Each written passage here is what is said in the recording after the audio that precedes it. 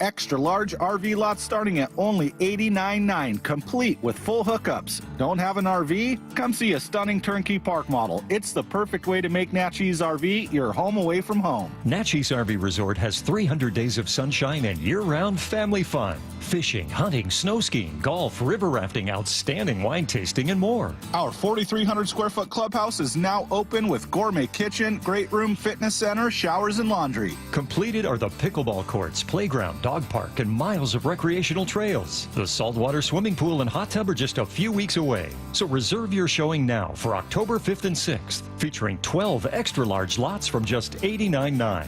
800-422-6009. 800-422-6009.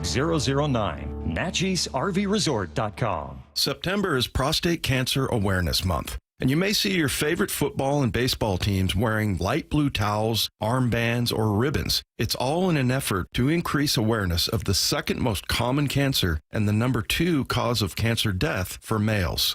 Prostate cancer, when detected early, is curable. In Seattle, Swedish CyberKnife offers a non-invasive and highly precise treatment for prostate cancer.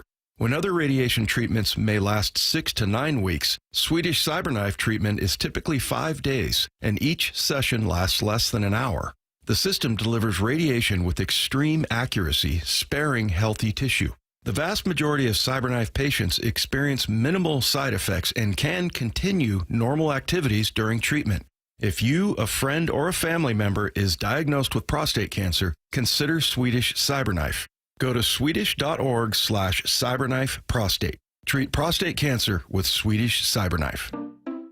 We just want to have enough money for retirement. And travel to visit our grandchildren. I understand. That's why at Fisher Investments, we start by getting to know each other, so I can learn about your family, lifestyle, goals, and needs, allowing us to tailor your portfolio. What about commission-based products? We don't sell those. We're a fiduciary, obligated to act in your best interest. So how do your management fees work? We have a simple management fee based on the value of your portfolio, so we do better when you do better. We appreciate that kind of transparency.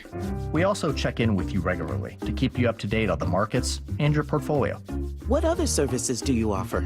As a client, you have access to resources on investing, financial planning, estate planning, Social Security, Medicare, and more. Wow, it sounds like Fisher Investments has everything we need. At Fisher Investments, we're clearly different. Learn more at FisherInvestments.com. Investing in securities involves the risk of loss. This is the day of the big sale at your gift shop. Welcome in. So this isn't just a big day for your business. It's a big day for the network keeping it all connected. That is, if it can handle the pressure. Next in line, please. So is it possible to get business internet you can really count on? It is. With 99.9% network reliability from Comcast Business. It's like this neat little bow. Do you like that gift wrap? Really ties it all together. Reliable internet for your business. It's not just possible. It's happening. Comcast Business. Powering possibilities. Switch to Comcast Business and get started with reliable internet and advanced security for $49.99 a month for 12 months with a 2-year agreement. Plus, ask how to get up to a $500 prepaid card with a qualifying internet package. Don't wait. Call or go online to switch today. Offer ends 10/13/24. Restrictions apply. New customers only with 150 megabit per second internet. Eco bill and auto pay required. Equipment, taxes, and fees extra. After 12 months, regular rates apply. The 3-2 to Julio, swinging a fly ball, well hit left center field. Julio Rodriguez with his 20th home run of the season. You're listening to 710 KIRO AM Seattle and KIRO FM HD2 Tacoma, the home of the Mariners. Seattle Sports Snapshot. We are starting our scoreboard watching early today. The Tigers and Royals both have games beginning in the 10 a.m. hour. If both teams win, the Mariners are eliminated from playoff contention. Big injury news here for Monday Night Football. The Lions have already ruled starting center Frank Ragnow out for this one. He suffered a partially torn pec in week 3. The Lions have a bye week after this game, so they could be opting to just rest Frank for 2 weeks, bring him back in week 6 against the Cowboys. Snapshot, brought to you by Miller Lite. When it's game time, it's Miller time. From the Quantum Fiber Studio, this is Bump and Stacy on Seattle Sports. Streaming through the Seattle Sports app and at seattlesports.com. Now, here are your hosts, Michael Bumpus and Stacy Ross. Here we go now. We are starting scoreboard watching early today. The Tigers and Royals are both playing games in the 10 a.m. hour. Here's the deal. If both teams win, the Mariners are eliminated from playoff contention. So I know, Bump, that there's a world where our days start a little sour here, right? Where before lunchtime or around lunchtime, we find out the Mariners are eliminated. Again, both teams have to lose for that to happen. The Mariners kind of hanging on by the skin of their teeth. But I thought that even though the Mariners are still technically alive, we do a little bit of a look back on the season and then figure out what it means moving forward. So this isn't me saying they're eliminated. This isn't me doing any of that. But, like, let's be real. The conversations we're having about the Mariners right now are about how they get better, not about, like, well, what can they do in this wild card series? So I wanted to start off with maybe the most important name we're going to be talking about. Julio Rodriguez cut one, his 20th home run of the season. 3-2. Out to left field. This is, let's see. Wow, that went over the line. It's a home run. That ball was squared up, tagged, and gone. Number 20 for Julio Rodriguez. Just the second player in Major League history to go 20-20 in each of his first 3 seasons. And of all the guys to hit it off of. Now, again, Julio is going to finish with a stat line that looks fine for 2024. It will not really tell the story of his 2024 season, Bump. When you look back at that season, what does? What did you learn? What are you leaving with? I mean, what's the most important thing to take away from this season when it comes to Julio? Before I answer that, I want to say that it's crazy how Julio had a disappointing season and he still did something that only a few players were ever able to do in Major League Baseball history. His stardom. They don't understand his potential. Well, you know, and that's their prerogative. You view Julio the way that you want to. I prefer to be more on the positive side because of things like that. How do I view his season? It's a disappointment, and it's a disappointment, yet he's still, like I mentioned, doing things that other guys were not able to do. Only a few guys were able to do. It all started with just, it's just at the plate. Defensively, he's been solid all year. Has he made an error or two? Of course, everyone does every single year. Defensively, he's been holding down center field, done a great job there. It's his off balance. It's trying to figure out where his hands are supposed to be. Everybody became a swing coach at some point this season, trying to figure out what's wrong with Julio Rodriguez. It's the pitches that he's chasing, trying to pull everything. They're just basic things. But when it comes down to it, he always finds a way to remind you what could be. He always finds a way to remind you that, look, there's a talent in me that no one else on this roster really possesses. And when I'm locked in, when I am seeing every pitch, when I have plate discipline, I'm one of the better hitters in the game. So what stands out to me is that this was more of a roller coaster ride for Julio this year than any other year, mainly because of the expectations that we had set for him. Let's go to maybe some other lessons that stand out. I'm going to start with the idea of change and what stands out to me. What stands out to me is something that happened very, very recently. That is the Houston Astros clinching the division yet again. There are a lot of takeaways for this team in terms of offensive stats. The idea of having amazing pitching and just not being able to follow that up. The idea of missing on a lot of free agents. But what really stands out to me is that in a down year for Houston, in a down year for the Rangers, part of your plan, presumably, was that the rest of the division would struggle and you'd be able to take advantage of it. When the rest of the division struggled, you did not take advantage of it.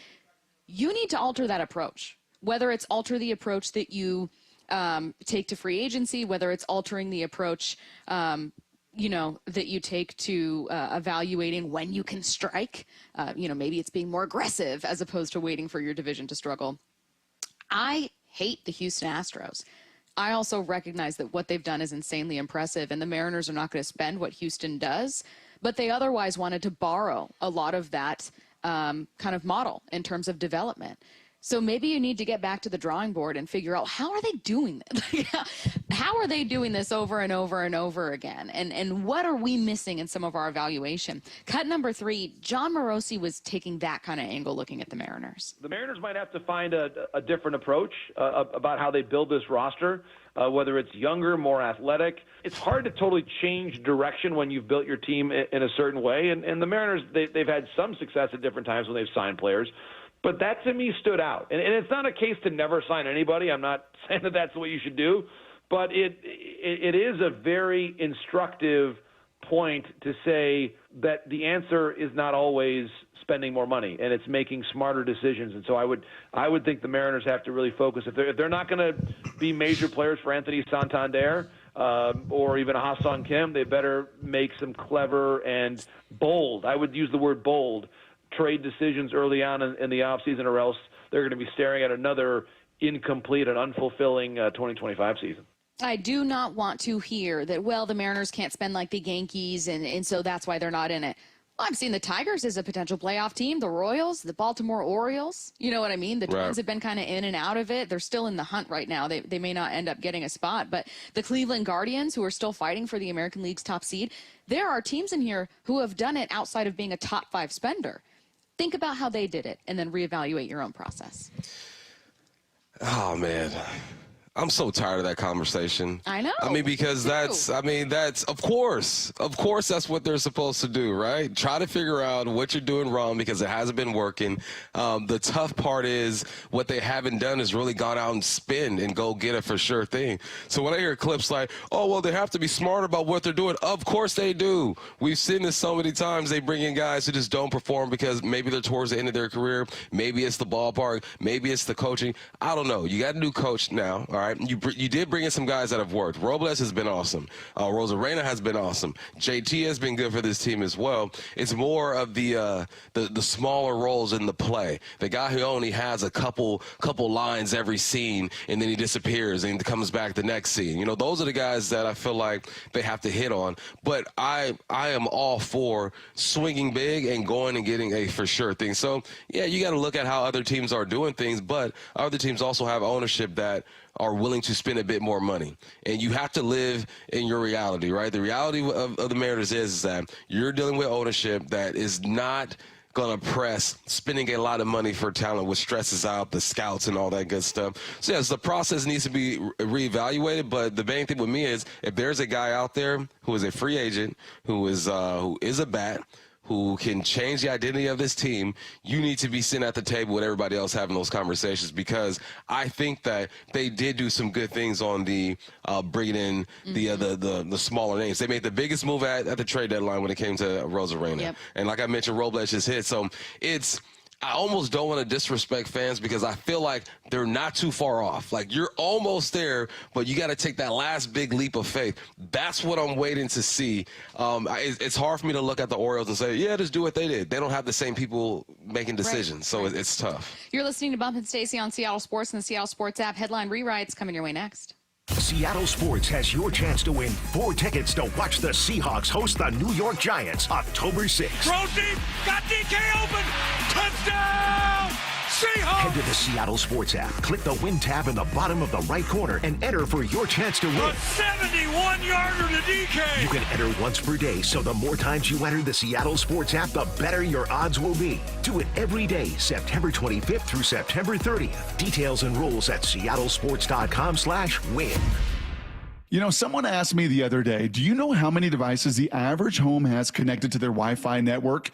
It's way more than I thought. So I actually went home and counted how many connected devices in my home. It is more than a dozen, all to keep us connected to the good stuff, our streaming, gaming, all the interneting, you name it. Well, Xfinity knows that the number of devices we have connected to our internet is growing by the year. And that's why they engineered their gateways to handle hundreds of connected devices, hundreds for real. And now through October 10th, get 150 megabit Xfinity internet for just $19.99 a month for 12 months with a 1-year contract, and ask how to get an eligible free 5G phone with Xfinity Mobile. Make sure your home Wi-Fi can handle everything you throw at it and then some. Visit Xfinity.com, call 1-800-XFINITY, or visit a store to switch today. Xfinity, bring on the good stuff. Requires paperless billing and auto pay with store bank account. Equipment taxes and fees extra after promo. Regular rates apply. Xfinity Mobile requires Xfinity Internet. Actual speeds vary. 1-800-XFINITY. Hey, it's Dr. Coogan with Eastside Weight Loss Clinic. Summer's over and you've had your fun, but now it's time to get back on track. Stop feeling frustrated and overwhelmed and start being excited about the new you that's possible. We want to be your teammate. No gimmicks, no tricks, no drugs. Just teaching you how to turn your body into a fat-burning machine and keep it off for the long term. We know the secret for fast and lasting weight loss using real healthy foods and lifestyle strategies designed to reset your metabolism. Schedule your free consultation online at eastsideweightlossclinic.com. There's a lot of things I love about this Eastside Weight Loss Clinic program, and it's not just the 35 pounds that I lost in 8 weeks. That was big, but it's keeping it off. It's the sustainability, and this program does it better than anyone else. Our program has successfully helped thousands of people lose 20 to 30 pounds or more in just 60 days. You can start our program in person in Kirkland or virtually from anywhere you live. Schedule your free phone consultation today by calling 425-588-0080 or eastsideweightlossclinic.com. Dr. Ryan Coogan, D.C. Results may vary. At Shane Company, our engagement rings are the perfect blend of design, function, and beauty. Each one a unique work of art. We meticulously craft our bridal jewelry in our jeweler's workshop to the highest standards, expertly setting each diamond by hand, ensuring the structure is perfectly balanced, and sizing everything for the perfect fit. Shane Company offers a free unmatched lifetime warranty because your engagement ring is an heirloom that was made to last. You'll cherish your ring today, tomorrow, and forever. Shane Company, your friend and jeweler. Want to keep your gas-powered engines running like new? Stable's proprietary formulas are proven by third-party testing to outperform the competition in keeping fuel fresh, preventing corrosion, and cleaning the entire fuel system. With Stable, you can have confidence you are doing the right thing for your engine's long-term health. Just pour into your gas can or fuel tank, then top off with fresh fuel. At every fill-up or when you store, start with Stable. Available where fuel additives are sold. Drivers who switch and save with Progressive could save hundreds, which could be life-changing. I mean, you could put that money towards concert tickets for your daughter to see that singer who sings about painful breakups. And one song will inspire your little beauty to break up with that beast she's dating, Brian. Instead, she'll date someone who's nice and worthy of her love, not someone who addresses you and your spouse as bro. And it's all because you could save money switching at Progressive.com. Progressive Casualty Insurance Company and affiliates, not available in all states. We are Seattle Sports, the home of the Seahawks, Mariners, and everything Seattle sports. Watch your favorite show live at seattlesports.com.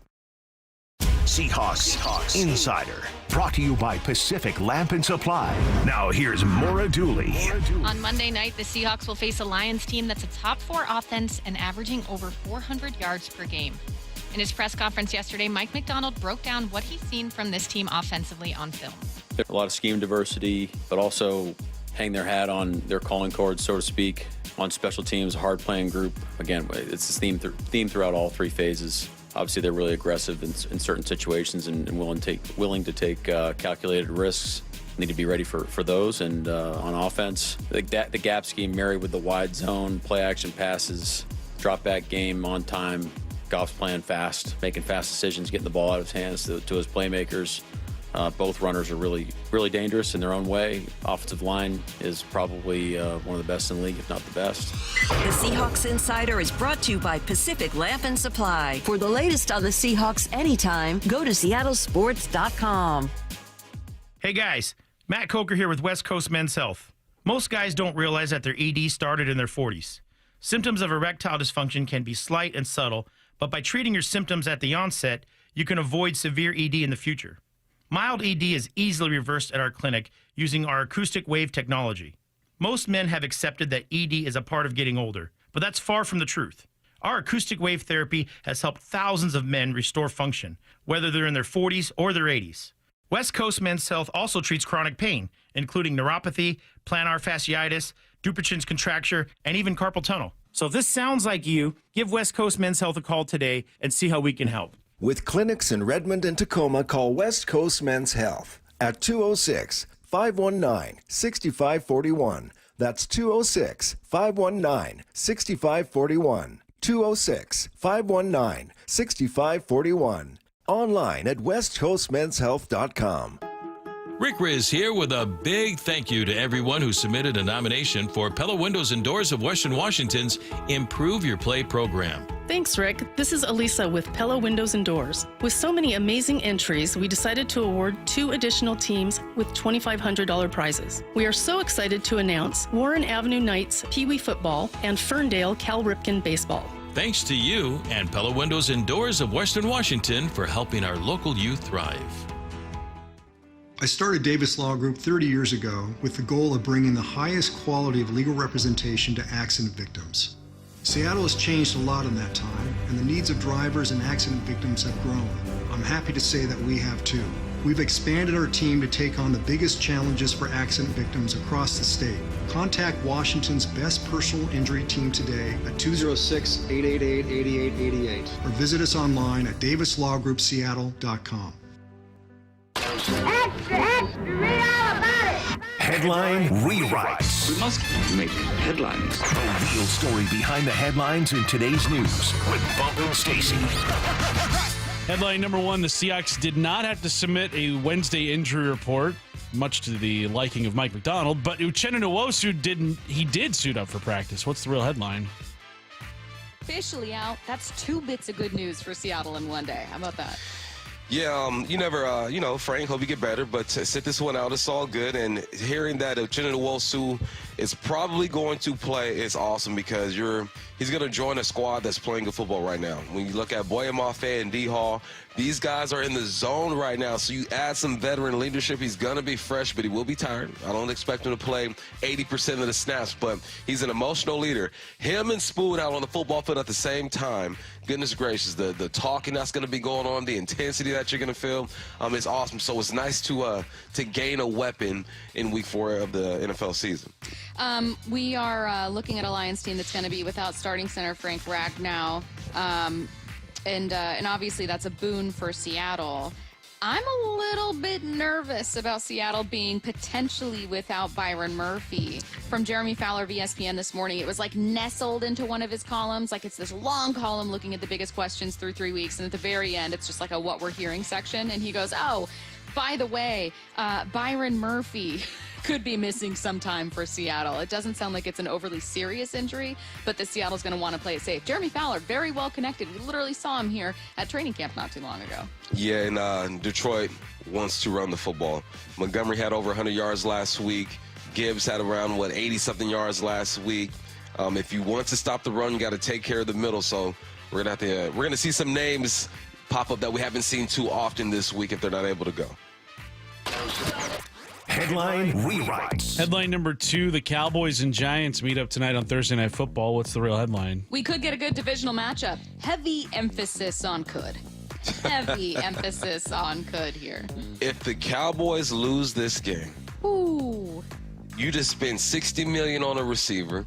You went and kept his quarterback. You got Micah Parsons who's going to get money next year or want to get money next year. If the Cowboys lose this game, Bill Belichick better just be peeping around the corner like my kid when I open a bag of chips. They're just looking and saying, what's up? Yeah. What's up? Because things need to change over there. And the hard part about change when you're dealing with an old owner like Jerry Jones is that why would you expect him to change so much? He's 80-something years old. He is who he is, but things are going to get crazy. Danny Dimes has been playing some decent football this year. They have a receiver in Neighbors over there who is a baller. I think this might be closer than what people think. What's going on with Dallas? Their defense. Defense is horrible. What's wrong with the defense? I mean, last year this was a unit that outside of like a complete blunder against the Green Bay Packers in the final, not the final minute of the game, but final minute of the season, right? Last game they played, was really solid. They were a top 5 offense and defense in the league. You know what happens when you're good for a long time? Attrition. You get bad real quick. And I think we're seeing that with the Dallas Cowboys. We're seeing a little bit of that with the Chiefs, but thankfully they've been able to re-up and you still have the greatest quarterback in the game. But when you're good for so long, we're seeing that with the Niners possibly. That drop is going to happen eventually. Headline Rewrites. Headline number 3, UNLV and Air Force are expected to remain in the Mountain West Conference instead of joining the 7 new Pac-12 teams. What's the real headline? Hope they got this agreement in writing. I like that. Okay, so we're going to talk about the quarterback later, yeah, right? We're going to talk about the quarterback situation later. So just your thoughts on the actual news itself. That's all good. All we need is one more. We'll find one more to make this thing official. You need 8 football teams to jump into the college football playoff mix, and that's fine, man. I was hoping UNLV would make the move because they're having a great year. We'll see how they look now that their quarterback is sitting out. Air Force would have been fine too, but you know what? Just get to 8. At this point, I don't even care who it is. I do, kind of. But just get to 8, man, so we can make this thing official. And it's all about money. Every team is using this situation as leverage towards their other conference. Like, look, Pac-12 is offering this. What can you offer? And you're supposed to do that. So it's not going to be just a straight shot. The biggest move was getting that first 4 to join. And then after that, you got a little bit of time to pick up one more. Is there another school out there that you hear Coug fans saying, like, maybe these guys? It was UNLV and Air Force, honestly. Those were the 2. I'm going to have to go back and you're look gonna get a random one look in at the there map. where it's like, Be like, all so right. we got Eastern, Western, Washington. No, Central. don't do that. I can't do that. Are you sure? Can't do Eastern that. Western's a good school, man. Whitworth, Western. Central, Eastern Western Central is Highline, Central Tech. Yeah, is South Seattle, great program. Green River. Great program. I cannot wait to tell the 2 of you a story. Now, it's not a sports story, and I'm not doing it just yet because we have so much to talk about today. We're going to talk about that huge UNLV story a little bit later in the timeline. We're going to take a look around the NFL's Week 3, including an additional college football story about Reggie Bush with Mike Golick Jr., who's going to join us next. We've got Hype Train, all kinds of good stuff, but let me tell you, my best friend got on a flight to New York the other night with her boyfriend, and she texted us. And you know when people start texting, they go, oh my God. Yep. That's how this started. Just, oh my God, you guys. Can't wait. And then she told us this story. And the first person I thought of was one Michael Bumpus. Wow. Who is very big on plane etiquette. So if you are someone who is really big on plane etiquette and how you should be acting on planes, you're going to like this one. I'm going to get into it a bit later when I can find some time to irresponsibly get away from sports. But that time is not now. Mike Golick Jr. joins us next. Seattle Sports, your home for Wyman and Bob. Seahawks 3-0. Lots of good things. Some things maybe you look at and go, okay, that could be a problem. And one of those things could be from the outside if you looked at Geno and said, man, he's 3 games, he's got 3 picks so far. But you're not concerned about that. Why? He has 3 interceptions, but it doesn't feel like it. First of all, he had one tipped that the big fat lineman ran under and caught, which I was happy for him. I was really happy for him. It's not like he was, trying to fit it in somewhere. On Seattle Sports and 97.3 FM HD2. 911, what is your emergency? There's a fire in my building. Please send help right away. What is the address of the fire? My address. Hold on. Oh, wait. The fire sprinkler just went off, and it's putting out the fire. Good to hear. The fire department will still be dispatched as a precaution. Fires are fast, but fire sprinklers are faster. Fire sprinklers get water on a fire immediately to protect you and your property. Install fire sprinklers in your home or business today. Brought to you by Puget Sound Area Fire Protection Contractors. O'Brien Auto Group has some of the best new car brands in the Northwest. Those great new vehicles make the best pre-owned vehicles as well. O'BrienAutoGroup.com for the best factory certified vehicles. O'BrienAutoGroup.com for a large selection of the best pre-owned cars and trucks. O'BrienAutoGroup.com. Choose from hundreds of SUVs, trucks, hybrids, EVs, and more. O'BrienAutoGroup.com. One site is all you need. That's OBRIEN Autogroup.com. O'Brien. Natchez RV Resort Phase 2 is open. Reserve your showing now for October 5th and 6th. Ty, tell us about it. Our Phase 2 features a release of 12 extra-large RV lots starting at only $89.9, complete with full hookups. Don't have an RV? Come see a stunning turnkey park model. It's the perfect way to make Natchez RV your home away from home. Natchez RV Resort has 300 days of sunshine and year-round family fun. Fishing, hunting, snow skiing, golf, river rafting, outstanding wine tasting, and more. Our 4,300-square-foot clubhouse is now open with gourmet kitchen, great room, fitness center, showers, and laundry. Completed are the pickleball courts, playground, dog park, and miles of recreational trails. The saltwater swimming pool and hot tub are just a few weeks away. So reserve your showing now for October 5th and 6th, featuring 12 extra large lots from just $89.9. 800-422-6009. 800-422-6009. NatchisRVResort.com. Everybody knows home is where the heart is. But for the Mariners, home is where thousands of hearts come together all season long. It's also where the no-fly zone is. Jumps, makes the catch! Where that bare-hander beyond belief is. Rojas, bare-hand play for him, the stretch, and they got him again! It's where the never give up, no matter what inning it is. Luke Rowley does it again! The Mariners are right back in it! And where 100-plus mile-an-hour game-over magic is. Munoz strikes out the side, and the ball game is over. It's T-Mobile Park, where Seattle is. Mariners baseball. Try it and sup. Catch the final series of the regular season this weekend at T-Mobile Park. Julio and the Mariners are taking on the A's in a 3-game set, including Fan Appreciation Fireworks Night tomorrow at 7:10, presented by T-Mobile, and Kids Appreciation Day this Sunday at 12:10, presented by Optum. Get your tickets today at mariners.com. Guys, did you know your testosterone level impacts your energy, libido, sleep, weight, hair loss, mood, and even ED? And right now, Revive Men's Health Seattle will check your testosterone for free. They've helped thousands of men since 2011 feel and perform better. They're so confident they can help you, they even guarantee it. Schedule your free testosterone test, exam, and consultation today. Call 206-529-1111. That's 206-529-1111. Or visit ReviveMen'sHealth.com. Heading outdoors or on the water this weekend? Check in with Joey and Nelly on the Outdoor Line from 6 to 8 a.m. every Saturday on Seattle Sports and the Seattle Sports app.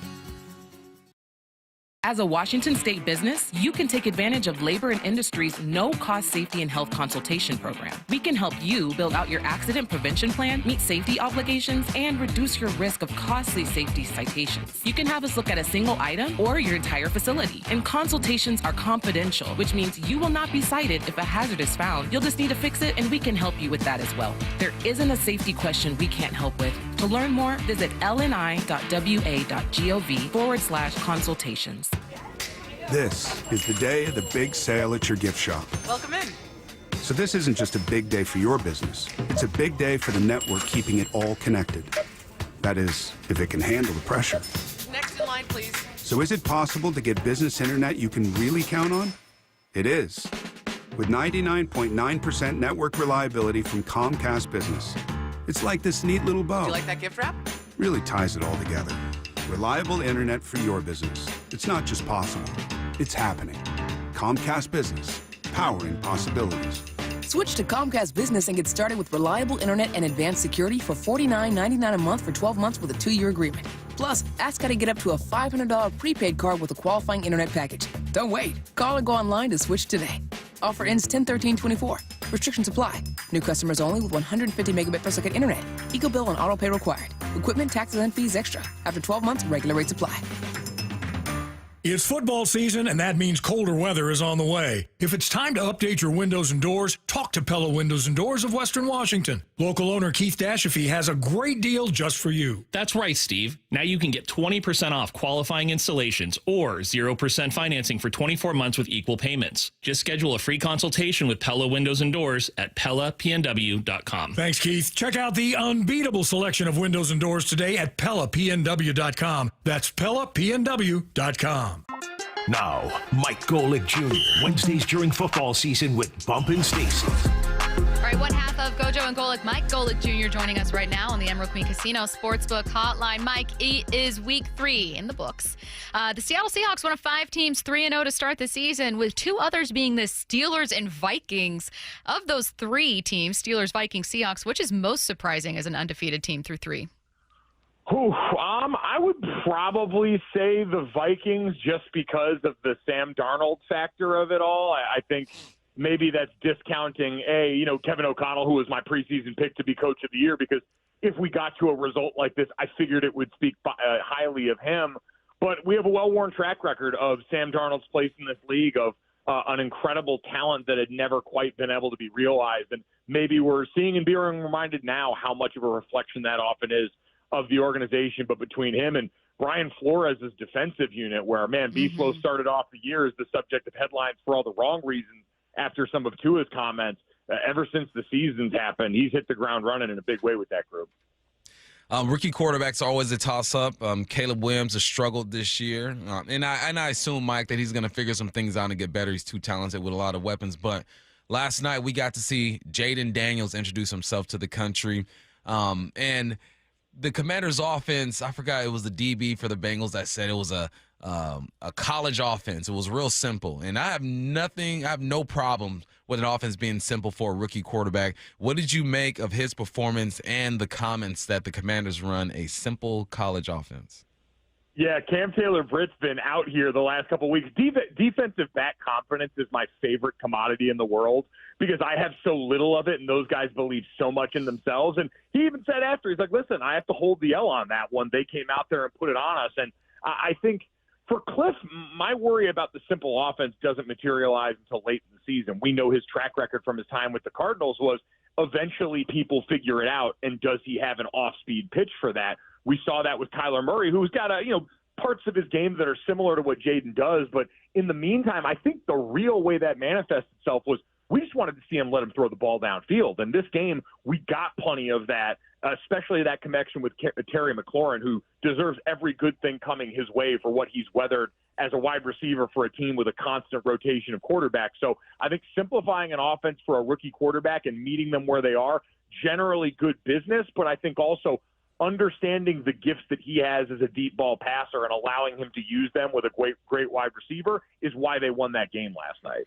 Hey, Mike, I don't know if you've ever accomplished something that someone tried to immediately poke holes in, right? Like, let's say finishing third with something, and they're like, well, there was 4 people. But that's kind of how it feels with the Seahawks, and I'm sure how Steelers fans and Vikings fans feel. But particularly with the Seahawks, we were desperate for defensive improvements, and we are seeing major defensive improvement, and then the holes are being poked with like, well, that was against Skylar Thompson and Tim Boyle for the Dolphins, and, well, that was against Jacoby Brissett and against Bo Nix, and all of that is completely fair. But is there a certain point where you look at what the defense has done at the Seahawks at 3-0 and with what they've done, and you go, okay, but 3 wins in the NFL is hard? At what point do you start to give them a tip of the cap? Listen, I think they deserve a tip of the cap now, right? It doesn't have to be a binary where the only 2 options are, hey, you either think the Seahawks defense is great or you think they deserve no credit for the competition. We can say, yes, so far through 3 games, they have not been tested at the quarterback position in a way that maybe some others around the league had. At the same time, and your point's well served, we've seen a bunch of teams go against backup quarterbacks across the league. Hell, Andy Dalton just went out there and won a football game in 2024. Right. I get he's a veteran. It's a much different option than what we had before, but it's a reminder that all over the league there are veterans that are in certain spots, backups being asked to play not just at running back, but at plenty of other, or quarterback, but at plenty of other positions. So I do think, yes, you can see tangible improvement for the Seahawks in so many ways on defense that you can say, yes, there is plenty to be proud of there, even if a tested quarterback on the opposing side is still probably coming down the pipes. Mike, I don't know if you know this, but I've never been a head coach in the NFL.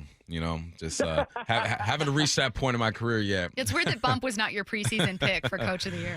But but when I hear head coaches say some things that make me ponder a couple things, I bring it to guys like you. And Mike Tomlin says there's no need to name a starter. And me personally, I would think, I go, well, doesn't it do something to a guy knowing that he is the guy going forward?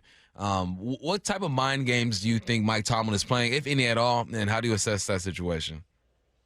I think Mike Tomlin is probably in the business of not wanting to make too much in the way of headlines. And this is a situation where you're sort of damned if you do, damned if you don't. If he says, yes, Justin Fields is our starter, well, then everyone's going to come out and say, man, Russ lost his job because of injury, all this stuff, and on down the list. And if you come out and do this, I think people are still going to run it. I think Mike Tomlin's smart enough to understand it's a long season. We might still need Russell Wilson yet. And so creating this divide of, hey, this guy's our starter and this guy's now our backup, and that's flipped so much from the offseason, even though that was the tack that he took in the offseason, I think maybe now with the benefit of all of the time under task Mike T's had, hey, competition and having options at that position, knowing full well, hey, we're not out of the woods yet with how we've had to win these football games, is probably what he's doing, keeping the door open, considering the fact that, again, we've always pointed out they're not really bought into either one of these quarterbacks financially more than the other in a way that necessitates he needs to make some sort of specific decision here.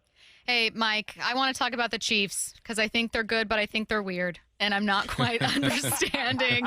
So they are a team that is also 3-0, and if you were to tell fans, hey, the Chiefs are going to start this season 3-0, I think a lot of them would have been like, oh, well, great, awesome. They're going for a three-peat, back-to-back Super Bowl winners.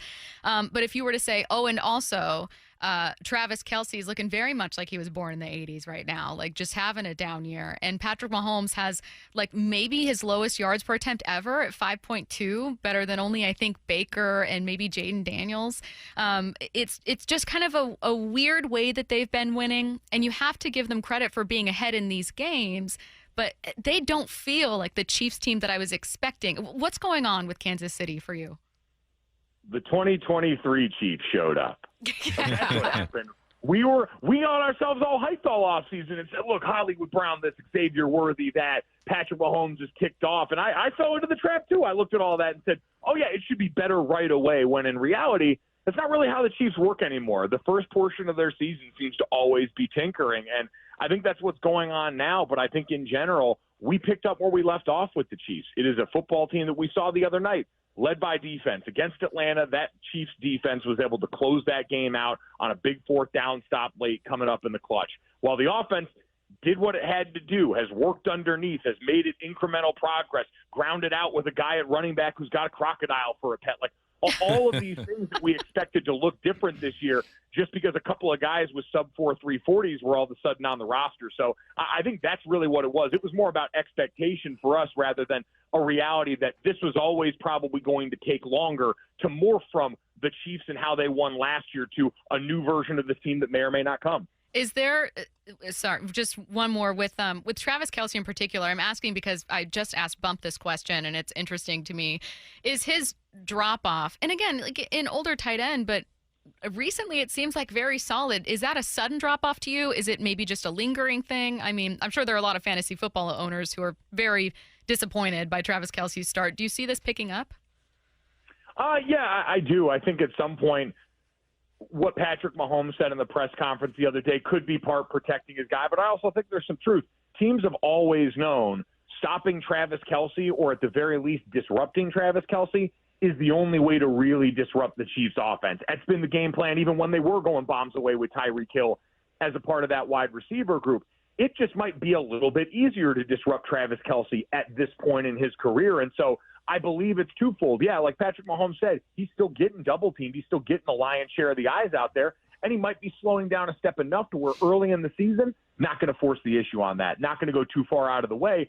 I just think that with this whole Chiefs operation, I look at them as kind of like an NBA team where a veteran group that knows, hey, they've got to structure their season to make it to the postseason and then perform best there. If you're Travis Kelce, you're an older guy. I don't need you balling out in weeks 1 through 4. I need you showing up here as we're getting ready for the playoff push, and then once we get in the postseason to that connection with Patrick Mahomes to come back alive. There have been some surprises to start this season as far as records, right? You got the Bengals who are 0-3. Miami's 1-2, but we understand what's going on with their quarterback situation over there. Are there some teams that you feel like, or who are the teams you feel, one or two, that are underperforming and overperforming? Is that even a word, overperforming?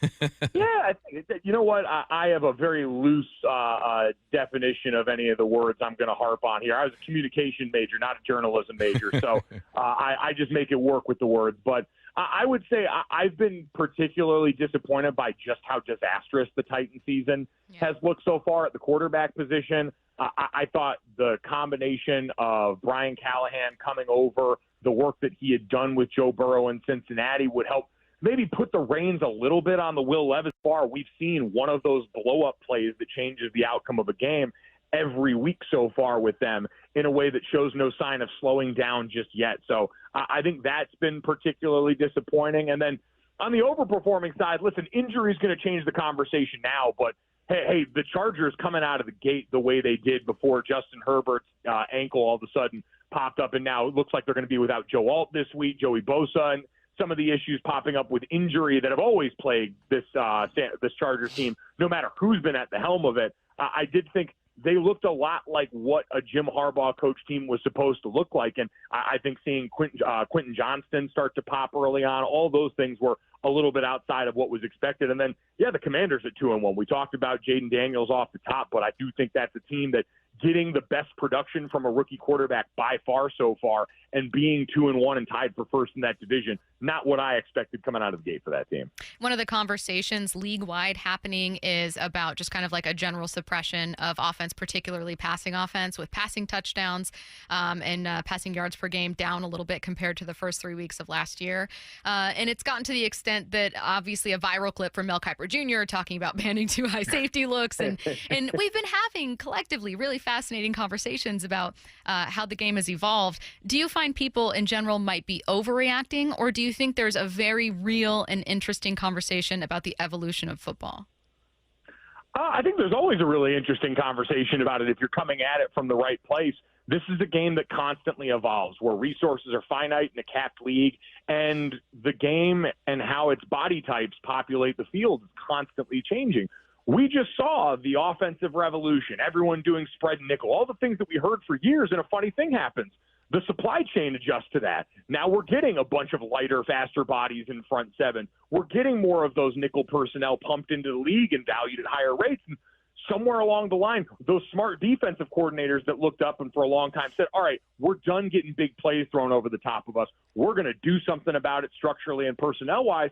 The offensive coaches said, all right, bet, we'll beat the hell out of you in the middle of the box then. We'll draft tight ends, running backs, and guards, and we'll pay those guys, and we'll go downhill right through that light defense that you've curated and enjoy the market correction while it goes on before defenses inevitably adjust again. So I think that's the beauty of football is it's a game that has so many different styles that can work well, and if you want to take away something, you're almost always inviting something else. And for years we thought, hey, the run game, it's not valuable enough overall and all these deep metrics that we have to really matter when you can stop people in the red zone. But when it goes too far to the extremes, and you're seeing that in Cincinnati, in Dallas right now, especially with the Cowboys, you're just too broken to function. You're hollow in the way you're constructed, and other teams have seen that, and especially in the NFC, I think attack that.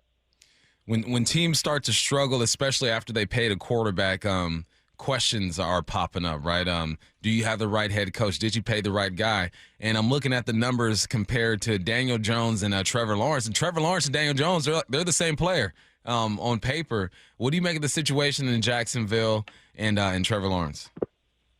Trevor Lawrence was, I think, falls into the category that most quarterbacks who get these monster deals fall into. And quite honestly, this is a conversation we had for a while with Dak Prescott, because remember, for years it was Dak Prescott and Carson Wentz, and which one was better, all these different things we talked about, and quarterback wins, and on and on and on. And we eventually, I think, found out with, both the Carson Wentz situation flamed out a little bit more famously, but with Dak Prescott, while he's an incredible quarterback and was an MVP runner-up last year, he's also not a quarterback that exists on that tier with Josh Allen, Patrick Mahomes, Joe Burrow when he was healthy, Lamar Jackson especially, guys that can truly elevate your team beyond the sum of all its parts. Dak can get close, but at the end of the day, he's still probably part of the rest of the NFL quarterbackdom than that top tier. And guys get paid when they're close enough to that top tier. But we assume when we see that money that they're the game wreckers like those guys are. And Trevor Lawrence has the physical skill set like that, but we know the game has never translated to that point. You were paid because he's just good enough and just talented enough for you to not be able to let walk, because you drafted him, you developed him, and if you let him go somewhere else and someone was going to pay him and then he did well, your franchise wears egg on its face that's really hard to wipe off. But with the rest of that roster in the place it's at, Trevor Lawrence has not shown us he's capable of elevating that at this level beyond the sum of its parts. And so you're kind of stuck in a no-win situation. Hey, hoping to squeeze in just one more question, if we could keep you just 30 seconds late. I sure. saw that you did have a soundbite on Reggie Bush and his lawsuit. And typically, Mike, we love talking to you about the NFL, but obviously you're closely connected with college football, cover college football, and this is a pretty big story. Obviously, all of us from formerly Pac-12 schools. What do you make of Reggie's lawsuit? I think Reggie sees the opportunity that exists right now in the law and major college athletics where, hey, if you want to try and sue the NCAA or any of the member institutions right now, pretty good time to do it. They're settling or trying to settle 3 very public antitrust lawsuits that are trying to do the same thing Reggie's trying to do, right? When the NCAA, and you hear them having to pay $2.7 billion to players that were playing from 2016 until now, those are the exact kind of things that Reggie Bush is going back to. But he understands, hey, I'm at a different level than everyone else you're talking about. My sister was a swimmer that graduated in 2016. She's going to probably get a payout from all this. And her and Reggie Bush didn't move merch the same way, didn't affect TV rights the same way in college sports. Manti Te'o was my teammate, finished second in the Heisman Trophy in 2012 at linebacker. And I remember walking into the bookstore at Notre Dame once and seeing 5 jerseys that didn't have his name on it, but they had a flower lei printed on the shirt jersey. It was very obvious who was driving the income there. And so I'm sure Reggie Bush is looking around and saying, if everyone else can get some money, I should be able to get a lot of money because I was truly one of the faces of the sport before we acknowledge just how much value the players brought to it. He is Mike Golick Jr. here among Gojo and Golick. And then follow him at Mike Golick Jr. on X.com here on Wednesdays right here on Bump and Stacey. Thanks, Mike. Thanks, Mike. Thanks, guys. Appreciate it. Let's head to the station for Hype Train. First train in your Wazoo Cougs will stay undefeated and beat number 25 Boise State on the road. And just for listeners, I just want everyone to know that Ashton Jonty, were it not for Travis Hunter, would be like a Heisman favorite right now. So this is tough. This is very tough. What's also disrespectful is that I saw a graphic from Fox Sports. And they had Cam Ward as a Heisman candidate for sure. 4 other quarterbacks with less passing yards, less total touchdowns than my man John Mateer. Oh, God. Put some respect on his dang name, all right? I know he goes to Wazoo. It's not Ohio State or Alabama, but his numbers are better than these guys, and he ain't getting the love. But back to the question at hand.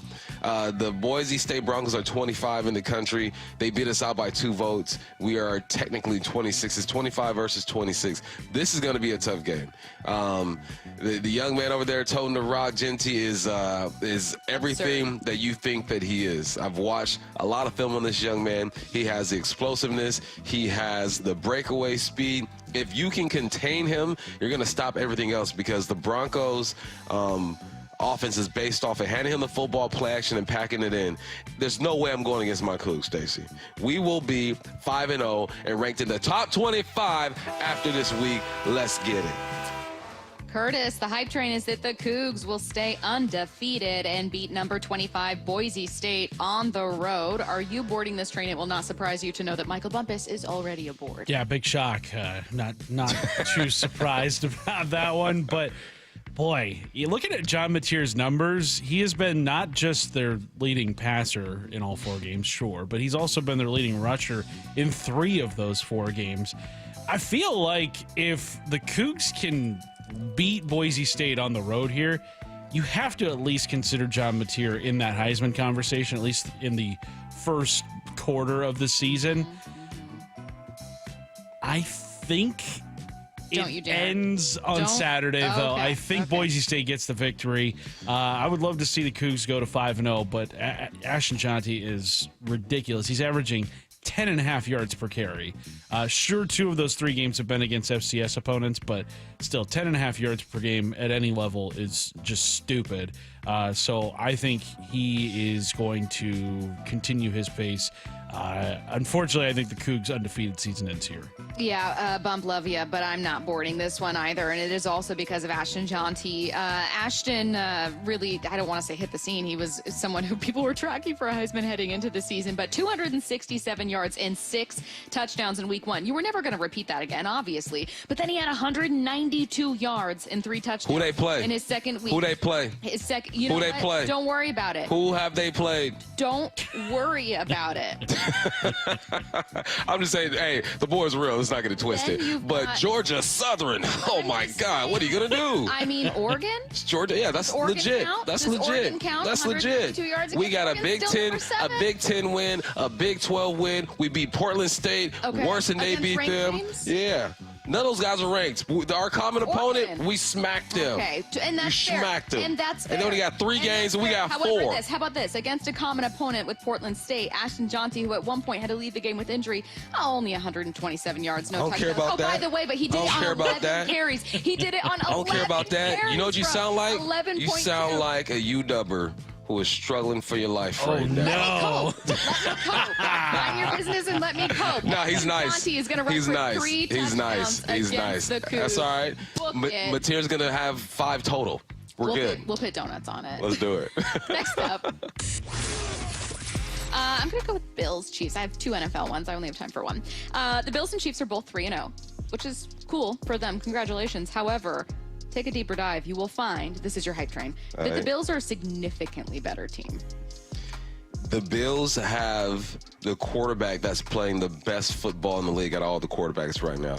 Better than Pat Mahomes, better than my guy Samuel Darnold, better than Brock Purdy, better than Lamar. Josh Allen is making this thing go, and he is not turning the football over. The Bills are the best team in football right now, and that's after letting Diggs go to the Texans. So what was the hype train? The Bills are significantly better. Was that it? 100%. I'm on that train for sure. Bills are significantly better than the Chiefs, despite both teams being 3-0. Curtis, are you boarding? I want to know this. Why are the Seahawks getting knocked out for the opponents that they faced, and the Bills, who have faced almost as equally bad teams as the Seahawks have, and yet the Bills are lauded as this amazing team? Because the Bills were a better team last year, and they're putting up more points. Sure, but Jacksonville has been horrible this season. They're 0-3. The Dolphins, a common opponent, they blew them out in week 2. Sure, but they did that with Tua for most of it. Yeah, he played about half that game. He looked horrible. And then the Cardinals, they squeaked by in week 1. So yeah. I'm just saying, bring that same energy when talking about the Seahawks. Fair point. I think that the Bills, yes, are playing better right now, but I would not say significantly better. And that was the hype train. So I'm not boarding this train. I think the Chiefs are a team that starts slow in the beginning of the season and peak around December and January every single year. So I still think as long as the Chiefs are reigning atop the AFC and atop the NFL, they are the better team. Bills are kind of the Michael Jordan's Bulls to the Chiefs Detroit Pistons. They just cannot get by Kansas City. So I think Kansas City's still the better team. Next up. I'm going to go now to the airport story. So my friend got on a plane for New York last night. That is a long flight. Yes, it is. What, 6 hours or so? She texted us and she said, we just boarded our plane. And they walk over to their seats. She goes, this guy's in my seat that I paid extra for. She paid $129 extra to sit in a window seat in business class. So, because it's a long flight, she comes up and this couple goes, can we please trade? This woman goes, my husband's in that seat back there, but I want to sit with him. So the husband is sitting up and bump is leaning forward. No, listen. So the husband and wife have purchased separate seats. I don't know why. The wife is in Katie's aisle, but she has the aisle seat. And this is business class. Again, they paid $129 more. The husband is several rows back in a middle seat. And the wife says, can he take your seat because I want to sit with him? And she stands up and rubs her belly, and she's like maybe 4 or 5 months pregnant. So Katie goes, I'm so sorry, but we paid extra for these seats, and I'd really like my seats. So then she goes, please. And Katie, please say Katie was strong. And starts rubbing her belly. Please, Katie, be strong. So then Katie said, no, I'm so sorry. And keep in mind, Katie's got like a knee issue, so she has to like stretch out her leg and put like a little thing on it. So then this woman sits down next to her and starts pouting the entire flight. She's pouting. She's shooting her mean glances. She's rubbing her little 4 months pregnant belly. Which Katie's boyfriend's on the other. How much are you showing at 4 months? Katie's boyfriend's on the other side in the aisle seat. Katie's boyfriend is in the middle seat. And Katie's on the window, I believe, and this woman is in the aisle. And they wanted. That's not Katie's problem. That's how it is. No, and they wanted. So anyways, this is the hype train. You should never ask to trade seats with someone who paid more, meaning someone in first class or business class. You should never ask to trade seats. No, you're asking for a free upgrade is what you're doing. If you are in the same section of the plane and maybe a row or two separate and the seats are the same, because it's different, man. It's more spacious in that business class. That's why you pay. And you get that free drink. You get that free drink too. Heck no, man. You do not ask to trade. If we're talking like children, maybe a child or something, I might think about it. But even then, I'm like, I'm in row 8 for a reason, and you're in row 25 for a reason. No disrespect to your financial situation or how you travel. Tickets together. But exactly. No, that's crazy. To Katie, beg stay strong. for it is wild. That's wild. Just when Katie says, I'm so sorry, but we paid more. And then she said, please. No. That you are breaking airplane decorum. Yeah. And you know what? You need to go back to sit by your husband. You That's need crazy. to go let someone else come sit. No, that's what she should have done. You go to the back. Then you go sit with him? Yeah, you go sit with him there. What I'm guessing is maybe because she was pregnant, she upgraded, and then she thought, well, maybe someone will trade seats and for free without us paying extra. You can come sit up here with me. We're not on a bus. No. We're not on a train. No. I will give up any seat on a bus or a train for a pregnant lady. Yeah, exactly. And her husband. Someone said, meanwhile, this lady's husband is silently praying to be able to go back to his own seat.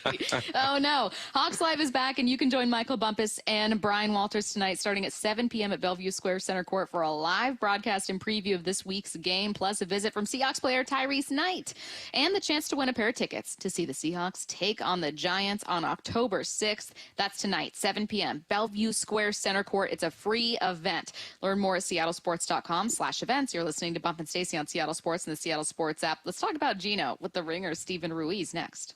Seattle Sports has your chance to win 4 tickets to watch the Seahawks host the New York Giants October 6th. Throw deep, got DK open, touchdown, Seahawks! Head to the Seattle Sports app, click the Win tab in the bottom of the right corner, and enter for your chance to win. A 71-yarder to DK! You can enter once per day, so the more times you enter the Seattle Sports app, the better your odds will be. Do it every day, September 25th through September 30th. Details and rules at seattlesports.com/win. You expect your home to protect everything you love, but you don't expect the ways water is breaking down your foundation and damaging your home. Cracks in walls and uneven floors are just a few signs your foundation is compromised. But there's one way to get answers to all your concerns. A free home inspection from Madvey Foundation Repair. We put water back in its place. Get your free inspection at gomadvey.com. Licensed in all states where work is performed. See website for details. Safety comes first. When money is tight, Buc-ee's has you covered with no credit financing. For oil changes, wiper blades, brakes, tire rotation, tune-ups, and factory maintenance. It's Buc-ee's Complete Auto. No appointment needed and financing's available. Check Buc-ee's.com for the location near you. John here with Happy Hauler. Furniture and household items you plan to throw away? We work with organizations all over Western Washington to donate used items. Happy Hauler is Seattle's eco-friendly junk removal. HappyHauler.com. Hauling with a heart. Choose the right flooring for your home, right in your home, with Floor Coverings International. They bring the mobile showroom to you, loaded with samples of carpet, LVP, hardwood, laminate, tile, and more, so you can see the flooring in your light, not just in a store or on a screen. They handle every aspect of installation, ensuring your complete satisfaction. Visit FCIFloors.com and book a free in-home consultation. Floor Coverings International, the stars of flooring. Paid for by government. Did you hear? A secret hoard of 1932 $10 gold Indian coins have been found. These gorgeous 1932 gold coins are as bright and shiny as the day they were struck, and less than 200 of these gold coins are available. Coin experts are calling the secret U.S. gold coin discovery a once-in-a-lifetime opportunity, and you can own a piece of the hoard. When you call, you are guaranteed a 1932 dated gold coin featuring Lady Liberty with an Indian war headdress and a majestic eagle. With limited availability, you must call now. These 1932 dated gold coins are still in uncirculated condition with brilliant luster. That is 92 years of history you can hold in your hand. To learn more, call 1-800-495-6468. Call now and you'll receive a free bonus over a $55 value free with every order. Call 1-800-495-6468 now to secure your 1932 $10 gold Indian coins before they sell out. Don't wait. You must act fast. Call now. Hey, pet parents. With Progressive's collision coverage, you get extra protection for your cat or dog, because there's nothing worse than seeing your pet hurt. Like when you see their face after accidentally stepping on their tail, and you say, "I'm so sorry, Mr. Pickles." But as you kiss his nose and rub his little belly welly, you know Mr. Pickles is thinking, "You betrayed me." Anywho, Progressive pays up to $1,000 in vet bills if your pet is injured in an auto accident. Learn more at Progressive.com and watch where you step. Progressive Casualty Insurance Company and Affiliates. Collision coverage subject to policy terms. Not available in all states. Hi, I'm Rachel. and I have a serious heart condition called hypertrophic cardiomyopathy, or HCM. Some symptoms include being short of breath, feeling tired, or having dizziness or chest pain. I still had symptoms on my beta blocker, so I asked my cardiologist about any treatment advances. It was a breakthrough for me. That's why I'm working with Bristol Myers Squibb to raise awareness about HCM and to help others like me. Talk to your cardiologist today and visit hcmrealtalk.com for more information. Sponsored by Bristol Myers Squibb. September is Prostate Cancer Awareness Month. Prostate cancer is the second most common cancer in males. When detected early, it can be curable. Swedish CyberKnife offers a non-invasive and highly precise treatment for prostate cancer, typically requiring only 5 treatments. CyberKnife patients experience minimal side effects and can continue normal activities during treatment. Go to swedish.org/cyberknifeprostate. Treat prostate cancer with Swedish CyberKnife. You know, someone asked me the other day, do you know how many devices the average home has connected to their Wi-Fi network? It's way more than I thought. So I actually went home and counted how many connected devices in my home. It is more than a dozen, all to keep us connected to the good stuff, our streaming, gaming, all the internet, and you name it. Well, Xfinity knows that the number of devices we have connected to our internet is growing by the year. And that's why they engineered their gateways to handle hundreds of connected devices, hundreds for real. And now through October 10th, get 150 megabit Xfinity internet for just $19.99 a month for 12 months with a 1-year contract, and ask how to get an eligible free 5G phone with Xfinity Mobile. Make sure your home Wi-Fi can handle everything you throw at it and then some. Visit Xfinity.com, call 1-800-XFINITY, or visit a store to switch today. Xfinity, bring on the good stuff. Requires paperless billing and auto pay with store bank account. Equipment, taxes, and fees extra after promo. Regular rates apply. Xfinity Mobile requires Xfinity Internet. Actual speeds vary. 1-800-XFINITY. Bounce the third. Whitcomb throws over. Not dug out by Singleton. That kid has another error. You're listening to 710 KIRO AM Seattle and KIRO FM HD2 Tacoma, the home of the Mariners. This hour is brought to you by Floor Coverings International. From the Quantum Fiber Studio, this is Bump and Stacy on Seattle Sports. Streaming through the Seattle Sports app and at seattlesports.com. Now, here are your hosts, Michael Bumpus and Stacy Ross. Here we go now. Talking week 3, a look ahead to week 4, and of course some Geno Smith talk with the Ringers' Steven Ruiz. He joins us now on the Emerald Queen Casino Sportsbook Hotline. Hey, Steven, how's it going? How are you guys doing? I'm doing well. We are very happy to have you. So much to cover. I'm going to start, obviously, with quarterbacks, and that's a look around the league. But we'll start with Geno Smith, who's been off to a pretty stellar start with Seattle. Steven, you have been kind of in the camp, and this is before Geno's Comeback Player of the Year award. You've been in the camp of like, hey, maybe Geno's not as bad as we think. And then you were proven right. And then now he looks really stellar. What are you seeing from him this season? And are you brave enough to put him in a top 5, top 8 category so far this year? I've kind of been dipping my toes in those waters. I'm not ready to declare him a dangerous top waters. 5 Yeah, for me, he's like the hardest quarterback to place, especially in the top 10, because there are these guys that we kind of automatically place at that top tier, like a Joe Burrow, for instance. But I think you can make the argument that Geno Smith has been better than Joe Burrow for not just this year, but like over the last year. I think he's been better than guys like Trevor Lawrence, like definitely better than Trevor Lawrence. And then I think you could start to make the argument that he's been better than Dak Prescott over the last year, I would say. But I think what I'm seeing is just a tightening of his process. It's not like he's changed dramatically over the 3 seasons he's played in Seattle, but he's trimming the fat from his game. And what we've seen from him this year is just nothing short of amazing. Like, he's just not making a lot of mistakes. How do you think the Ryan Grubb offense kind of enhances Geno? Because it feels like he's a bit more comfortable with what he's seeing. I mean, he's always been confident, right? He's always thrown a good football, but he just seems a bit more comfortable in this offense. What are you seeing?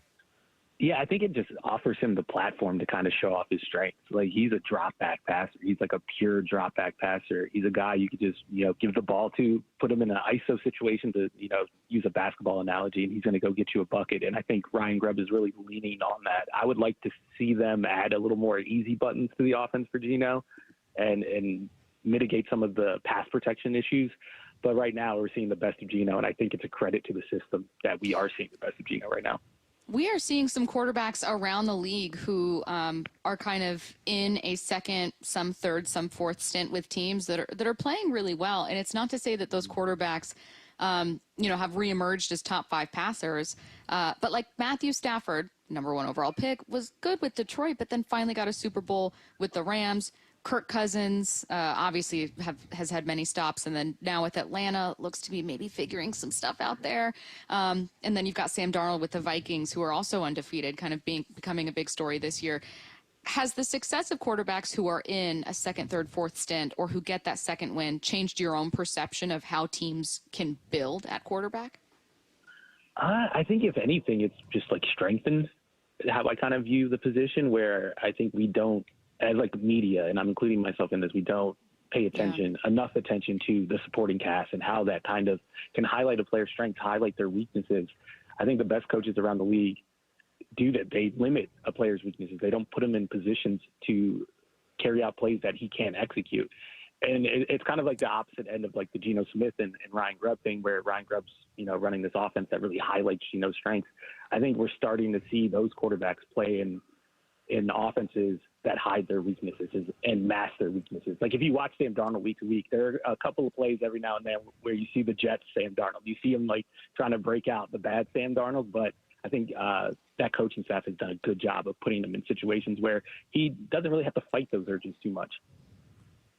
The point with the quarterbacks kind of getting a second chance at life, I feel bad for these young guys who get thrown into these situations, but then you have success, right? You have Jaden Daniels so far looking great. And then you look at Caleb Williams, who's struggling with a whole bunch of weapons around him. Obviously, Bryce Young being the more dramatic scenario going on there. Do you feel like there will ever be a change when it comes to the way these organizations approach quarterbacks, or is it just, look, you're 22 years old, come in and try to save this organization?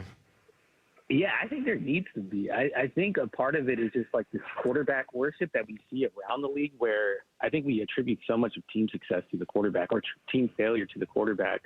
And those guys have to deal with those expectations coming in. Like Caleb had to come in and it's like, oh, you're going to save us. Like we're going to drop back 50 times a game and you're going to have to throw us out of this hole.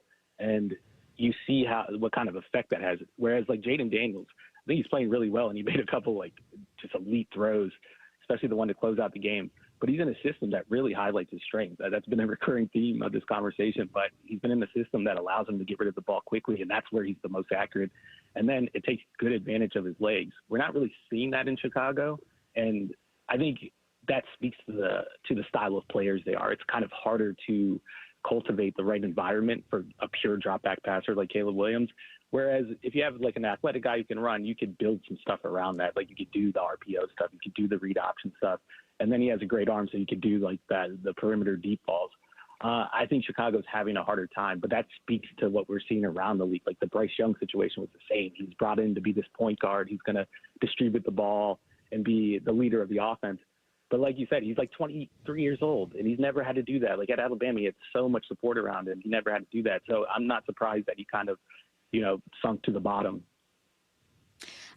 Taking a look around the league, it's obviously way too early as we head into week 4 to press the panic button on anything. But if there's like a smaller, maybe like light orange, like a persimmon kind of like worry button or concern button, is there a fan base that should be pressing that? Maybe the Texans, and that's just because the expectations were so high, especially for that passing game after they bring in Stephon Diggs, and obviously with the year that C.J. Stroud has. And I don't think there was anything fluky about that year. I think he's just going to continue to get better and better. But you look at the stats right now, and Stroud is like a bottom 10 passer based on stats. And you watch the film, and he's not playing like a bottom 10 passer. Like he's playing like a top 10 passer. And my concern is about the offensive coordinator, Bobby Slowick, who was getting some love as a potential head coaching candidate last offseason. But so far this season, I haven't seen that out of him. I haven't seen him kind of adjust to the adjustments they're getting from defenses. And until I see that, I'd be a little pessimistic about their chances in the playoffs. The Cowboys dominate the headlines, right? Off season, during the season, it doesn't matter. It's the Cowboys. They got a big game tonight against the New York Football Giants. You just paid your quarterback. You got a wide receiver. What does a loss do to the Cowboys and their expectations for the rest of the season? Oh, don't even know. I don't know what Jerry would do. He might be on the sideline in the second half with a headset on if they go down at halftime. I would think it would be similar to the conversations we were having about Jacksonville after that Monday night game against the Bills. Like, you got to put Mike McCarthy on the hot seat watch. And I think it's rightfully so. You watch that team, and they have nothing on offense. Like, you watch the film, and, like, just simple cover one just totally shuts their offense down and their passing game down. And I think that's a reflection of the coach, not necessarily the pieces. They have the pieces. They have one of the better quarterbacks in the league. They have a top 3 wide receiver in the league. They have a decent offensive line. I think the offensive line has kind of regressed over the last couple of years. But the play calling is not doing them any favors. And then you look on the defensive side, the Mike Zimmer hire does not look like a good one so far through 3 weeks. And I think part of that is the personnel, but another part of that is you brought in another veteran coach where, I mean, it's hard to say that he can hang with these modern play callers. We haven't seen it yet. What do the Seahawks need to show you maybe in week 4? It'll be their toughest opponent by far for you to feel a little more comfortable. And I'm applying this to you, Steven. This applies to literally any reporter, right. Particularly national reporters who get to watch great teams right now around the league who've proven a ton. What would it take to see from Seattle for you to be, okay, I'm a little more comfortable betting on this team. I'm a little more comfortable saying this team could be, top 11, 12, 13, as opposed to, hovering around 18, which they still are? I just want to see that defense be competitive against a top opponent. Like, we've seen them the first few weeks, they've gotten a huge benefit from the schedule makers, and then some luck with injuries. Obviously, not having to face Tua last week was a big boost to that defense. But this defense is going to challenge them, especially in the areas where we've seen them kind of struggle so far this year. The interior run defense, it's going to get tested by this Detroit offensive line. The coverage over the middle of the field, I think, is going to get tested by this Lions passing game. And Ben Johnson, that's where they like to attack. If I see that, if they're competitive against one of the top offenses, in the same way that we saw this Mike McDonald defense just totally put the clamps on the Lions offense last year, I think we could start talking about a division title. And then the other thing is, can this offensive line survive against a decent pass rush in Detroit? I think that's going to be a big factor in the game and the season going forward. Yeah, excuse me, it's going to be tough. They got a kid over there, Hutchinson, who's doing his thing for Detroit. But I want to focus on just the receiving core for the Seahawks. I mean, we've seen several weeks go by, and everyone has had their moments. Tyler Lockett with his game-sealing catch, JSN going for 100, DK looking extremely dominant. 4 weeks into the season, or getting into the 4th week, how would you compare this receiving core to the best in the league? Because I believe going into the season, you were looking at the Houston Texans, looking at Philly and Miami. Those were kind of my top 3. Yeah, I think what makes it so good is like how they mesh together and how they work together. It's like these guys, their playing style, they fit into a certain archetype, and they're complementary archetypes to one another. And this is the best we've ever seen out of DK Metcalf. Like, Metcalf has always had this potential to be just a dominant receiver, but we haven't really seen it until this year. And I guess that's a credit to Grubb. I think it's a credit to Geno, and then it's a credit to himself. Like, he's improved in some areas. We're seeing him make more contested catches. And that has been an issue for him in the past, is that he doesn't always play up to his size. And I think we're seeing him play up to his size this year. And he's being that dominant physical force that we know he has the potential to be. If we see that all year long, like, I think you can make the argument that this is the best receiving core, especially if you factor in how the plays are being called and the quarterback and the service the quarterback is providing them. TheRinger.com has your QB rankings, which you update regularly throughout the season, and I love checking in on it because, frankly, it's the most fascinating position to talk about. Who's a riser and who's a faller this week? The riser, he hasn't risen, but the gap between Josh Allen and Patrick Mahomes is as small as it's ever been, and that was not a conversation I was expecting to have this year. Like, I was a part of that group that says, oh, it's Mahomes in his own tier and then everybody else. I was there, and I thought the separation between Mahomes and the rest of the league was too big to overcome in one season, but through 3 weeks, I think you can make the argument that Josh Allen has not only been better than Mahomes, he's been the best quarterback in the NFL, and he's been really the only one that's been, outside of Geno Smith, of course, that's been immune to this, like, too high thing where, quarterbacks are checking the ball down, they're throwing underneath because the safeties are dropping back and the pass coverage is soft zone coverage. We're seeing him defy that, and he's using every ounce of his skill set to do that. And I think the Bills have just built the perfect offense around him. So it's been really fun to watch. So he's the riser. The faller this year for me has been probably Jared Goff. I think he's been a little bit of a disappointment through the first couple of weeks. I think he played better last week, and I would expect him to play a little bit better against Seattle. But if he has a bad game against Seattle and he struggles against this defense again like he did last year, he was terrible against Baltimore when they played Mike McDonald last year. I think Detroit fans are going to start questioning that contract they gave him. He is the Ringer's Steven Ruiz. Make sure you are listening to him on the Ringer's podcast network, particularly their NFL show, and then check out his QB rankings on theringer.com. Thanks so much, Steven. Thanks, Steven. Thanks for having me. All right, the Seattle Seahawks return home on October 6th, and we're excited to give away 4 tickets for your chance to see them take on the Giants at Lumen Field. All you need to do is open the Seattle Sports app and click the Win tab to find out how. If you don't already have the app, simply text the word app, APP, to 866-979-3776, and we'll send you a link to download. Enter daily to increase your chance to win. This contest runs through Monday, September 30th. Let's get to 4 Down territory. This is 4 Down territory, going inside the game. With former Seahawks and Coug wide receiver Michael Bumpus. First down, let's talk about the Lions. What's something their offense does well that will force the Hawks to be efficient when they have the ball? The Detroit Lions take care of the football. They possess the rock. So when a team possesses the rock the way that the Lions do as offense, you have to make sure that you're being extremely efficient. They possess the ball 53% of the time during the game. That's 9th in the NFL. 31-minute average, like I said, that's 9th in the NFL. Against Arizona Cardinals, they possessed the ball for 36 minutes and only had 1 drive in double digits. So what that tells me is that they are running the football. They're taking their time. They're letting the play clock go down. They're looking like the Seattle Seahawks when Grubb is in his bag and getting Geno to play early, let him do his thing. Against the Tampa Bay Buccaneers, they possess the ball for 33 minutes and have 4 drives in double digits. So now they're showing they can do both. They can up-tempo that thing a little bit. They can slow it down a little bit. If a team holds the ball for a long time, what it does, it keeps your offense off the field and it tires out your defense. So when you do get the football, you got to put together long drives. You got to pick up first downs. You got to score points. One of these saving graces with the Detroit Lions is that there was a game against, I believe it was Tampa. They were 1 for 7 in the red zone. So they've shown that they can possess the football, drive down there and stall out in the red zone, but still eat up a chunk of that game clock. So, yeah, man, they will possess the rock. So when the Hawks have the football, got to be efficient. Second down.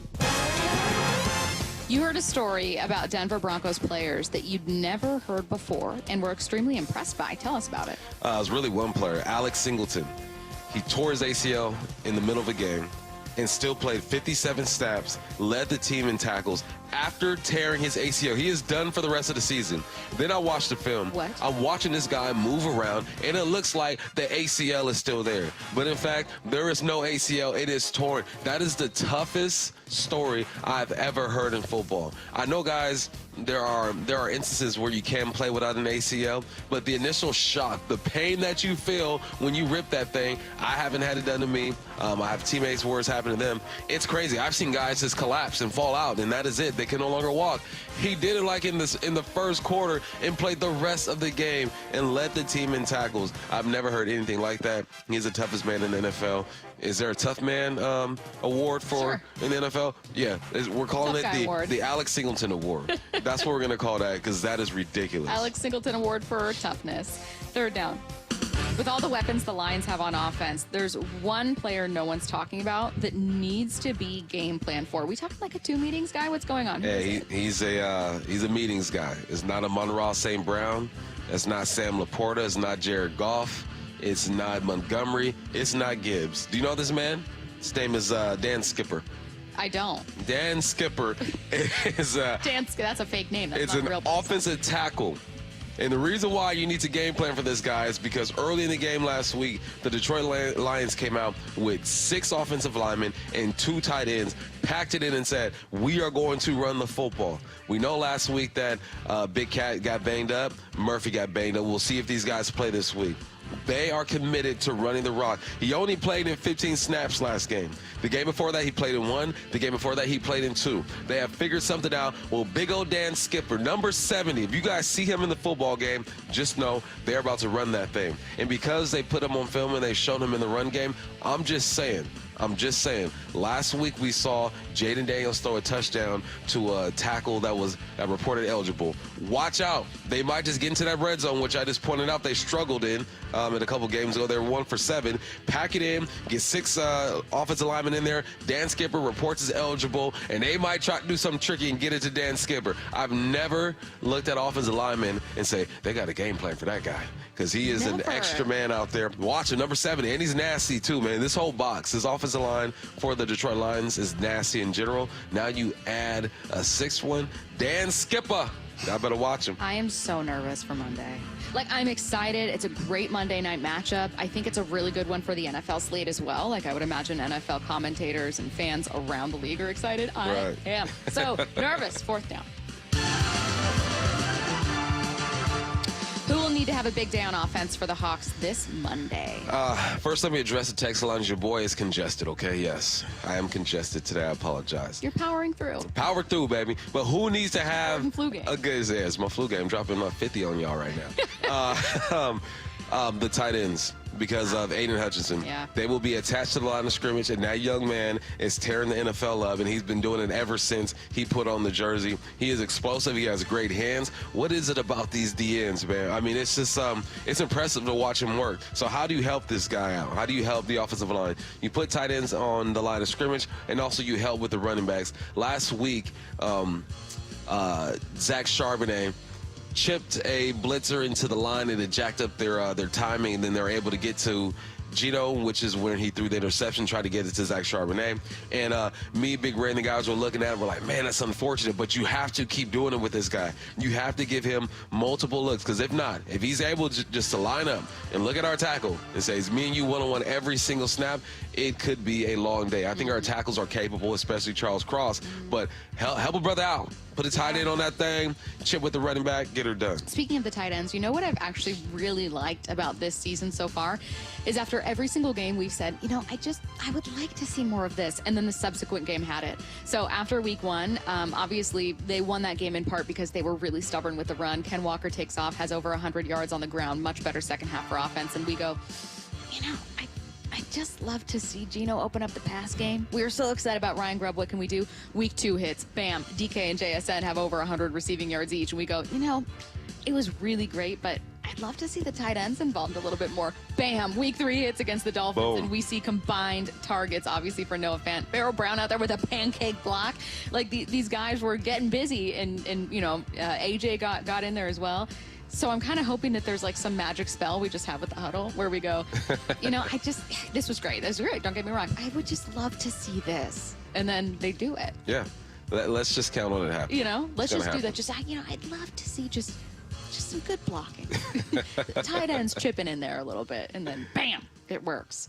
All right, you guys, we are going to look at I thought this week that the biggest story in college football would be Reggie Bush suing the Pac-12. I thought that would be it. I was like, here we go. This is our college football story for the week. No, Nope. absolutely not, because the next morning an even bigger story came up. That's next. Seattle Sports, your home for Brock and Salk. This is as excited as I've been for an NFL game in a while. One of the reasons I'm so excited about it is because I think we're going to learn a lot about the Seahawks, especially about their defense, but about this team, and find out how real some of what we've seen over the first 3 weeks, you know, how real is that stuff? The best point you make right there is we do get to gauge you against a very competent, very experienced, and very capable quarterback. On Seattle Sports and 97.3 FM HD2. Free consultations, no fee guarantees, 5-star reviews. JP Pendergast with Pendergast Law explains the importance of going beyond these familiar offerings. Accident victims want an attorney, Tom, that satisfies their needs. Someone who handles those needs with the highest degree of care. Pendergast Law offers the no-fee guarantees and free consultations, but these only scratch the surface. Okay, explain more. We make sure that every member of our team is genuinely passionate about helping others. Customer service and communication are our top priority. It's how we take care of our clients so they always feel one step ahead of the insurance companies. Our strong reputation for high standards provides comfort and confidence when it's needed most. Pendergast Law offers the free consultations, the no-fee guarantees, and, of course, they are 5-star rated. But what really makes them different is their genuine passion for helping others. I can't recommend them enough. If you or a loved one has been injured in a car accident, call Pendergast Law. we can help. That's PenderGasLaw.com. Roof now, pay later. Hi, I'm Sam Thomason, owner of State Roofing. Take advantage of our 0 down, 0 payments, and 0 interest for up to a year. We've partnered with leading lenders to make the replacement or repair of your roof affordable. Flexible financing options are available to take the worry out of an unexpected expense. Call us today at 866-ROOF-ROOF to schedule a free no-obligation estimate or visit us at stateroofing.com. That's stateroofing.com. State Roofing, the best roof you'll ever need. Tommy! I can't wait for golf this weekend, huh, buddy? Time flies. Love you, man. Oh, don't forget your knee brace again. We aren't in college anymore. Moments together matter, so help protect yourself from RSV. If you're 75 or older or 60 plus with a chronic condition like asthma, COPD, heart disease, or severe diabetes, you're at higher risk of landing in the hospital from RSV, and there are no prescription RSV treatments. Check eligibility and schedule your RSV vaccine at vaxassist.com. Sponsored by Pfizer. Every day, Cintas service reps help businesses get ready for the workday. They provide freshly laundered workwear delivered every week. Mats, mops, restroom and cleaning supplies. First aid and safety products to help your employees stay safe. They even test and inspect fire extinguishers and emergency lights. Cintas helps keep your business running smoothly. See what Cintas can do for you. Visit Cintas.com. Oh, I'm ready! And get ready for the workday. Hey, diamond lovers. Shane Company knows fine jewelry. That means a lot when you're looking for a dream engagement ring, a beautiful keepsake, or the perfect gift. When it's this important, you want someone who knows exactly how to work with your budget. Not against it. Someone who knows you deserve a piece more beautiful than you've ever imagined. Through 4 generations as a family business, we've always sourced our diamonds and gemstones directly, cut out the middleman, and passed the savings on to you. Come see us in store and compare our wide selection of diamonds, rubies, and a rainbow of sapphires in different shapes and sizes. So many in stock and ready to take home today. Create your dream engagement ring in 3 easy steps. Or pick a perfectly preset ring that's created by our in-house design team. Browse our selection of fine jewelry gifts for everyone in your life, from diamond and gemstone studs to must-have tennis bracelets and beautiful birthstone necklaces. With our everyday competitive prices and unmatched free lifetime warranty, Shane Company is your go-to destination for fine jewelry. Visit shaneco.com and come in to see for yourself. Shane Company, your friend and jeweler. Headed outdoors or on the water this weekend? Check in with Joey and Nellie on the Outdoor Line from 6 to 8 a.m. every Saturday on seattlesports.com. Seahawks Insider, brought to you by Pacific Lamp and Supply. Now here's Maura Dooley. DK Metcalf is a top 6 wide receiver so far this season with 262 yards in 3 games. And he's been battling some tough corners like Jalen Ramsey and Patrick Surtain. This week's opponent, the Lions, are a top 10 defense right now. DK spoke to the media yesterday about facing their secondary. They're very aggressive. TA, the rookie from Alabama, he's a very good player. I know he's been targeted quite a bit these first few weeks, but I think he's a great player, along with Carlton Davis. Going back to Auburn, we have a history of playing each other. Kirby, their safety, very smart, a post safety. Then Branch, their second-year guy out of Bama, he's probably their best DB out there that can that's interchangeable from nickel to safety. And he can do it all. He can run, he can hit, he can cover. So it's going to be a good challenge for us this week. The Seahawks Insider is brought to you by Pacific Lamp and Supply. For the latest on the Seahawks anytime, go to seattlesports.com. This is the day of the big sale at your gift shop. Welcome in. So this isn't just a big day for your business. It's a big day for the network keeping it all connected. That is, if it can handle the pressure. Next in line, please. So is it possible to get business internet you can really count on? It is. With 99.9% network reliability from Comcast Business. It's like this neat little bow. Do you like that gift wrap? Really ties it all together. Reliable internet for your business. It's not just possible. It's happening. Comcast Business. Powering possibilities.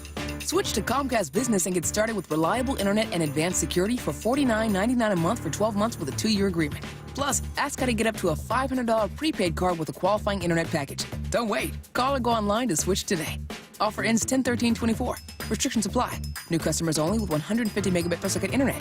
Eco bill and auto pay required. Equipment, taxes, and fees extra. After 12 months, regular rates apply.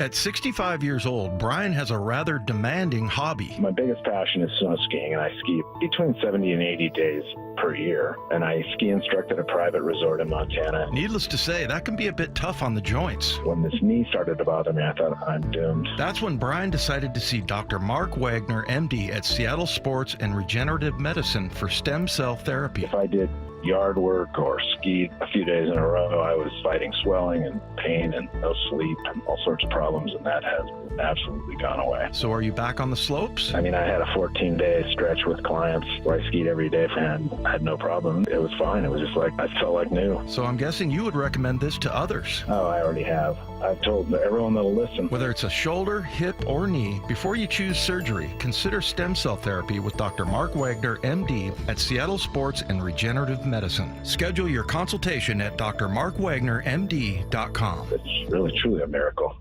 This hour is brought to you by Floor Coverings International.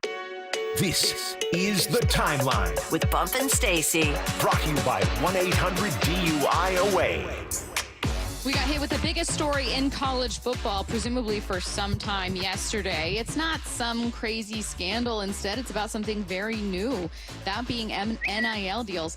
Former UNLV starting quarterback Matthew Sluka announced earlier that he'll be redshirting the rest of the 2024 season.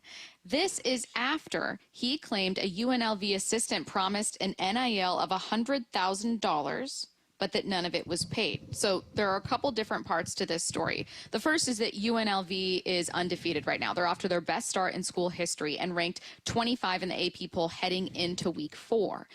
So when he said, hey, I'm not suiting up, and he didn't outright say, I didn't get this money. It later came out through a series of interviews and questions, but that's what it is. There were a good chunk of college football fans, Bump, that had the expectation you'd probably expect. Horrible look. Horrible look. Yeah. What are you doing? Horrible look, bro. Yeah, it depends on how you look at it. Sure. This is these college athletes are professionals. Mm-hmm. They are. And people are going to say, I put something out last night, like contracts need to be signed, and someone's like, they shouldn't be getting paid at all. Well, you know, buddy, that ship is sailed and it's gone, right? They live in this reality.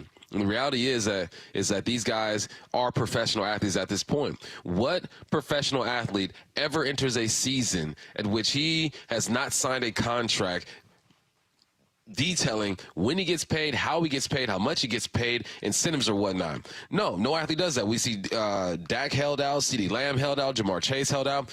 We have to treat these young men as professionals. And also, we cannot look down on them for behaving like a professional. Exactly. This is what I was promised, okay? Young man, this is where you messed up. No handshake deals in business. I've lost thousands of dollars doing handshake deals in business. The only time I do a handshake deal is if I don't care if I don't get that money back.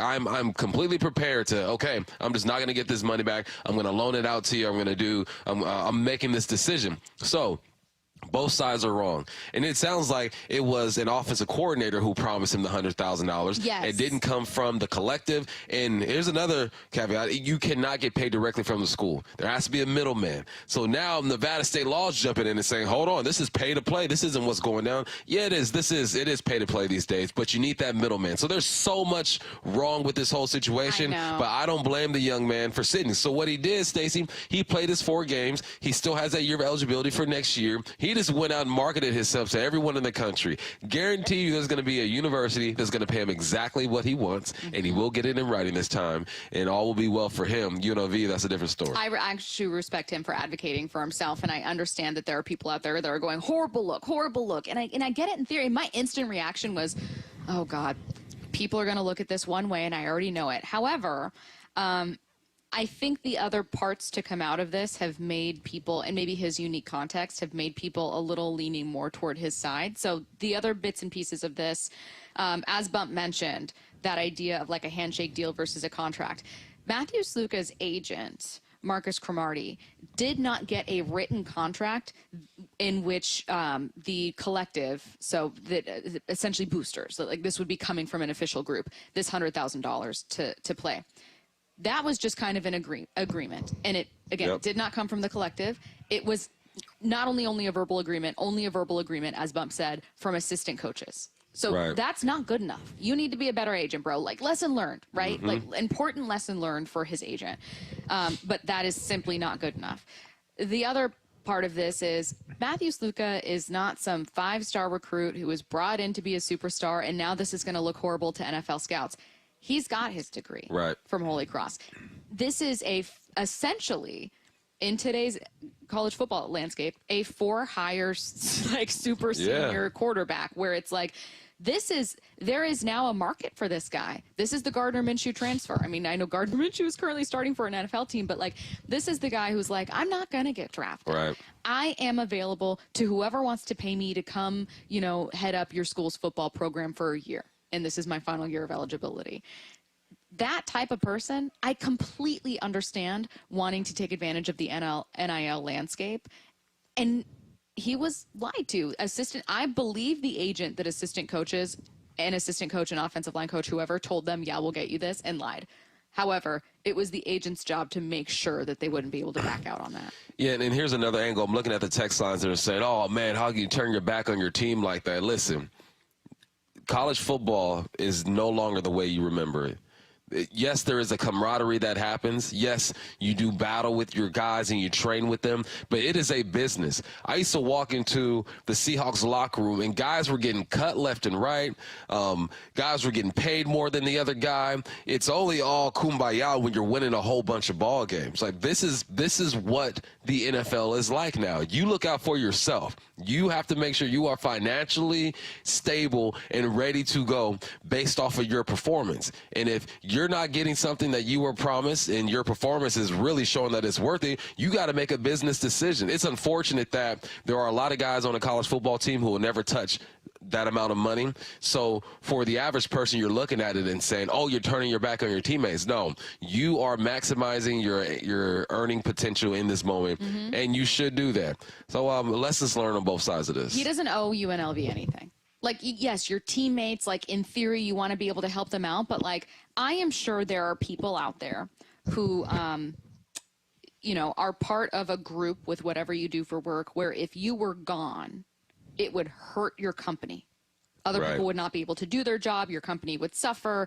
Maybe you're part of a project. Maybe you do, very important work, even if it's like physical labor, whatever it is. I'm sure there are people out there listening where you are an integral piece to what your company does. If you were told by your boss, I know that we said we'd pay you $60,000 for this job, but we're going to give you $2,000. Is that okay? You would leave. And you wouldn't stick there and be like, I got to stick it out for my coworkers. They can't do this without me. You try to negotiate. You try to figure out, like, well, how can we write this? Like, this is money that really matters to me. This is money that matters to him. I don't know if he's got, like, big bills to pay, but this is the most amount of money that he would be able to get at early 20s, not going into the NFL. Right. Like, this is it. This is cashing in. This is I am essentially a professional college football quarterback who wants to pay for my skill set. Yeah. I don't blame him at all. He's providing a service that is now being paid for. He just wants to be paid what he was promised. Yeah. Ain't no wrong with that. Yeah.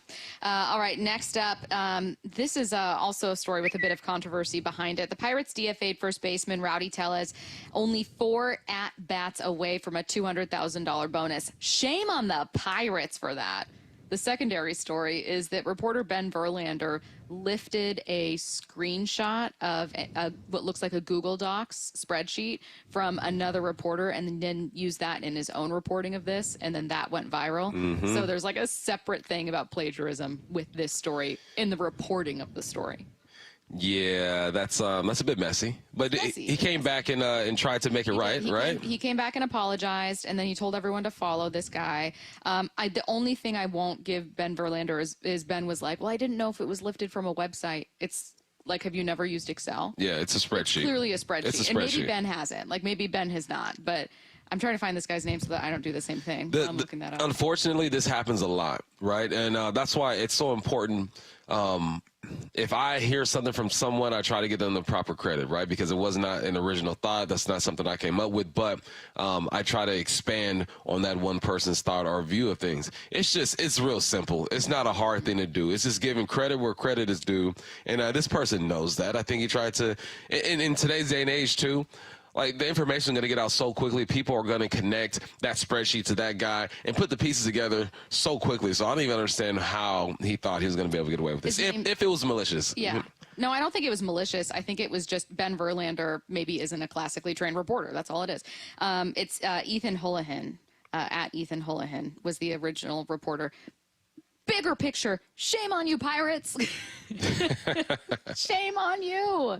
God, you're so cheap. That's so unbelievably cheap. Not wanting to pay this guy $200,000. That's crazy. Stop him before 4-8. That's one game. That's so petty.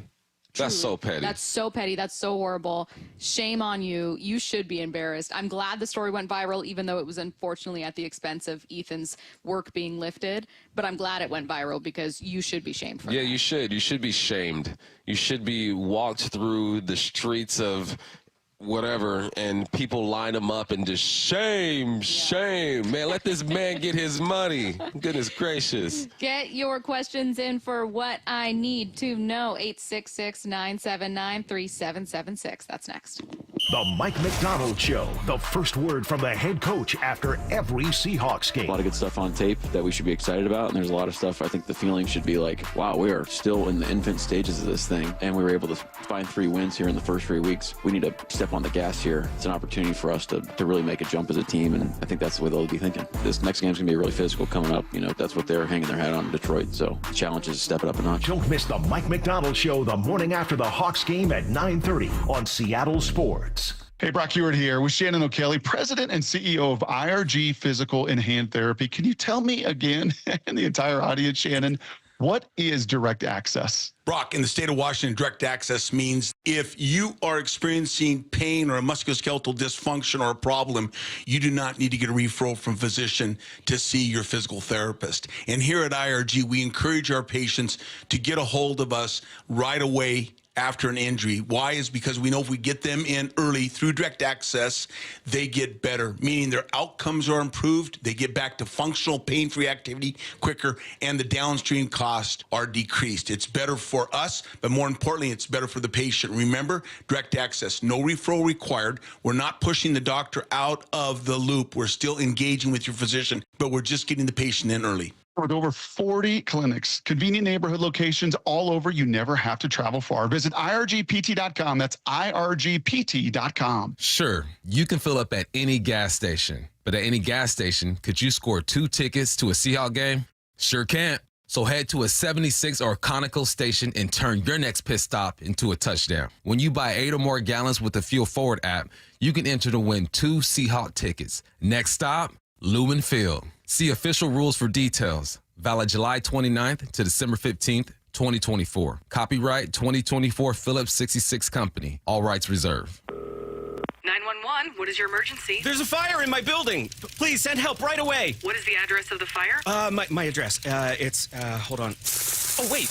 The fire sprinkler just went off, and it's putting out the fire. Good to hear. The fire department will still be dispatched as a precaution.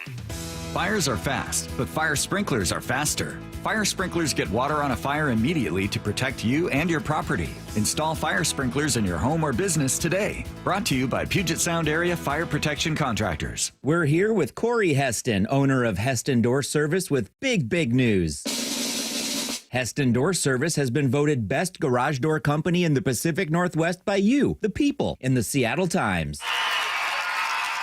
Thanks, John, and definitely thank you to our customers. But we're not done yet. Heston Door Service's goal is to be your one-stop shop for commercial and residential garage doors. We provide service and installation all the way across Western Washington. Find out more at HestonDoorService.com. Are you constantly dealing with a runny nose, nasal congestion, or stuffiness? Always having to clear your throat or coughing? I'm Dr. Ryan Stern with the Stern Sinus Center. Rhine Air is a simple, non-invasive procedure that can significantly reduce your symptoms. This long-lasting treatment is available here in my office.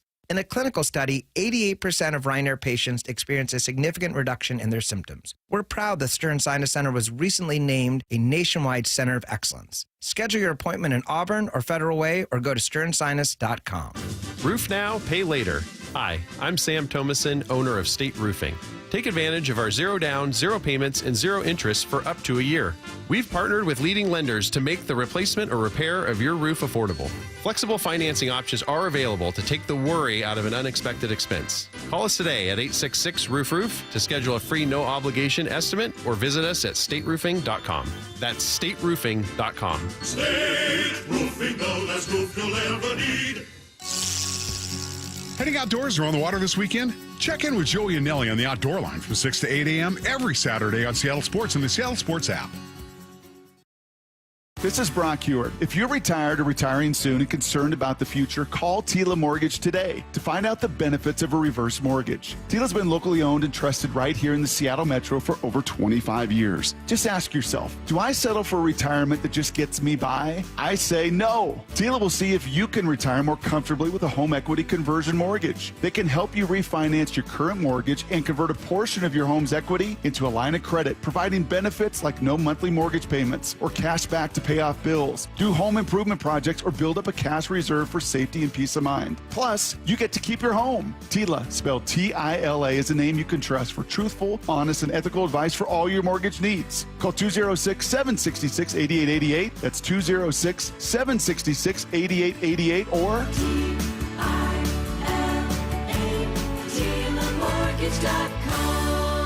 Insurance and property taxes are borrower's responsibility. Tila Mortgage LLC is a mortgage broker. NMLS 2472046. West Coast Men's Health has helped thousands of men overcome erectile dysfunction and Peyronie's disease using acoustic wave therapy. No pills and no shots. But it's not our success stories that separate us from the other clinics. It's how we interact with our patients. From your first call, our medical staff will take the time to answer your questions, whether it's about your ED, how our treatment works, or even about the cost. Our goal is to inform and educate you so you're comfortable when you come in for your first visit.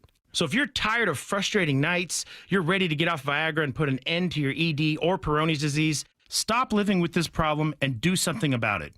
Give West Coast Men's Health a call today. It's not just about better health, it's about a better life. With clinics in Redmond and Tacoma, call 206-519-6541. That's 206-519-6541. 206-519-6541. Online at westcoastmenshealth.com. From the Quantum Fiber Studio, This is Bumpin' Stacy weekdays 10 to 2 on Seattle Sports and 97.3 FM HD2. Get your questions in for what I need to know. Obviously, it is 2 hours earlier than normal because it's a Thursday. It's almost noon, and that means the huddle will be heading your way in 15 minutes. Tyler Lockett getting us started. So, without further ado, what I need to know. Who loses first, says one listener, the Seahawks or the Cougs? Man, that's a tough one. I mean, technically, the Cougs could lose first because they play on Saturday, and the Hawks play on Monday. I'm going to say the Hawks are going to lose first because the Cougs have a bye week after this game. So, there's an opportunity there. I hope both teams go undefeated and everyone has fun. But that's not going to happen. But just because of the way the schedule is set up, I will say the Hawks. Yeah, if you were to have me answer very sincerely about who's winning this one, I'm taking Detroit over Seattle, even though Seattle has had some very sincere, genuine improvements, even though Geno Smith and these wide receivers in Zach Charbonnet in relief of Walker have looked great. Detroit is just more balanced. They're well-rounded. The only thing that you can point to with them really struggling is that the offense hasn't completely taken off and that they've struggled with red zone scoring. Right. They still get into the red zone. They still move down the field, and that defense is no joke. So I think particularly with them now having playmakers outside of just Aiden, on that defensive line, it makes me a little bit nervous against this offensive line. I'm taking Detroit, but I'm hoping for Seattle. Yeah, Detroit's defensive line is exceptional. Their offensive line is exceptional as well. Their game plan is on point. This is going to be a test. See, I was hoping that the Dolphins were 100% last week so we can go into this game like having to fix some things and figure out who we really are. So I think they have an identity. They know who they are and who they want to be. But unfortunately, they've gone up against three teams that haven't had all their guys are just lesser talent at the QB spot. What I need to know, with 16 sacks, 5 interceptions, and only 30 points allowed combined in 3 weeks, is the Vikings defense for real? Are those numbers sustainable? Who's that? Is it Flores over there? It's Brian Flores, it is bro. Flores I think over he's there. legit. I think it's legit. I don't think that in terms of points allowed, like they've been drastically outscoring. They're going to get a tough test against the Packers and beyond. But I think Brian Flores is really, really great as a defensive coordinator and is doing a great job with the Vikings. I think that the Vikings are for real. And I think they beat the Green Bay Packers and improved to 4-0. and I think that Brian Flores is a great defensive coordinator. We know the drama that surrounded him over in Miami. Didn't have to worry about that anymore, but yeah, man, I'm believing. I'm drinking the Kool-Aid, the purple Kool-Aid in Minnesota. What I need to know, what's the best part of this Seahawks defense so far this season? Good question. I think more talented would be the back end, but it's the edge rushers for me. Because I think that I already felt like the back end was going to be on point, but I knew that Boya had to take another step, D-Hall had to take another step, and they're doing exactly that. So right now I'm going with the edge. I think the back end's doing what I expected them to do. The edge has kind of been the surprise, so I'm going with them. I would say that they just feel more physical. Tackling is my number one answer. Overall, tackling feels better, and I'll add on to it that tackling in particular in situational moments. So red zone play, I think, has been really, really stellar. And you can look at a Miami Dolphins offense that had Skylar Thompson and Tim Boyle and go, oh, well, what are you going to do? Or you could look at a team that got to the 4-yard line twice and didn't score and say, it's pretty impressive. Great play by Devin Witherspoon. Heads-up play week 1, Rayshon Jenkins with a shoestring tackle to keep what would have been a Denver Broncos touchdown by Williams. I think in the red zone within the 20s, they've really sharpened up, and it's been really cool to see. What I need to know, what's the best day of the week? Man, I mean, the easy one is Friday, but I'm going to go with Thursday. What? I'm going Thursday. No, you're Bump, insane you're for not even saying the best Bump, one. I'm going I know Thursday. you're not feeling It's well. Saturday. I think that this is like somehow oxygen's not getting to your brain because you're a little under the weather. Like, there's no way, dude. It's Saturday There's no and it's way. not even close. Here are the reasons why. Yeah, let me it's Thursday please for make me. your case. It's Thursday for me. Okay. I love what I do.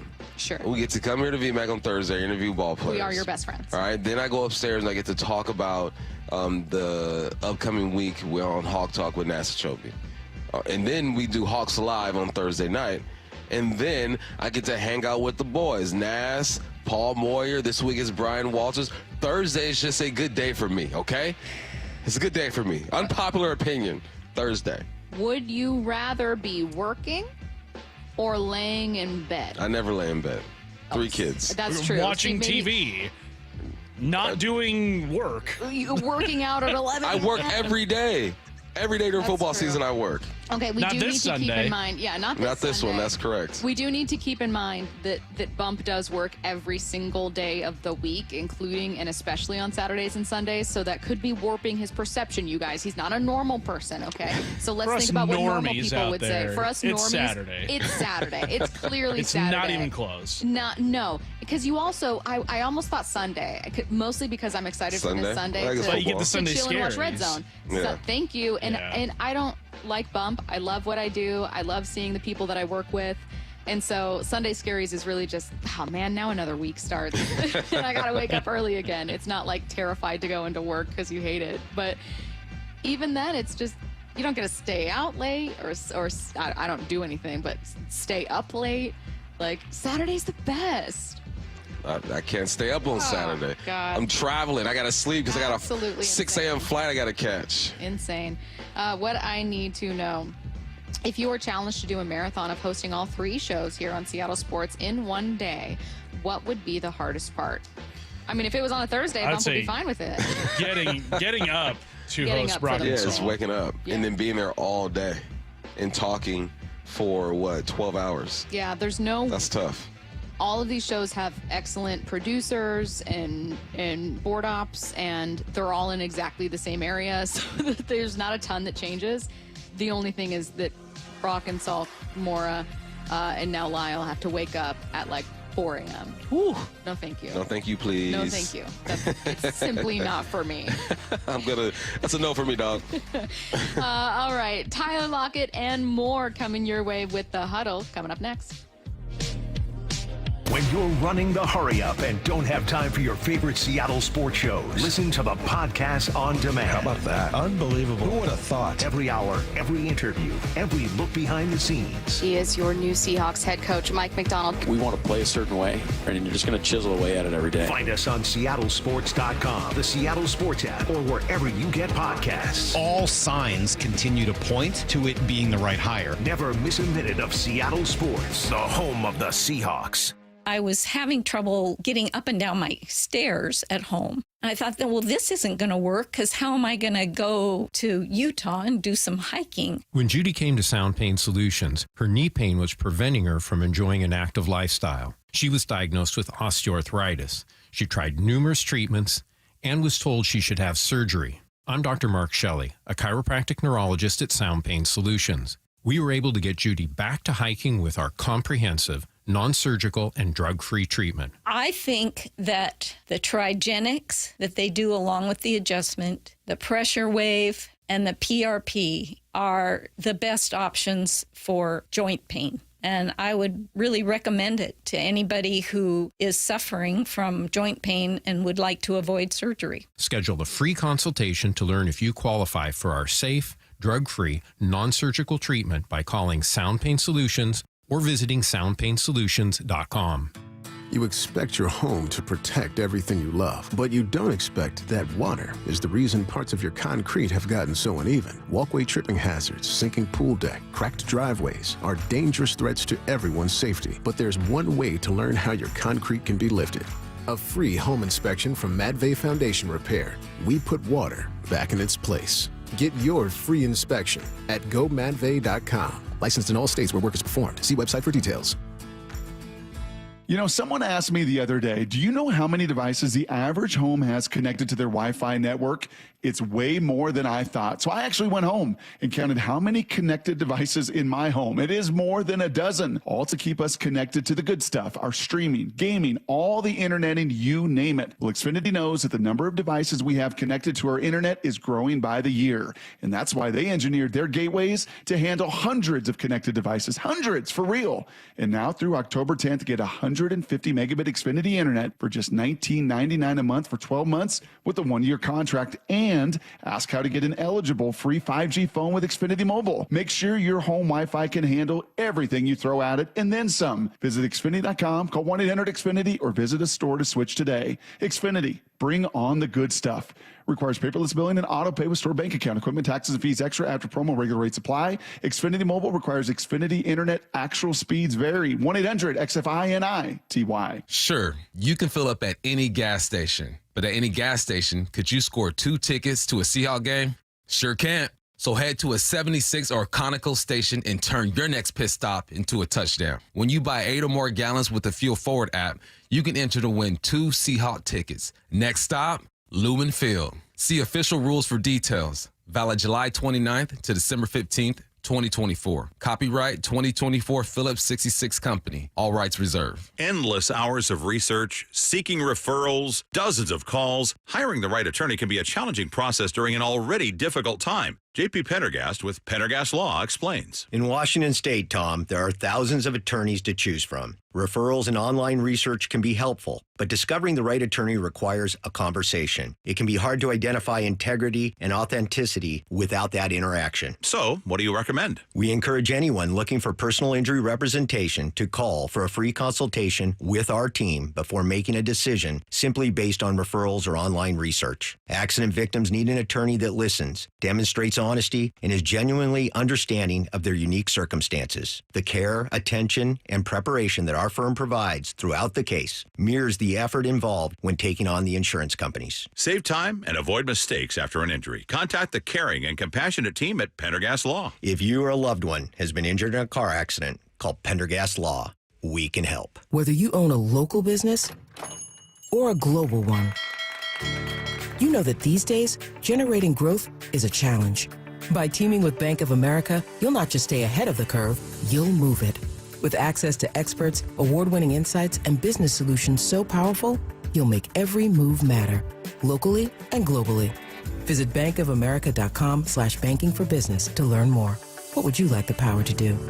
Copyright 2024 Bank of America N.A. Time is of the essence with COVID-19. Prescription oral treatment must be taken within the first 5 days of symptoms.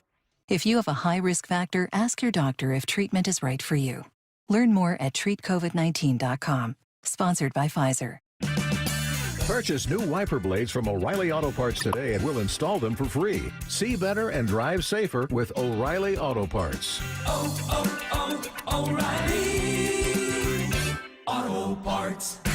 the 3-2 to Julio. Swinging a fly ball, well hit left center field. Julio Rodriguez with his 20th home run of the season. You're listening to 710 KIRO AM Seattle and KIRO FM HD2 Tacoma, the home of the Mariners.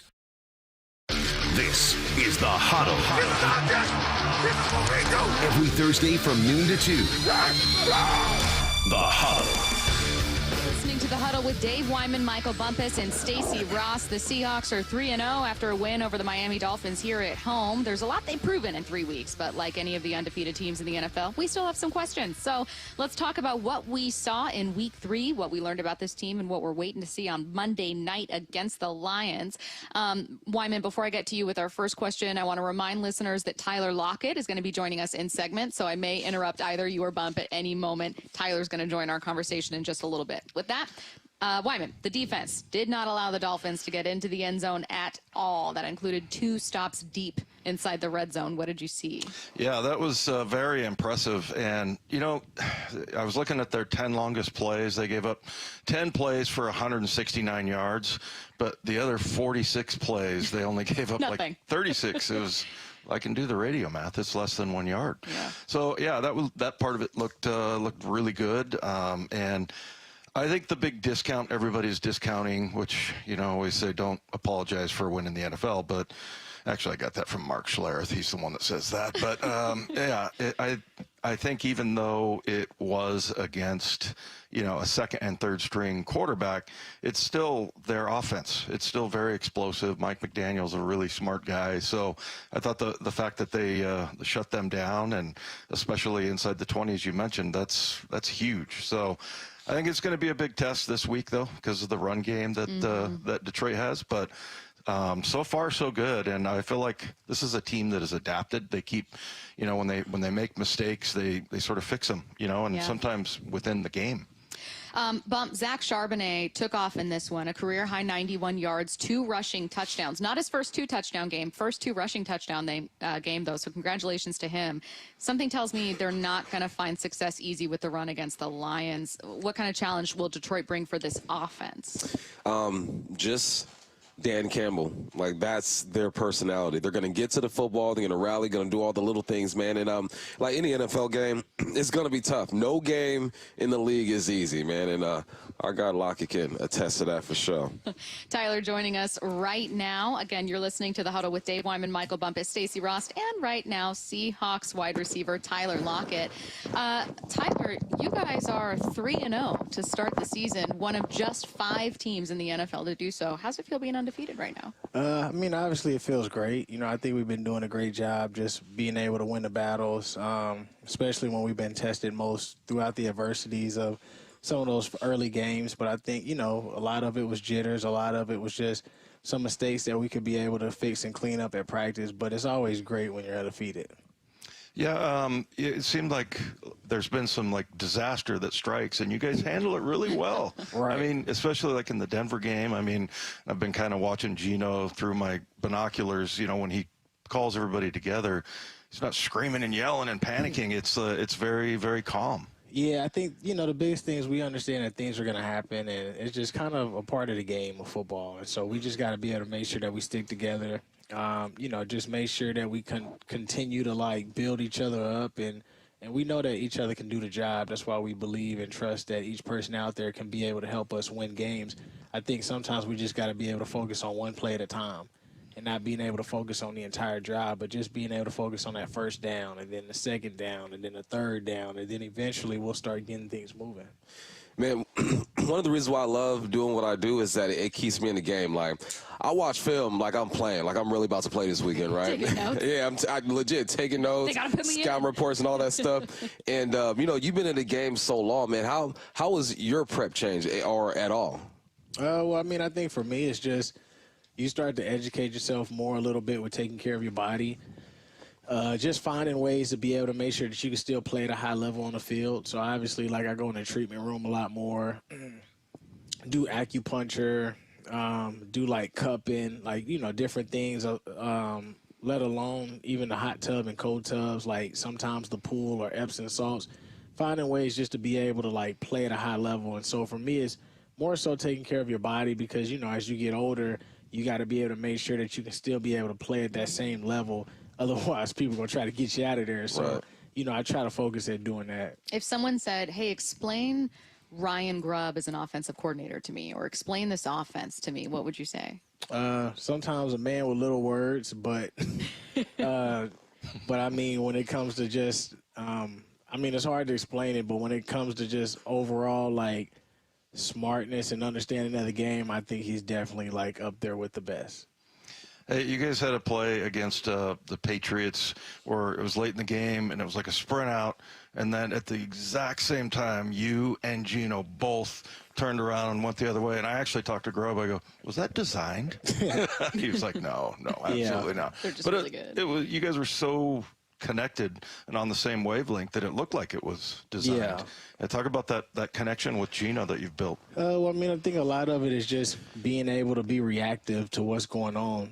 Obviously, I understand what we were trying to get across when we ran that play, and you understand what the defenses were running. We ran that play before early on in the game, so when they see it, they're immediately sprinting over there.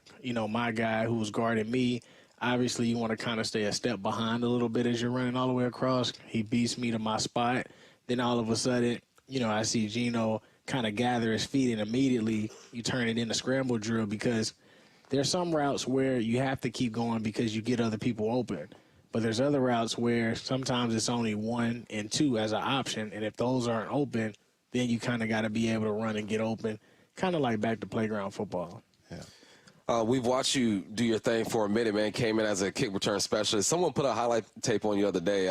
You were breaking down some route back in the day, and I go, man, it's crazy watching you at K-State and see where you are now and just how your role has changed over the years. How's your role changed, like, in the last 5 years on the squad? I think it changed a little bit more because, as I kind of got away from doing the returns, they wanted me to focus more on receiver, and obviously, there's a difference when you're playing on the outside than sometimes when they have you in the slot. So you got to be able to understand and see the game a lot different, because the releases outside don't work the same in the slot, and vice versa. And the people that you're going against are a lot different, and the way that they guard is different whenever they're in the slot too. So I think for me, it's just being able to have a deeper level understanding of each DB, like the coverages that they play, and understanding where I'm going to be at and who's going to be around when I catch the ball. I think sometimes people give compliments to people and they mean it to say a nice thing, but it accidentally hurts our feelings. Like, have you ever, you know what I mean? Like, someone will be like, oh, you look like this person. You'll be like, no, I don't. Do you ever, I constantly hear, oh my God, Tyler Lockett, one of the most underrated receivers in the NFL. And I agree. Sometimes I'll be like, you're right. And then other times I'll think, wait a minute, he's been here 10 years. Like, what do you mean underrated? This is a Pro Bowler. This is a starter. Like, he has been doing this since its rookie season. Do you ever get offended by that, or is it a compliment? Like, how do you take it? At some point, I think a lot of it is because we don't get as much marketing out here. Yeah. When we play, not too many people watch us play. And so it's like a byproduct of Seattle. Yeah. It's kind of and I also just think that when you look at me, they don't think that I'm the prototypical receiver. So when I go out there and when I play, it's like, okay, he might be really good. He's really great at what he does. But you never want to put him in the conversations, because there's other people that can jump high or that can run fast or that can be able to, make specific cuts where, okay, he's a route runner. You can tell by how he sets people up. He's really creative. And I just always looked at myself as a football player. You know what I mean? I just do what I'm told. And I go out there and I play the game the way that I've always played it.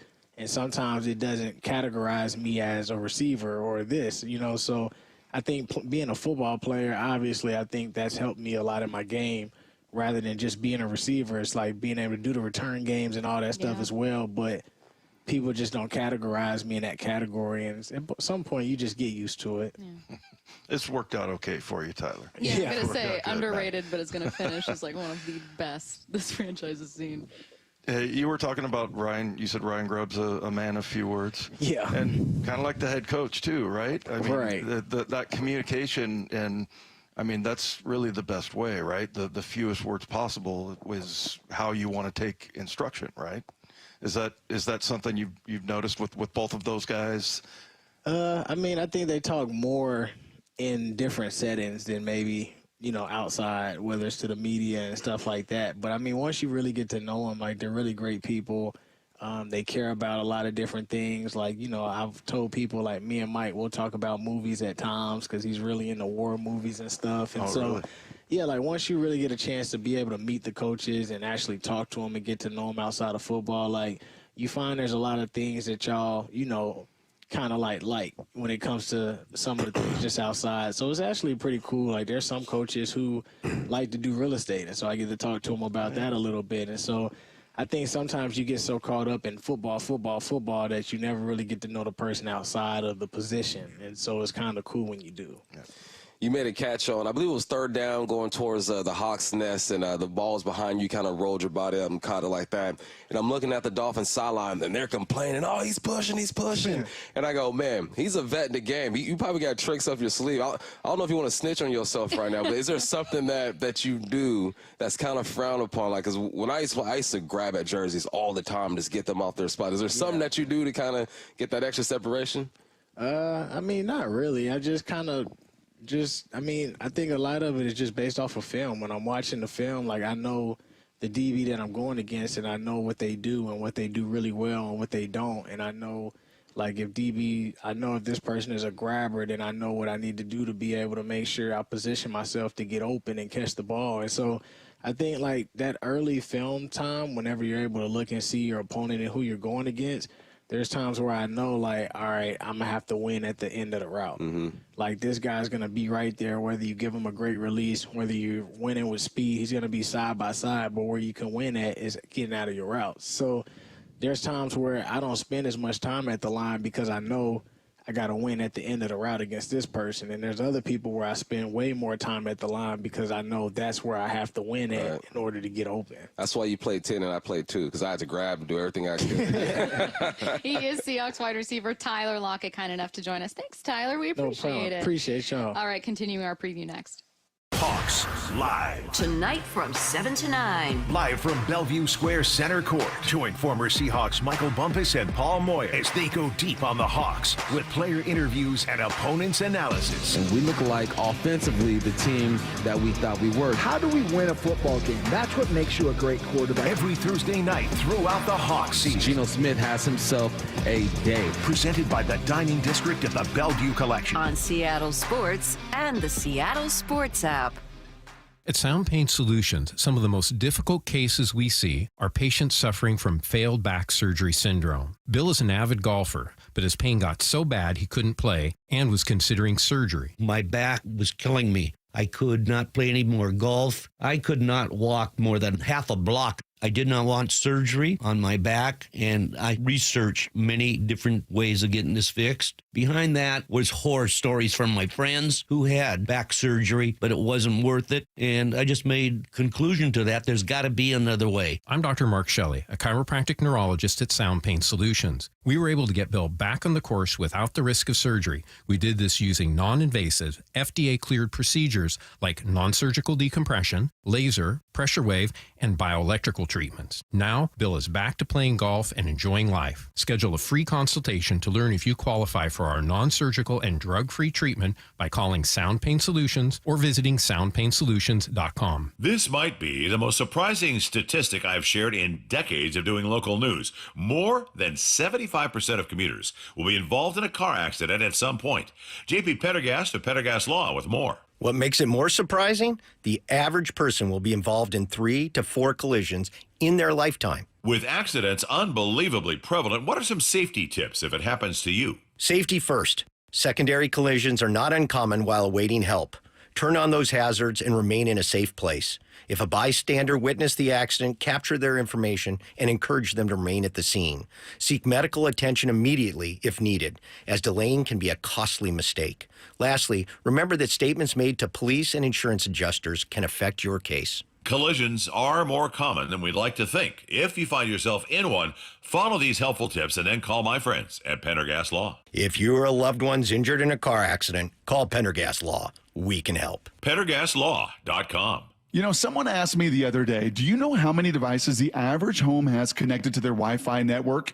It's way more than I thought. So I actually went home and counted how many connected devices in my home. It is more than a dozen, all to keep us connected to the good stuff, our streaming, gaming, all the internet, and you name it. Well, Xfinity knows that the number of devices we have connected to our internet is growing by the year. And that's why they engineered their gateways to handle hundreds of connected devices, hundreds for real. And now through October 10th, get 150 megabit Xfinity internet for just $19.99 a month for 12 months with a 1-year contract. And ask how to get an eligible free 5G phone with Xfinity Mobile. Make sure your home Wi-Fi can handle everything you throw at it and then some. Visit Xfinity.com, call 1-800-XFINITY, or visit a store to switch today. Xfinity, bring on the good stuff. Requires paperless billing and auto pay with store bank account. Equipment, taxes, and fees extra after promo. Regular rates apply. Xfinity Mobile requires Xfinity Internet. Actual speeds vary. 1-800-XFINITY. Guys, I'll never forget the first time I saw somebody get results at our clinic. He was an 81-year-old man who hadn't been intimate with his wife in over 8 years. Viagra had stopped working for him, and he was desperate for help. After several treatments, he walked into my office and told me he couldn't believe the results. Needless to say, this was a very happy man. This man made me a believer in what we do. He had taken pills for years, but he had never fixed the problem. When he came to us, we fixed the problem. Our treatment does what no pill can do. So give West Coast Men's Health a call today. Speak with our clinic manager. Ask him any question you like, how it works, the science behind it, and even the cost. Change your life today, like the thousands of men who already have.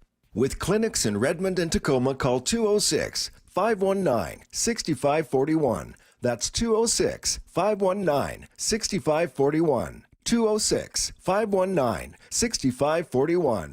Online at westcoastmenshealth.com. You probably noticed the temperature starting to fluctuate, and that gets even more pronounced at night. Is your insulation ready for the upcoming cold season? Let me guess, you haven't checked. You're like me, you don't want to go into your attic or your crawl space. Well, that's why Crawl Pros goes where you don't want to. It's Mike Salk here. They came out to my house for a free inspection and found my insulation wasn't up to snuff. So they showed me pictures of the problem, explained it, and then they got it all fixed. Now, Crawl Pros has partnered with Puget Sound Energy to provide special rebates on insulation work. So if you're a PSE customer and your home was built before 1990, you may qualify to receive a rebate on up to 95% of the cost to properly insulate your crawl space and attic. Don't wait for the temperatures to drop. Take advantage of these enormous rebates today. Call Crawl Pros to learn what's going on behind that crawl space and attic hatch for free. Again, if you're worried about critters, mold, water damage, insulation issues, or anything else related to your crawl space or attic, schedule a free corner-to-corner inspection at crawlpros.com. Bring your whole crew to the game with the Mariners Suite at T-Mobile Park. Whether you're planning a special birthday party for friends and family or a company outing for up to 400 coworkers, there's no better spot for an unforgettable experience. Enjoy the suite life with premium catering, VIP parking, private Skybridge entry, and more. Plus, season ticket members get 15% off. Reserve your suite today at mariners.com/suites. And the pitch up the middle, JP! Wow! What a play! Game over! This is The Huddle. Every Thursday from noon to 2. On Seattle Sports. You're listening to The Huddle with Dave Wyman, Michael Bumpus, and Stacey Ross. Joining us right now, linebacker Travis Gibson. Hey, Travis. Hey, how you doing? Good. Happy. I mean, you guys are 3-0 to start the season, and we're getting ready to watch a huge primetime matchup. How excited are you to head to Detroit here? Man, very excited. I played Detroit in my career, and it's an outstanding fan base, outstanding stadium, and I mean, what better way on Monday night? Does that still matter to players that it's a big deal because you kind of know everybody? It used to be just Monday Night Football, but you knew everybody in the league was watching you.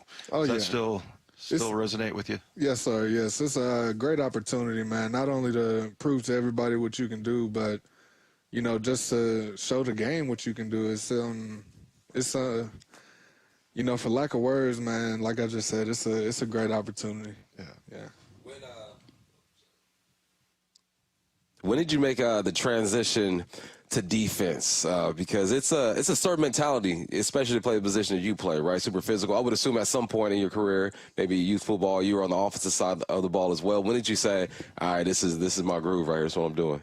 I think the turning point was middle school. I was at wide receiver, and I got targeted a good amount throughout the game, and I just couldn't seem to catch the ball. And it killed me, man. And I said, I'm going to flip the page here and I'm gonna just go tackle the ball instead. And ever since then, it's been history, man. So, that's surprising because sometimes when we talk to guys, and Bump, this, like if we've talked to someone that's like, yeah, I used to be tight end or I used to be a wide receiver, I always want to be like, you think you could play? Like, you think you could catch an NFL pass now? I take it you'd be like, no. Nah, I'll probably sub myself out.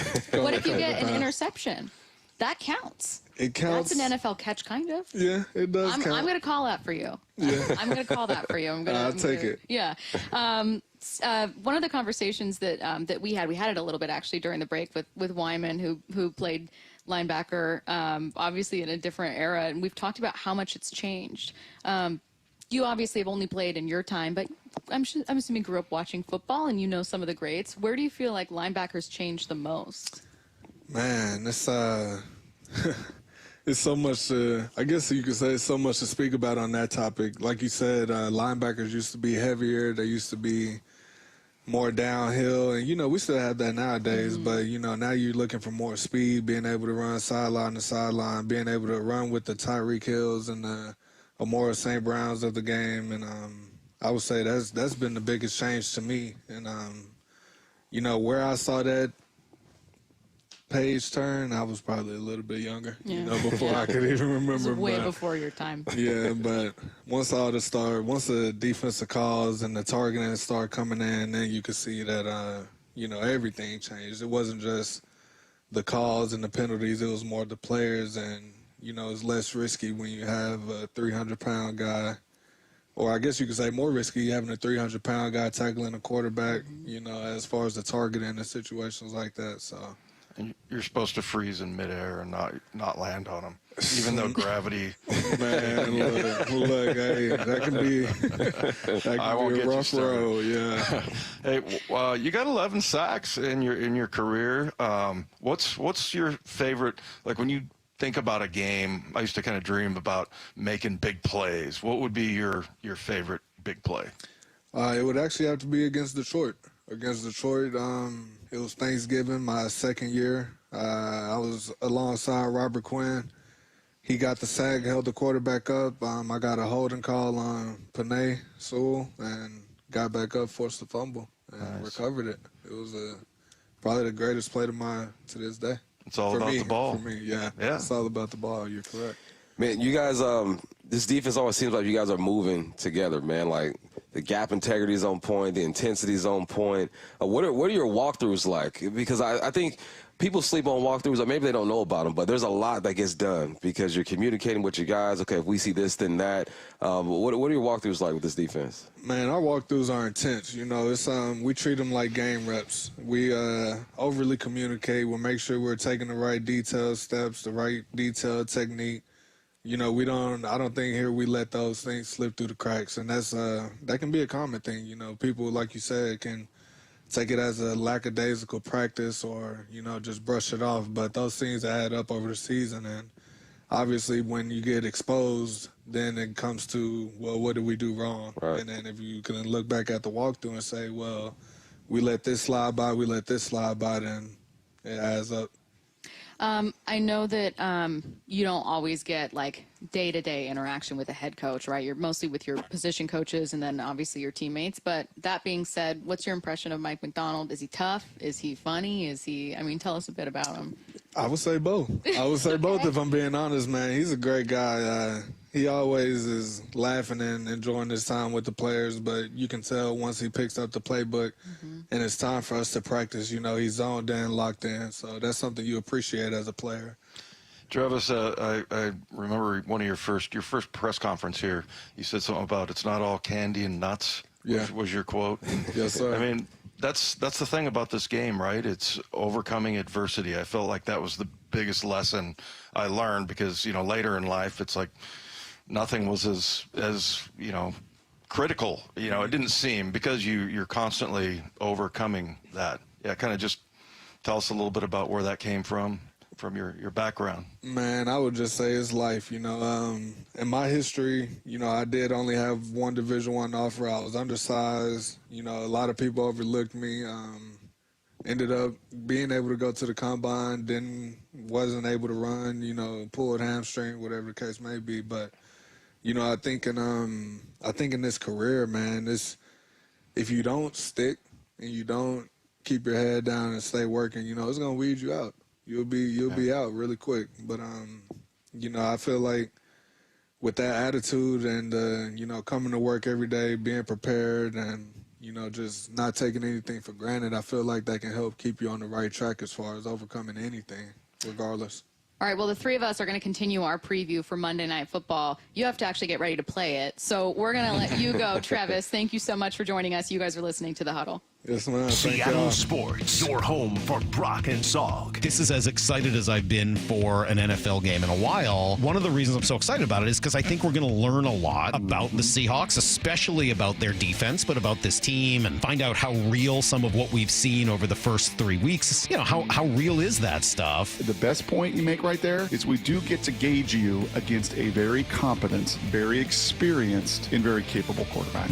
On Seattle Sports and 97.3 FM HD2. Let's talk about your hair. Well, maybe after we talk about my hair. I've got great hair, as you know, and it's because of Advanced Hair. Yep, Advanced Hair Restoration. Their simple one-day treatment offers life-changing results that I can attest to. Guys, it's not magic, but it's close to it. They put hair where you need it most, and bam, it grows. It's actual science. Advanced Hair has top-rated physicians, modern technology, and best of all, you get your very own natural hair that begins to regrow the very next day. It's even guaranteed to grow for life. So schedule your free consultation now at 425-449-8185. Mention Curly to qualify for $250 off and $250 free hair grafts. It's a limited time offer. Advanced Hair, the winner of the 425 Business of the Year, and the team that gave me my hair back. More importantly, they'll do the same for you, guaranteed. 425-449-8185 or advancedhair.com. This is the day of the big sale at your gift shop. Welcome in. So this isn't just a big day for your business. It's a big day for the network keeping it all connected. That is, if it can handle the pressure. Next in line, please. So is it possible to get business internet you can really count on? It is. With 99.9% network reliability from Comcast Business. It's like this neat little bow. Do you like that gift wrap? Really ties it all together. Reliable internet for your business. It's not just possible. It's happening. Comcast Business. Powering possibilities. Switch to Comcast Business and get started with reliable internet and advanced security for $49.99 a month for 12 months with a 2-year agreement. Plus, ask how to get up to a $500 prepaid card with a qualifying internet package. Don't wait. Call or go online to switch today. Offer ends 10/13/24. Restrictions apply. New customers only with 150 megabit per second internet. Eco bill and auto pay required. Equipment, taxes, and fees extra. After 12 months, regular rates apply. Guys, did you know your testosterone level impacts your energy, libido, sleep, weight, hair loss, mood, and even ED? And right now, Revive Men's Health Seattle will check your testosterone for free. They've helped thousands of men since 2011 feel and perform better. They're so confident they can help you, they even guarantee it. Schedule your free testosterone test, exam, and consultation today. Call 206-529-1111. That's 206-529-1111. Or visit ReviveMen'sHealth.com. Between his hobbies and decades of work in a boatyard, Philip had put his body through a lot. I'm an avid fly fisherman and an avid skier. It takes its toll. Not to mention one other thing. I had a near-fatal motorcycle accident. Absolutely obliterated my lower left leg again. Philip couldn't live with the pain anymore. So he decided to see Dr. Mark Wagner, MD, at Seattle Sports and Regenerative Medicine for stem cell therapy. Listening to all these radio spots, I said, what do I got to lose? What was your experience like with Dr. Wagner? What I was so impressed with Mark about is that how often you have a surgery like this, and the guy calls you the next day to see how you're doing. I can't say enough good things about the guy, honestly. And how are you feeling now? I have no pain, none. Zero. Wow. So would you recommend stem cell therapy to others? I'm a fan, believe me. I'd recommend it to anybody. Before you choose surgery, consider stem cell therapy with Dr. Mark Wagner, MD, at Seattle Sports and Regenerative Medicine. Schedule your consultation at drmarkwagnermd.com. The Mike McDonald Show, the first word from the head coach after every Seahawks game. We want to play a certain way, and you're just going to chisel away at it every day. Presented by Emerald Queen Casino. For years, I've been recommending Riverside Roofing as the roofing company you can trust. It's Mike Salk here. Why not give them an opportunity to earn your business this fall? Find them at riversideroofingllc.com. They are Riverside Roofing, the roofing company you can trust. This week's First Mark Challenge victory, well, it goes to Mike. Hey, Mike, why did you call First Mark Insurance? My wife and I moved here from New York City and found this great guy. It got pricey, but because he was good to us over the years, we stayed loyal to him. But then one day I got an increase that was quite unacceptable. So I made one phone call. I didn't do any shopping. My wife told me to call First Mark. Mike, were they able to save you and your family money? Oh, yes. It was over $100 a month. What would you tell others they can expect when they call First Mark? The most competitive pricing that you can find. And they had terrific customer service. Even if you're on the phone with them, you can tell they have a smile on their face, so you can tell they love what they're doing. Do you wish you would have made that call earlier? I was just kicking myself as you were speaking because I didn't do it sooner. Well, you just heard. Mike did it. My family did it. You got to do it too. It's totally free. Take the First Mark Challenge. See how much they can save you and how much better your coverage will get. Maybe you will be our next First Mark Challenge victory. Just go to firstmarkinsurance.com. That's firstmarkinsurance.com. Tune in next Monday as your Seattle Seahawks take on Detroit. Kickoff at 5:15 p.m. Muckleshoot Casino Resort, proud sponsor of the Seattle Seahawks and the Northwest's biggest and best casino. This is The Huddle. Every Thursday from noon to 2. On Seattle Sports.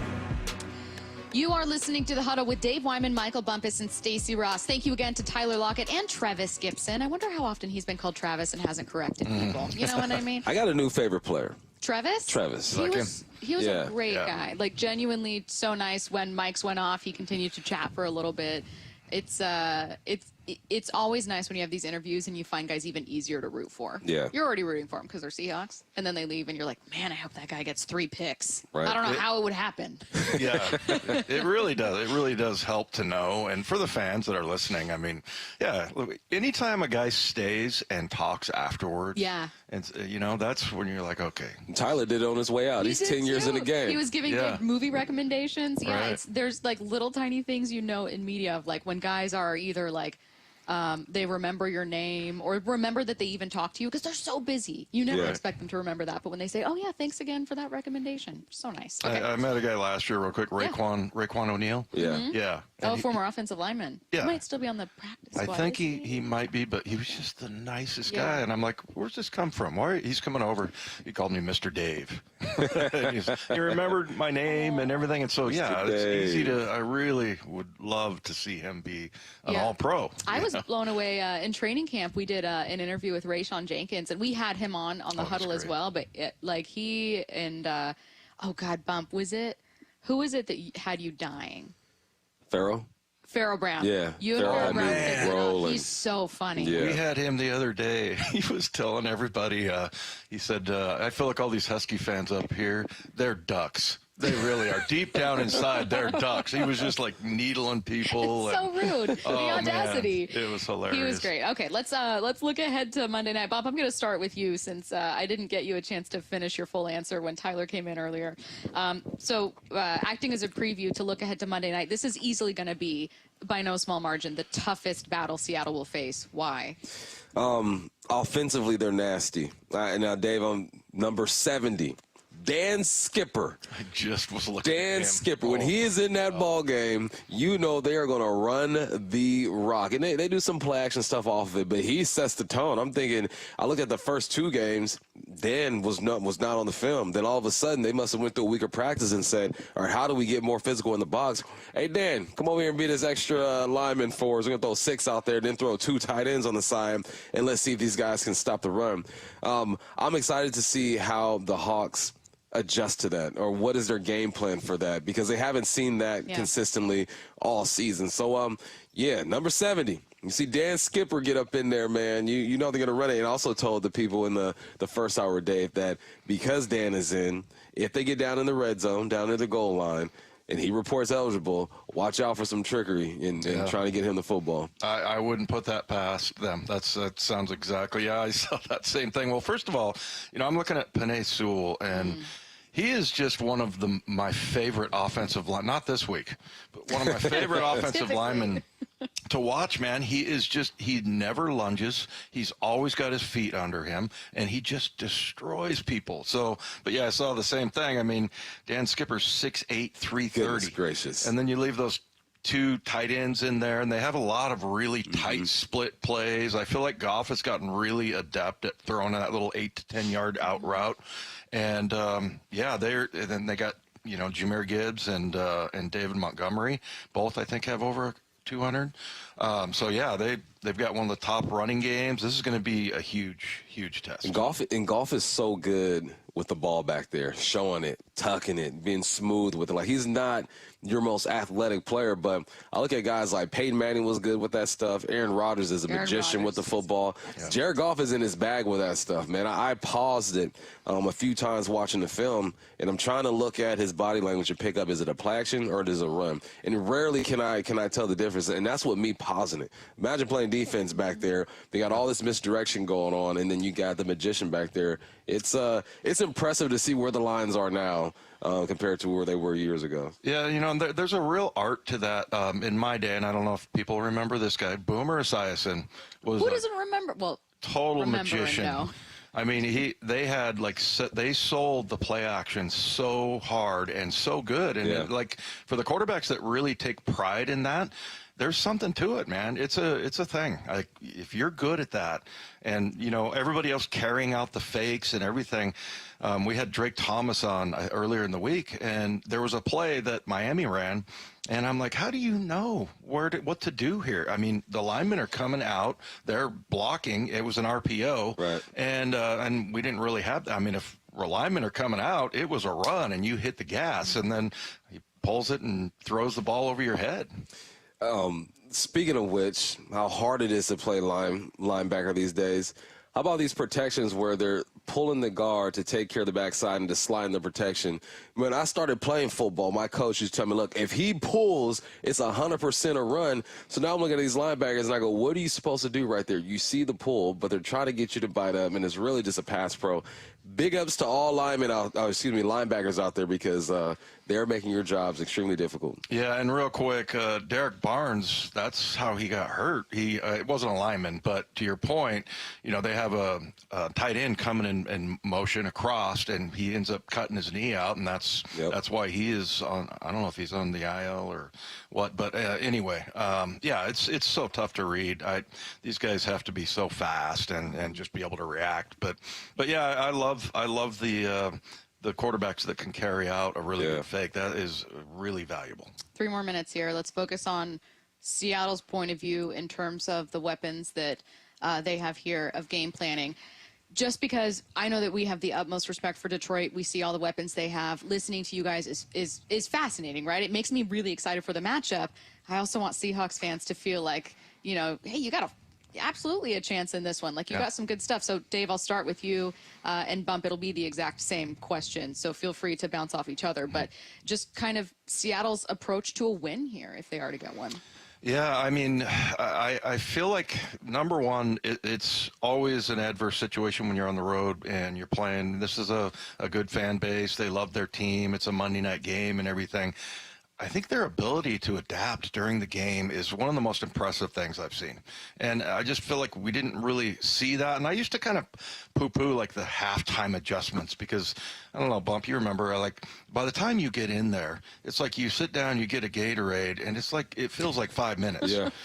So there's not all that much can get done in there, and it's not always just that. But what they're doing on the sidelines and how they're changing during the game, and seeing the coaches and how calm they are. We're up there next to Ryan Grubb, and he never loses his cool. So, yeah, I think that, to me, it's not like this player or that player, but I think it's just an idea or a concept that I think will help them.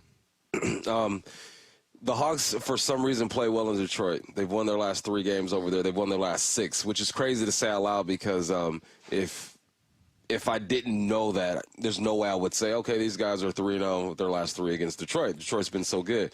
Yeah. I think it comes down to the health of Ken Walker, because I think you need him this game to really set the tone. I think Zach Charbonnet did a great job filling in for Ken Walker. If he has to be the guy, then so be it. But once again, I think it comes down to Geno. Can Geno just be efficient and take care of the football? He does not need to throw for 3 or 4 touchdowns. He does not need to throw for 350 yards. Though it would be nice, just can you move the ball down the field and just mess with the field position and hold on to the football, because the Lions do a good job of holding on to the rock. Hold on for like 36 minutes last game. I think they're 9th in the league when it comes to possession. You have to do whatever you can to keep the ball out of their hands as long as possible and don't turn the football over. I guess we can say that about every single game, every week, though. Final 30 seconds here. Each of you get 15. You'll split it up. Just give me a player who's going to be key to a win from Seattle here, Dave. I'm going to go with Reek Woolen. He had a pick 6. By the way, we've scored in the first series of the third quarter the last 3 times we played them. So one was the pick 6. Another one was, we got a fumble and scored. So, yeah, I think Reek Woolen is going to have a big day. Perfect timing, 15 seconds. Miles Adams or Mike Morris, whoever is in the interior defensive line, if Williams, if Cat and Murphy aren't ready to go, you have to blow stuff up in the middle. Do you guys work in radio? This is like exactly perfect. Geno Smith has been one of the sharpest quarterbacks to start the season. We get to hear from him live at the podium next. Seattle Sports, your home for Wyman and Bob. John Morosi is here. I think that in general, this is overall a quality baseball team that just underperformed. And I think that's why it feels so hollow right now, that they were capable of so much more. The way that Julio was ended his season has reminded you of that. And if you get that version of Julio all year long, again, very different conversation. This baseball season is a lesson in the way that the game can tease you and humble you. On Seattle Sports and 97.3 FM HD2. We just want to have enough money for retirement. And travel to visit our grandchildren. I understand. That's why at Fisher Investments, we start by getting to know each other, so I can learn about your family, lifestyle, goals, and needs, allowing us to tailor your portfolio. What about commission-based products? We don't sell those. We're a fiduciary, obligated to act in your best interest. So how do your management fees work? We have a simple management fee based on the value of your portfolio, so we do better when you do better. We appreciate that kind of transparency. We also check in with you regularly to keep you up to date on the markets and your portfolio. What other services do you offer? As a client, you have access to resources on investing, financial planning, estate planning, Social Security, Medicare, and more. Wow, it sounds like Fisher Investments has everything we need. At Fisher Investments, we're clearly different. Learn more at FisherInvestments.com. Investing in securities involves the risk of loss. How would you like to have a brand new roof in time for winter? And even better, how about an honest local contractor known for their quality work? If you use Asset Roofing, you will have both. I can personally recommend Asset Roofing. Now through winter, if you need your roof replaced, make sure you get a bid from Asset Roofing. Get a free estimate now at AssetRoofingCo.com. Certified work that's never in doubt. Asset Roofing, excellence is on the house. 911, what is your emergency? There's a fire in my building. Please send help right away. What is the address of the fire? My address. Hold on. Oh, wait. The fire sprinkler just went off, and it's putting out the fire. Good to hear. The fire department will still be dispatched as a precaution. Fires are fast, but fire sprinklers are faster. Fire sprinklers get water on a fire immediately to protect you and your property. Install fire sprinklers in your home or business today. Brought to you by Puget Sound Area Fire Protection Contractors. Natchez RV Resort Phase 2 is open. Reserve your showing now for October 5th and 6th. Ty, tell us about it. Our Phase 2 features a release of 12 extra-large RV lots starting at only $89.9, complete with full hookups. Don't have an RV? Come see a stunning turnkey park model. It's the perfect way to make Natchez RV your home away from home. Natchez RV Resort has 300 days of sunshine and year-round family fun. Fishing, hunting, snow skiing, golf, river rafting, outstanding wine tasting, and more. Our 4,300-square-foot clubhouse is now open with gourmet kitchen, great room, fitness center, showers, and laundry. Completed are the pickleball courts, playground, dog park, and miles of recreational trails. The saltwater swimming pool and hot tub are just a few weeks away. So reserve your showing now for October 5th and 6th, featuring 12 extra-large lots from just $89.9. 800-422-6009. 800-422-6009. NatchezRVResort.com. Listen throughout the week to the Mariners Player Spotlight. Ever since I got here, I want to win a World Series in Seattle, and this city's starving for another winning team. Presented by Muckleshoot Casino Resort. Hey, babe. Yeah, the bank password is moneybags, but a $sign instead of the S. Mr. Moneybags here is about to get his identity stolen. Wait, what? If he used 1Password, he can share logins, credit cards, and other important information with just his wife, not the whole store. Sir, your card's been declined. Again? Security is complicated. 1Password isn't. And right now, get a free 2-week trial at onepassword.com. That's 2 free weeks at onepassword.com. You know, someone asked me the other day, do you know how many devices the average home has connected to their Wi-Fi network? It's way more than I thought. So I actually went home and counted how many connected devices in my home. It is more than a dozen, all to keep us connected to the good stuff, our streaming, gaming, all the interneting, you name it. Well, Xfinity knows that the number of devices we have connected to our internet is growing by the year. And that's why they engineered their gateways to handle hundreds of connected devices, hundreds for real. And now through October 10th, get 150 megabit Xfinity internet for just $19.99 a month for 12 months with a 1-year contract, and ask how to get an eligible free 5G phone with Xfinity Mobile. Make sure your home Wi-Fi can handle everything you throw at it and then some. Visit Xfinity.com, call 1-800-XFINITY, or visit a store to switch today. Xfinity, bring on the good stuff. Requires paperless billing and auto pay with store bank account. Equipment taxes and fees extra after promo. Regular rates apply. Xfinity Mobile requires Xfinity Internet. Actual speeds vary. 1-800-XFINITY. You expect your home to protect everything you love, but you don't expect the ways water is breaking down your crawl space and damaging your home. Musty smells, sagging floors, mold are just a few signs your crawl space is compromised. But there's one way to get answers to all your concerns. A free home inspection from Matvey Foundation Repair. We put water back in its place. Get your free inspection at gomatvey.com. Licensed in all states where work is performed. See website for details. This is The Huddle. Every Thursday from noon to 2. On Seattle Sports. Let's take a listen to Gino speaking with reporters now. You know, I know it was an entirely different game in coaching staff, but when you think back to last year's game in Detroit, what do you take away from that might apply to this week? Yeah, it just was a really fun atmosphere. I thought, Detroit, they have a great crowd. And, I thought we went in there. We were down a couple starters on our offensive line. But, went in there against a really good team and got an early win. I thought it was obviously great for our season to start that way. But it's a new season this year. Like you said, we got a new staff. They're doing some new things. And so, we got to play this game. None of those, other games really matter. It's just about this one. And I think we got a tremendous opportunity. I'm really looking forward to it. How loud is that stadium? It gets pretty loud. It gets pretty loud, especially around the end zone. When you get down there and around the end zone, the fans are like right on you. You can kind of feel them, being right on you. But, we handle those situations pretty well. So I think we'll be ready for it. You like those challenges, going to a hostile place that's really loud and chaotic like that? I love it. I think it tests your will. It tests your communication. It's super loud. I feel like I'm screaming in the huddle just to get the play out. And then at the line of scrimmage, voice inflection, making sure all the guys can hear me. And then, it's something about those environments that, just kind of charge you up, just makes you want to go out there and perform. And, we really look forward to any opportunity, but especially those, great road games on the, in environments like Detroit. Have you ever had a game where you kind of started to lose your voice because you had to scream?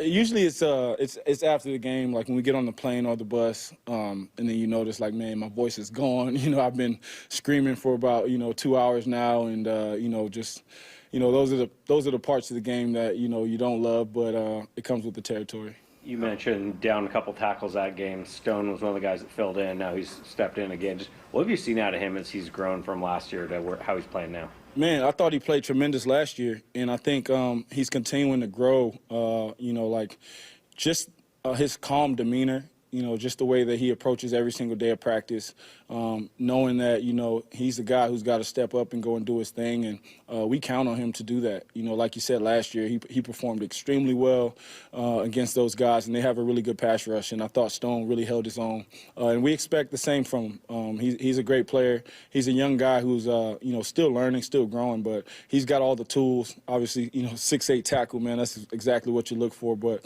we're looking forward to him and his performance. What have you noticed about Detroit defensively? Same, different from last season? Any differences? Well, what stands out on tape is just their effort. A Dan Campbell coach team, they're going to play hard. They're going to fly to the ball. They're going to try and hit you and be physical. They want to out-physical you up front. They want to load the box. They want to play with, base personnel, 3 linebackers, really, stuff the run, get you in some second and third and long situations where, Aiden Hutchinson and the rest of the pass rush can come alive. And so just watching them on film, man, they're, they run a lot of different coverages. Obviously, Coach Glenn is a DB, so he likes to tailor the defenses to his DBs. But up front, man, they're stout. They can stop the run and they can pass rush. And so another, tough opponent for us that we look forward to. Whether it's been Dallas or Detroit or New Orleans, you've had some of your best games in dome stadiums. Has that always been something for you or something you like about playing indoors? I mean, there's no weather element. I think, most quarterbacks are really good inside. And for me, it's no different. I think just playing anywhere for me is good, but I think, when there's no weather and, the type of spin I get on the ball, it just allows the ball to, just float nicely through the thin air inside the dome. And so for me, I don't really think about it that much, but obviously the numbers are the numbers. And hopefully we can continue that. You've also scored an average of 45 points in the last 3 games against Detroit. What has been the formula for success against these guys in the last few games? Yeah, I think we just play well, execution. But none of that stuff can, really matter going into this game. It's about what we do when we get out there on Monday. I think that, we can look back at that and say, hey, we've done some great things, but they're watching that as well. And I know they're going to come in and they're going to be ready to kind of put a stop to that. So it's going to be a great challenge for us. And like I said, those 3 games in the past, they mean nothing. It's about what we do Monday night. On 2 different occasions now, you've rallied your offense to continue forward. Can you just talk about your leadership and your voice and what it's meant to this team so far? Yeah, I just try to be like, I'm the elder spokesman on the team now, and I just try to be there for the guys. Think about being like the thermometer in the huddle. If it's getting too hot in there, cool them down, and if it's too cool, then I need to, bring that energy that we need to the huddle. So just always trying to encourage my guys. Last week we hit a lull, somewhere around the second quarter, and I just felt like, guys, it's natural for guys to start to press, right, to start to try to make plays. So I just wanted to remind the guys that, just do the little things, not get caught up into the emotion so much of the game. And, we need to get going. That was the key thing. We need to get some stuff going. And so whatever I can do, whether that's vocal or just by, just doing it by example, it's what I'll do to make sure these guys are ready. You were pretty hard on yourself after the game. When you went back and looked at the film, did you still have the same kind of assessment of it, or? Yeah, that's after every game, as you guys know, and I try to demand perfection from myself, even though I'm far from perfect. But that's just the way that I approach it. I felt like there were some things that we left out there as an offense on the field, some yards that we could have had that we didn't execute on, and like I said, man, I placed that blame on me. I got to be able to get the guys going. Like, we started really fast, but then we sputtered, so, like, we got to be able to play a clean 4 quarters of football, eliminate the turnovers, eliminate the penalties, don't shoot ourselves in the foot, and make the defense beat us and see what we can get on that. You mentioned earlier. Leads the league in sacks. You're not thinking about sack total when you're out there. What are you thinking about in trying to counter what Aiden Hutchinson can do? Yeah, we got to find 97, man. He's off to a great start. Obviously, he's a high draft pick, and he's a guy who they're going to, rely on. And so if we can stalemate him, keep him from making, big plays and getting in the backfield and, getting TFLs and sacks, then, we make it harder on their defense to stop us. And so we'll definitely have a plan for him, know where he is at all times, and just make sure that, we trust our guys to block him, but also making sure that we have a plan in place to, make sure that he's just not, running free all day. Are Monday night games still cool? Excuse me? Are Monday night games still cool? Oh, yeah. I love Monday night games. I love playing regardless, but anytime you can play on Monday night, and for us, this team to be able to, to have that spotlight game to kind of show, I know in the, Pacific Northwest we don't get the most spotlight, but, to be able to kind of show the world what we're about, we really look forward to that. You mentioned they like to put, get teams second and long, third and long. You guys had a lot of third and longs last week. How do you kind of stay out of those situations? It starts with not having penalties. It starts with, not taking sacks, being really efficient on first down, making sure that we're having positive plays and not negative ones. And then, obviously, man, like anytime you're in third and long, second and long, it's going to be tough to get a first down. And those are usually the situations where we sputter as an offense. And so, like, if we can get out of our own way, and just go play clean football, we're more than talented enough to move the ball. And so that's the main thing, is that we just got to make sure we're in manageable situations so that we can, have the best opportunity to get the first down. On the idea of you being like the thermometer, I mean, there's clips of Tom Brady like really getting on guys, on teammates on the sideline, Troy Aikman too. Are there ever times where you feel like you need to hold teammates accountable on the sideline for mistakes or sloppy play or whatever it may be? Yeah, I think everyone does it in their own way. Tom Brady won how many Super Bowls, right? Troy Aikman won how many Super Bowls? So them yelling or getting on the guy, they can fall back on that. For me, I'm not really a negative type of, guy. I don't want to, beat guys up on the sideline or have them thinking about things that they shouldn't, right? So instead of me taking a negative approach, I take the positive approach, and, I try to uplift them and give them words of encouragement. And, that's something I do for myself as well. So instead of, yelling, sometimes you want to, right? You want to get mad and you want to, curse a guy out, but it's not the right thing to do, especially not at that time. And so for me, it's always about positive reinforcement and just trying to uplift guys. Sam Darnold this year, Baker Mayfield last year, you the year before, there have been some revivals. Do you have a perspective on what's best for a rookie quarterback coming into the league? Should they get thrown right into the fire, or should they get a chance to develop? I think, man, that's a tough question. I think for me personally, I can only speak for that. I wanted to play early. I wanted to be out there as a rookie and, kind of take my lumps if I had to. I think, experience is always the best professor. So anytime you could be on the field, gaining that experience is going to help you. And I think that helped me out a bunch, just playing right away. There's been many cases of guys who have sat their first year or even their first 3 years and have turned out great. And so I think it's not a cookie-cutter type of thing. I think every single person has their own journey, their own story, and, you just got to stick to that. We are going in the trenches with Ray Roberts next. Seattle Sports has your chance to win 4 tickets to watch the Seahawks host the New York Giants October 6th. Throw deep, got DK open, touchdown, Seahawks! Head to the Seattle Sports app, click the Win tab in the bottom of the right corner, and enter for your chance to win. A 71-yarder to DK! You can enter once per day, so the more times you enter the Seattle Sports app, the better your odds will be. Do it every day, September 25th through September 30th. Details and rules at seattlesports.com/win. Mom, meet Sarah. From first-time Nana moments. Yeah, welcome to Flight 101. To annual girls trip moments. Your can't-miss moments are worth protecting against RSV. If you're 75 or older or 60 plus with a chronic condition like asthma, COPD, heart disease, or severe diabetes, you're at higher risk of landing in the hospital from RSV. And there are no prescription RSV treatments. Check eligibility and schedule your RSV vaccine at vaxassist.com. So where should we go next? Sponsored by Pfizer. Everywhere you look, things are getting more expensive. So at Consumer Cellular, we're lowering the price for those 50 and up. Now you can get unlimited talk, text, and data for $30 a line when you buy 2. That's just $60 a month for 2 unlimited lines. So if you're 50 and up, make the switch and save. Come on, you've earned this. Call 1-888-FREEDOM or visit consumercellular.com today. Requires 2 lines of service, age validation, and credit approval, subject to system and area limits, taxes, and other fees apply.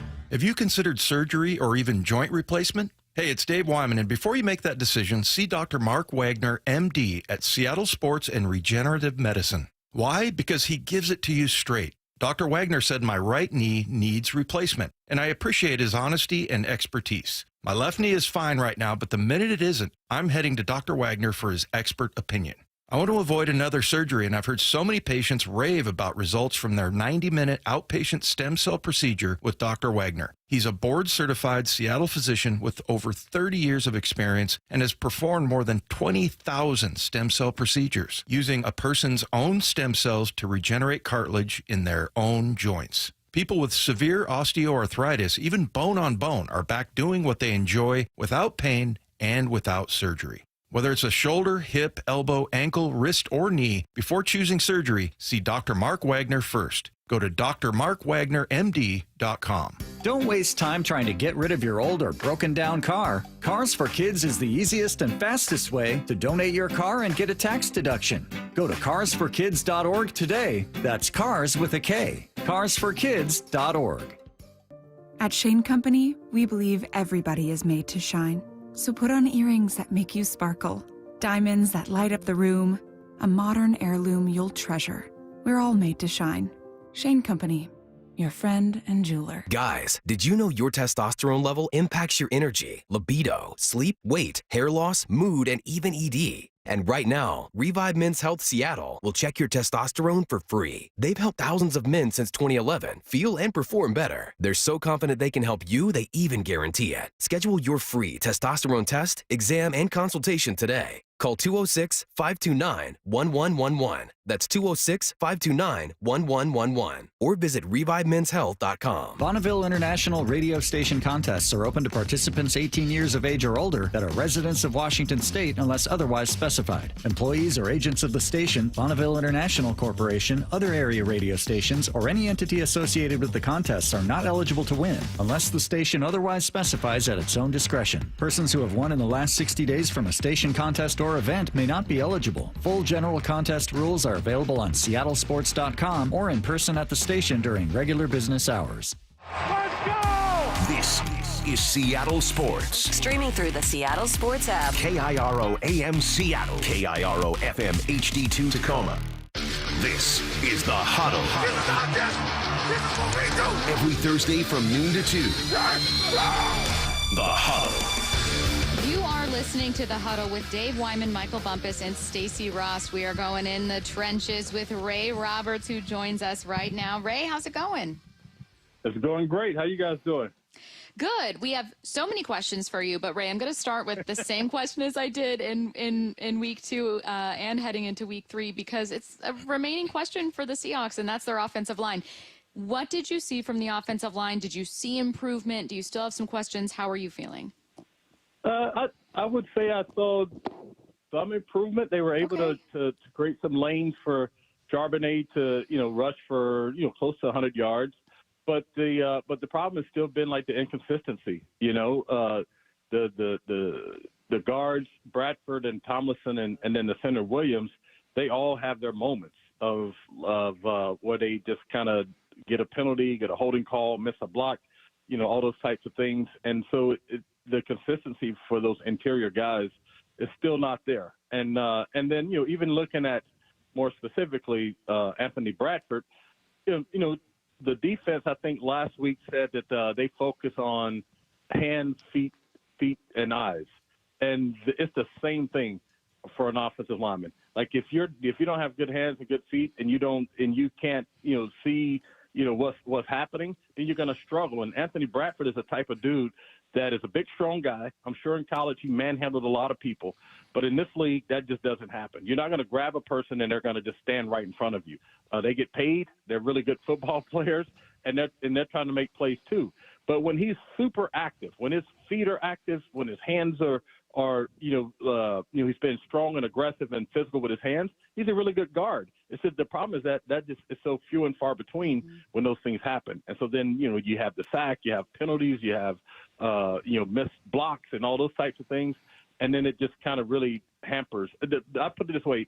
I watched the 3 interior dudes so much that I forgot that Stone Forsythe was even playing. And so I was just like, oh man, like I'm gonna have to go back and watch the game all over again to see how Stone did, because I was so locked in on the guards and things. So it's the consistency there is just not there. If this team is gonna be what they can ultimately be, their best selves on offense, they have to get better in the run game, and then especially in pass protection, Tomlinson and Bradford have to be better.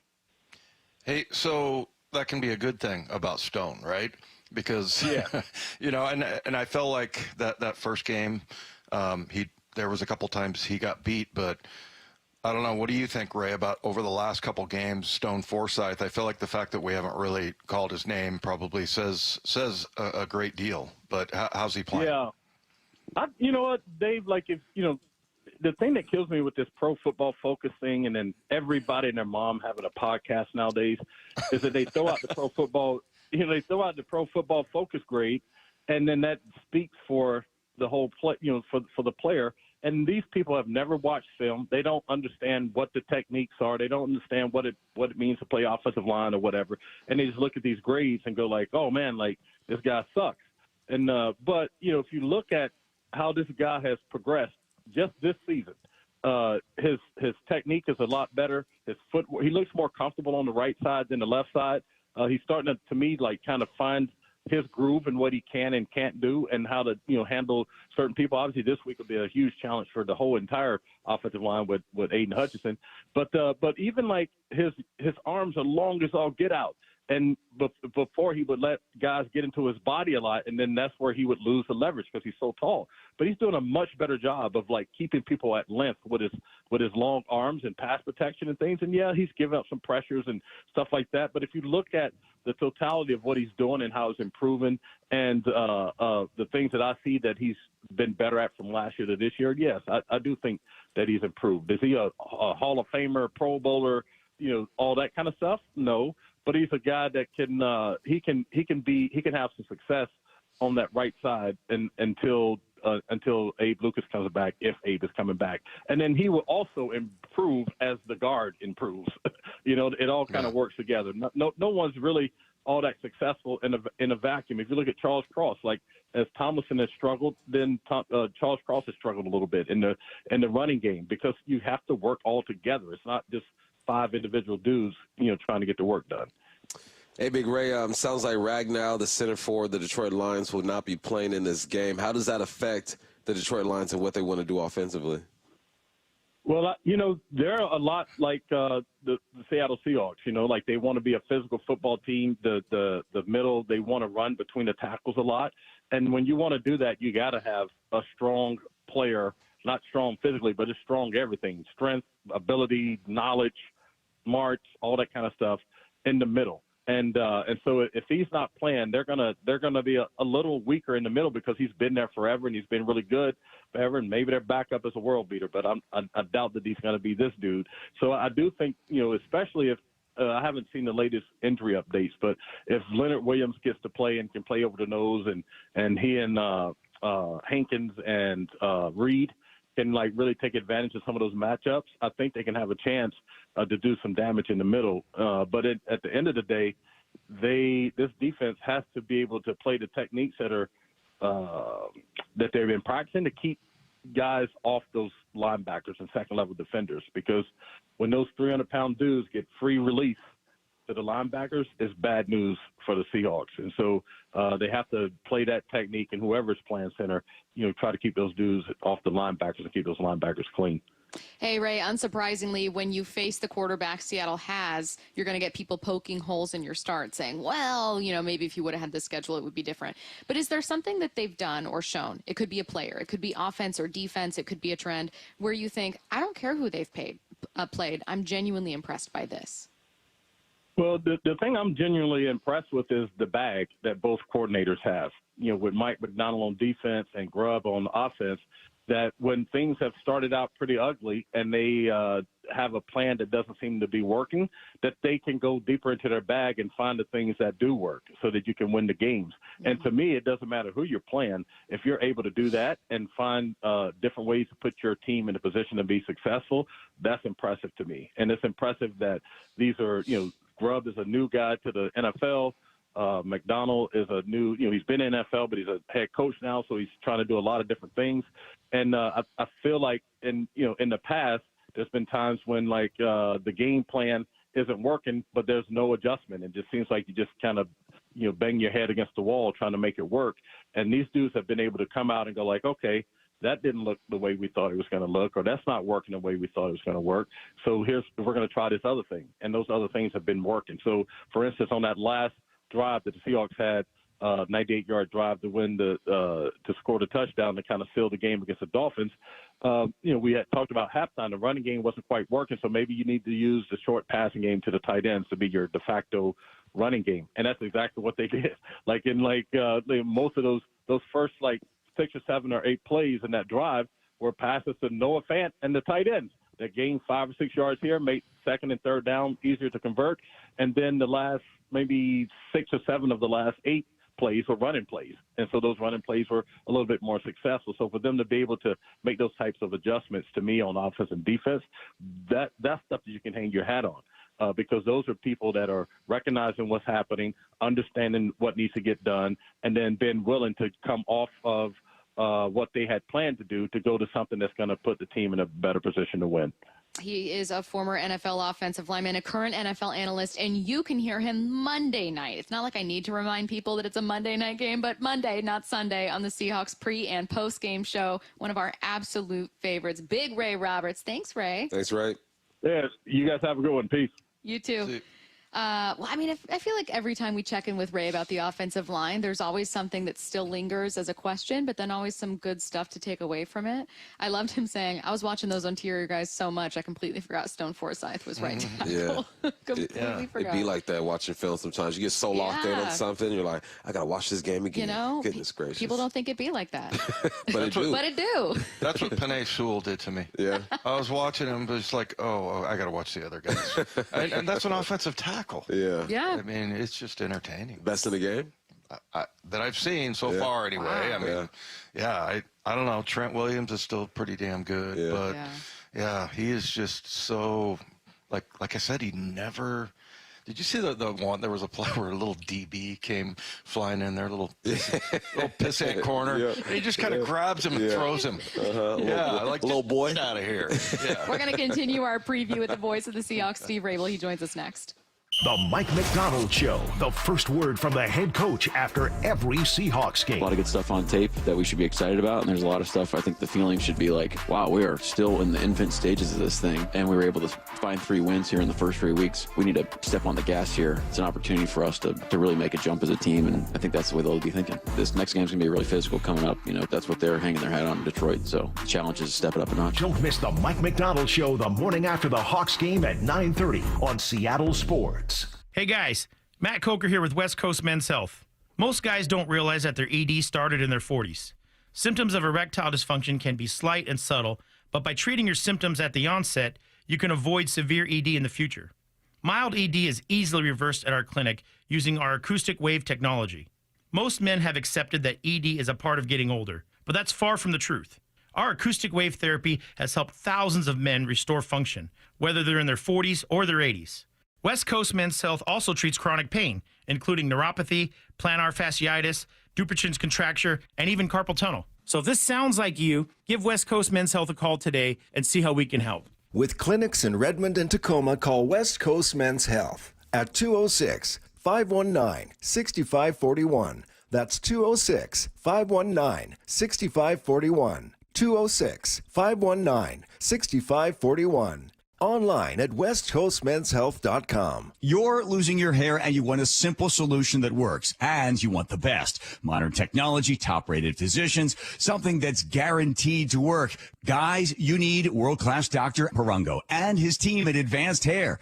Advanced Hair has completely redefined hair restoration, from the experience itself to the unmatched results. Receding hairline, bald spot, thinning hair. Get your hair back with Advanced Hair's simple one-day treatment that begins regrowing your own natural hair the very next day. Advanced Hair has changed tens of thousands of lives, including mine. And get this, they were recently crowned 425 Business of the Year. For your free consultation, call 425-449-8185. 425-449-8185. If you qualify, get $250 off and $250 free hair grafts. 425-449-8185. Refine your hairline with a team that's redefined hair restoration. AdvancedHair.com. September is Prostate Cancer Awareness Month. And you may see your favorite football and baseball teams wearing light blue towels, armbands, or ribbons. It's all in an effort to increase awareness of the second most common cancer and the number 2 cause of cancer death for males.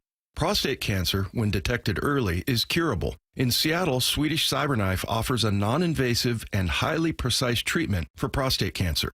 When other radiation treatments may last 6 to 9 weeks, Swedish CyberKnife treatment is typically 5 days, and each session lasts less than an hour. The system delivers radiation with extreme accuracy, sparing healthy tissue. The vast majority of CyberKnife patients experience minimal side effects and can continue normal activities during treatment. If you, a friend, or a family member is diagnosed with prostate cancer, consider Swedish CyberKnife. Go to swedish.org/cyberknifeprostate. Treat prostate cancer with Swedish CyberKnife. For years, I've been recommending Riverside Roofing as the roofing company you can trust. It's Mike Salk here. Why not give them an opportunity to earn your business this fall? Find them at riversideroofingllc.com. They are Riverside Roofing, the roofing company you can trust. It's better over here. If you're 55 and up, T-Mobile has an exclusive rate plan just for you. Right now, get 2 lines of talk, text, and data for just $30 a line. That's a 45% savings versus Verizon and AT&T. Plus, you can get one of the latest 5G phones free when you add a line. That's right, a free 5G phone. Experience all this and more on America's largest 5G network. So why wait? At T-Mobile, customers 55 and up can get 2 lines of talk, text, and data for only $30 a line. Just go to T-Mobile.com/choice55 or visit your local store to make the switch.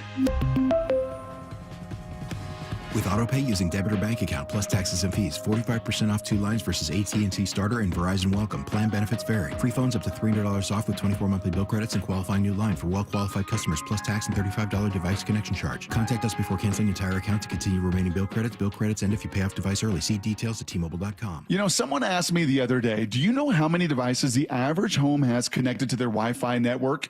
It's way more than I thought. So I actually went home and counted how many connected devices in my home. It is more than a dozen, all to keep us connected to the good stuff, our streaming, gaming, all the internet, and you name it. Well, Xfinity knows that the number of devices we have connected to our internet is growing by the year. And that's why they engineered their gateways to handle hundreds of connected devices, hundreds for real. And now through October 10th, get 150 megabit Xfinity internet for just $19.99 a month for 12 months with a 1-year contract. And ask how to get an eligible free 5G phone with Xfinity Mobile. Make sure your home Wi-Fi can handle everything you throw at it and then some. Visit Xfinity.com, call 1-800-XFINITY, or visit a store to switch today. Xfinity, bring on the good stuff.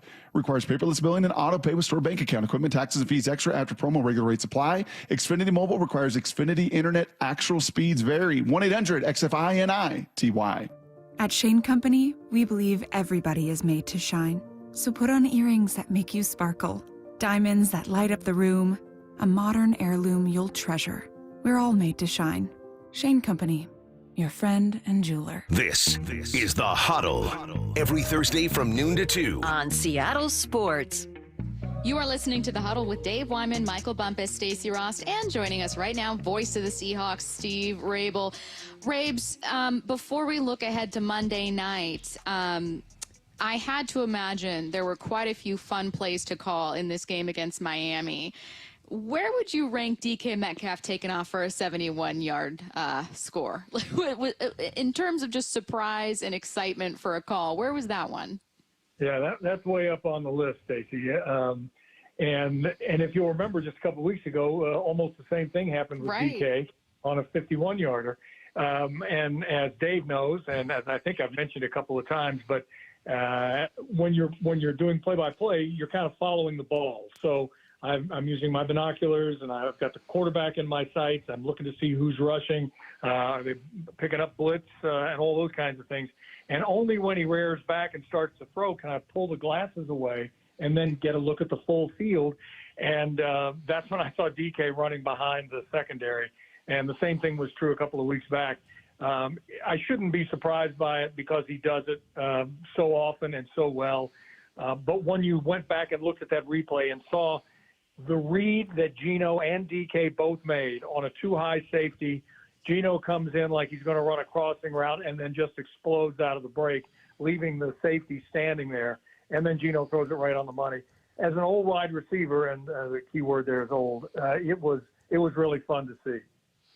Yeah, and your idiot co-host kept his mouth shut this week, so that was nice. I wasn't You can jump grunting. in, you can jump in and scream and yell anytime you want. Yeah, I'll be like the guy from Cincinnati. He's at 10, the 5. No, I won't do that. I'm not doing Okay. that. Hey, you know what? The throw last week, Rabes, was the very next play for Geno after throwing the interception. And I thought that was pretty remarkable how resilient this team has been. And he's thrown 3 picks, but like that one, I feel like, do you take the safety there? Or, I think he was trying to do something the others. He got either tipped or hit, but I don't know. It struck me that the very next play that he made after throwing that interception was that DK touchdown, and it just speaks to how resilient Geno's been this year. Yeah, resilient is a really good word. I'm a little more based than that, so I just would say he flushed happened before that, and he just went back out there, forgot about it, and said, okay, new down, new series, new play. Let's get it back. And that's exactly what they did. And remember, his defense picked him up on that too, because that interception deep in their own end of the field, and yet the defense was able to hold Miami to a field goal, and that's all they got the rest of the game. So, everybody contributed in a good way that time. Geno was hard on himself after the game, as you'd expect him to be. You're right, he probably shouldn't have thrown that ball. But you also, balls are going to get tipped once in a while. And those things happen. It's how you recover from those plays, and the Seahawks did well. Rabes, when you look at this matchup on Monday, there's a couple numbers that surprised me. The fact that the Hawks are 3-0 their last 3 in Detroit and 6-0 against these guys their last 6 is amazing to me. Well, what do you think the key is for this game, for this offense to get that run game going and just put up points? Yeah, I think as many games, especially games on the road, one of the first things I think is weather the storm.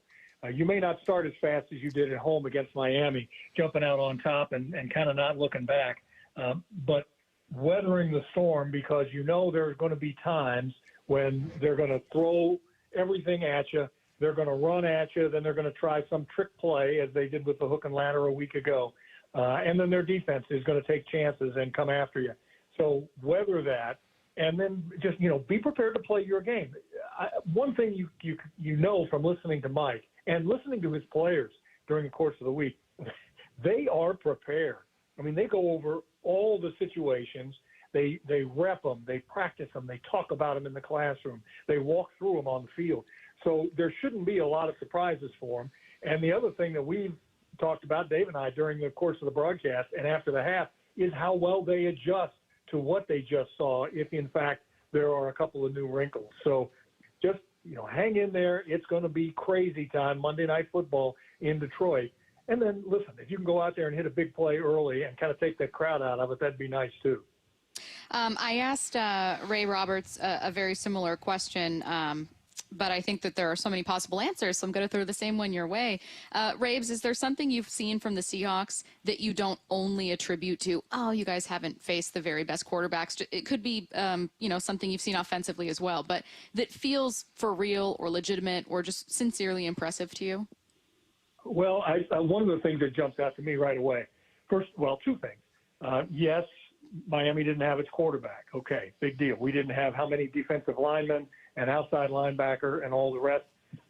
I'm very, very interested to see. Oh, hang on. That's the dog. Got that dog in him. Get him. Yeah, sorry. Sounds ferocious. Yes, it's Bruno. He's a beast. So I think what the hell was your question now? I think we handled the fact that Miami still had a track team out there as wide receivers and running backs, and they scored 3 points. And the other part of the equation is when you needed to stop the run against New England because you knew that's what they're going to do. They're a tough, big, strong, hard-nosed running team. You were able, in some cases, to do it when you needed to. Yeah, they got a lot of yards, but when they needed to, they couldn't pick up the one on a fourth down. So I'm impressed by that. I'm looking forward, Rabes, to see, because Dan Campbell, it's kind of this team sort of has his personality, and Bump and I were just talking about, what was the guy's name? Dan Skipper? Mm-hmm. Dan Skipper. They report him eligible, and he's like 6'7", 330 pounds or something. But, I mean, it's just a hard-nosed team. So I feel like you go from one week against Miami, as you said, Steve, last week, that, like, I don't care that they don't have their quarterback. They still have this explosive offense and these guys like Tyreek Hill that can run all over. But now, it's going to be like a fist fight, it feels like. And that's kind of it's the nature of Dan Campbell, and I'm just curious to see how this team matches up with them. I feel like every week we're answering more and more questions about this team. You bet. I think when we're on offense, obviously you have to account for Aiden Hutchinson, and Mike mentioned that in his press conference yesterday. This guy, they'll bring him from a lot of different positions, but mostly he's just one of those guys that has a motor that doesn't quit. So whether he's on Cross's side or Forsyth's side, or whether he's looping coming inside, he's going to be one that you have to reckon with. And you might have to help. Pharaoh Brown is back now. You might need to chip him a little bit. You may need to get another body out there. And then they also like the blitz. So we'll see some of that. I think the key here is, as far as their defense is concerned against our offense, is Geno is playing at such a high level. He's reading so well. And he knows what they're throwing at him. He knows where he needs to get the ball, when he needs to get it out. And his receivers are reacting accordingly as well. So if they try to be too forceful, if you will, too cute, some might say, on defense, as far as the Lions are concerned, Geno's going to make them pay. And on our defense, listen, I like our chances. Yeah, they might get a few yards running. Montgomery is a tough, hard running back. But I think we've got the two best corner combination in the NFL, perhaps, certainly in the conference. And, our safeties are playing great. Everybody's hitting. Everybody's running to the ball. So, I'm encouraged. I'm thinking this is going to be a heck of a matchup.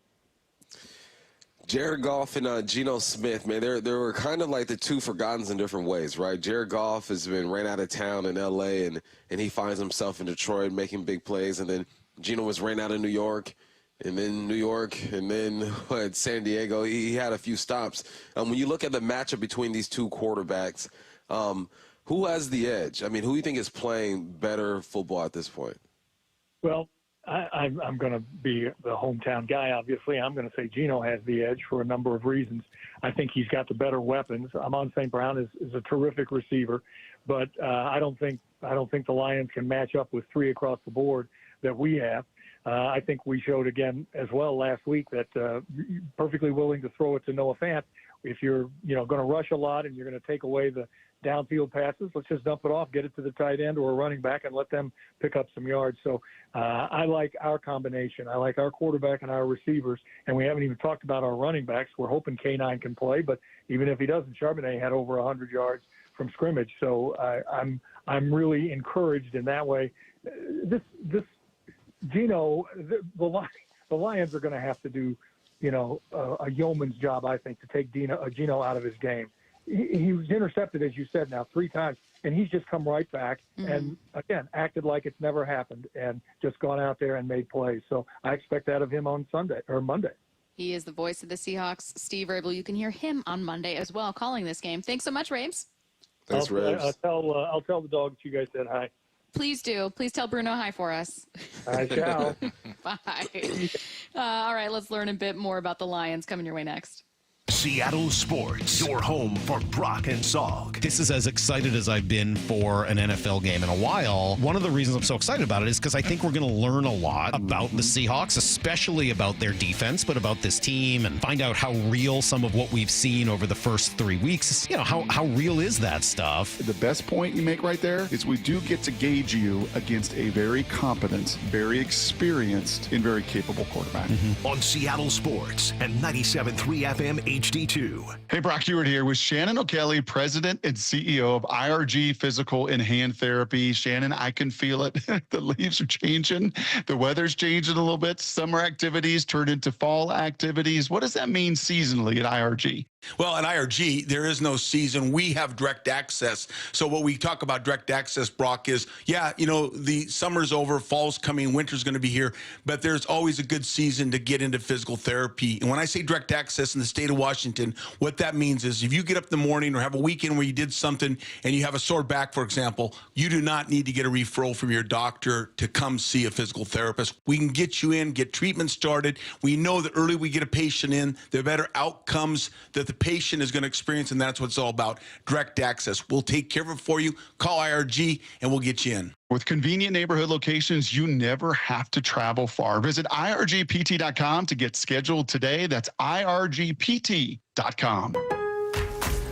Pros, now's your chance to save big during Pro Savings Days at Lowe's. Right now, save big on appliances like the GE Stainless Steel Kitchen Suite. Plus, save $40 on 5-gallon pails of Valspar Reserve, Valspar Defense, and Valspar Stain. Shop Pro Savings Days today for big savings on everything you need to get the job done right. Because Lowe's knows pros. Valid through 9/27 while supplies last. Selection varies by location. Paul's new drone startup just lost its most genius computer scientist. We just lost our best genius to some new genius who's got a genius new idea. I'm going to have to find a new genius, or two half geniuses, and fast. He needs a computer scientist that can keep his startup from falling down. I need Indeed. Indeed you do. When you sponsor a job on Indeed, it's easier for talented candidates to find it, which makes it easier for you to hire them. Visit Indeed.com/credit and get $75 towards your first sponsored job. Terms and conditions apply. It's football season, and that means colder weather is on the way. If it's time to update your windows and doors, talk to Pella Windows and Doors of Western Washington. Local owner Keith Dashafee has a great deal just for you. That's right, Steve. Now you can get 20% off qualifying installations or 0% financing for 24 months with equal payments. Just schedule a free consultation with Pella Windows and Doors at PellaPNW.com. Thanks, Keith. Check out the unbeatable selection of windows and doors today at PellaPNW.com. That's PellaPNW.com. Subscribe to the Seattle Sports YouTube page to find new and exclusive content from your favorite shows and personalities daily. Just head to YouTube, search Seattle Sports, and click subscribe. You know, someone asked me the other day, do you know how many devices the average home has connected to their Wi-Fi network? It's way more than I thought. So I actually went home and counted how many connected devices in my home. It is more than a dozen, all to keep us connected to the good stuff, our streaming, gaming, all the internet, and you name it. Well, Xfinity knows that the number of devices we have connected to our internet is growing by the year. And that's why they engineered their gateways to handle hundreds of connected devices, hundreds for real. And now through October 10th, get 150 megabit Xfinity internet for just $19.99 a month for 12 months with a 1-year contract, and ask how to get an eligible free 5G phone with Xfinity Mobile. Make sure your home Wi-Fi can handle everything you throw at it and then some. Visit Xfinity.com, call 1-800-XFINITY, or visit a store to switch today. Xfinity, bring on the good stuff. Requires paperless billing and auto pay with store bank account. Equipment, taxes, and fees extra after promo. Regular rates apply. Xfinity Mobile requires Xfinity Internet. Actual speeds vary. 1-800-XFINITY. Are you curious about who offers the best deals on top-rated Samsung, LG, and Sony TVs? The answer is surprising. It's not online, and it's not the warehouse clubs. The best deals on top-rated TVs are at Video Only. Don't believe it? Then check out the trade-in deals at Video Only. How about $500 for your old TV? Try doing that online. Before you buy that new TV, drop into Video Only. If you don't, you'll be sorry. This is The Huddle. Every Thursday from noon to 2. On Seattle Sports. You are listening to The Huddle with Dave Wyman, Michael Bumpus, and Stacey Rost. Let's get to know the Lions. Joining us now is Detroit Lions radio network analyst Lomas Brown. Lomas, how's it going? I'm great. How you guys doing today? We are fantastic. Nice to be talking about what's been a pleasant surprise to the season for Seattle, though, Lomas, this game has a lot of people nervous, so we're hoping to learn a bit more about the Lions, what's been working for them, and maybe it's an Achilles heel or two here. I'm going to start with a big injury update this morning, obviously, on Frank Ragnow. What do the Lions do without him? How much does that absence impact them? Oh, a great deal. You know, as you know, the center is the quarterback of the offensive line, and you know, in a lot of cases, the center makes a lot of the calls. So not only are you missing just the physical presence of Frank and what he does and what a valuable all-pro player that he is for us at the center position, but you're also missing that communication. I think it puts a little bit more on the quarterback to communicate with the offensive line when you're missing a guy like Frank Ragnow. So it's going to be a big, big blow for us. So hopefully Graham Glasgow or whoever they bring into that position to be able to step up and play partly at his level. Hey, when I look at the two running backs you guys have, very dynamic, man. Montgomery had himself a good game last week. So did Gibbs. How are these running backs the same, and how are they different? Yeah, I mean, that's a great question because, again, these guys, I think what a lot of people don't realize with Jahmyr Gibbs is that he can run between the tackles. I mean, you know, he has the dash and the flash when he gets in open field, and he could get to the corner with the speed, and he has the moves. But I think the things that a lot of people don't realize about him is that he can run between the tackles, so he can get you those tough yards. And you know what David Montgomery could do. He can do between the tackles. But the thing about him is that, you know, he could bounce it to the outside, and he can get you know, he reminds me a lot of Kenneth Walker, who we're going to face. That's who he kind of reminds me of, David Montgomery, kind of in the way that they're able to run between the tackles, both of those guys. But if they have to bounce it and get to the outside, they can go. They're a threat to take it to the house. And I think those are some of the things, some of the characteristics that make both of these guys different, but make them the same too. Hey, Lomas, the Seahawks are hoping to do something Detroit has already done, which is significantly improve that run defense. Seattle, as you know, was 31st against the run last year, 30th the year before. Detroit took a giant leap from 2022 when they were 29th. 2023, they were the second best team. What did they do? How did they do it? Yeah, I'm telling you, man, get personnel. That's what we were able to do, to be completely honest with you. We didn't have the people up front, and that's what it takes in this league. We brought in our new defensive line coach, Coach Williams. We brought him in, and I think he's made a world of difference. This is just his first year, and like you say, we had improved last year. But I think it's just getting the right people. When you start talking about a Lean McNeil, a guy that you could play in the 3 technique, a guy that can penetrate and disrupt the run, get upfield on the pass. Of course, with Aiden Hutchinson, him coming off the edge, he's always a threat, both in the run and in the pass. And it's just been a steady diet of building it up and building it up. And the one thing that I do see in Aaron Glenn's defense is that our linebackers play downhill. So our linebackers attack the gaps. I mean, they attack, and I think that's helped the run game a lot more, too, because you have more guys involved instead of just having it lie on the D-line. You also have those linebackers in there really filling in and really filling the gaps. Obviously, the Lions are 2-1. They beat the Rams 16-10 the first week and dropped to the Tampa Bay Buccaneers, which I thought was a surprise for me, honestly. What do you think the Bucs did to kind of neutralize the Detroit Lions offense? Yeah, I mean, again, Jared, the big question around here is Jared Goff. That's the biggest question right now is Jared. You know, the way he's playing right now, you know, he's set the bar at a high standard, you know, coming off of last year. And this year it just has been, I would say, uneven. I wouldn't say bad, but it's just been uneven. The offense hadn't seemed to just click the way it's clicked like it was last year, how it ended off and the way that it started So it just hadn't really been the offense that we're used to seeing around here. So I think that's the biggest question mark. And I think, Jarrett's going to start getting it together. The first week of the season, no Amon-Ra. We couldn't target him. The second week, no Amon-Ra, and actually no Sam Laporta. So there's still, it's a lot of talent here. The ball has to get spread around because you got Jameson Williams. Like you said, you got Jameer, you got Montgomery.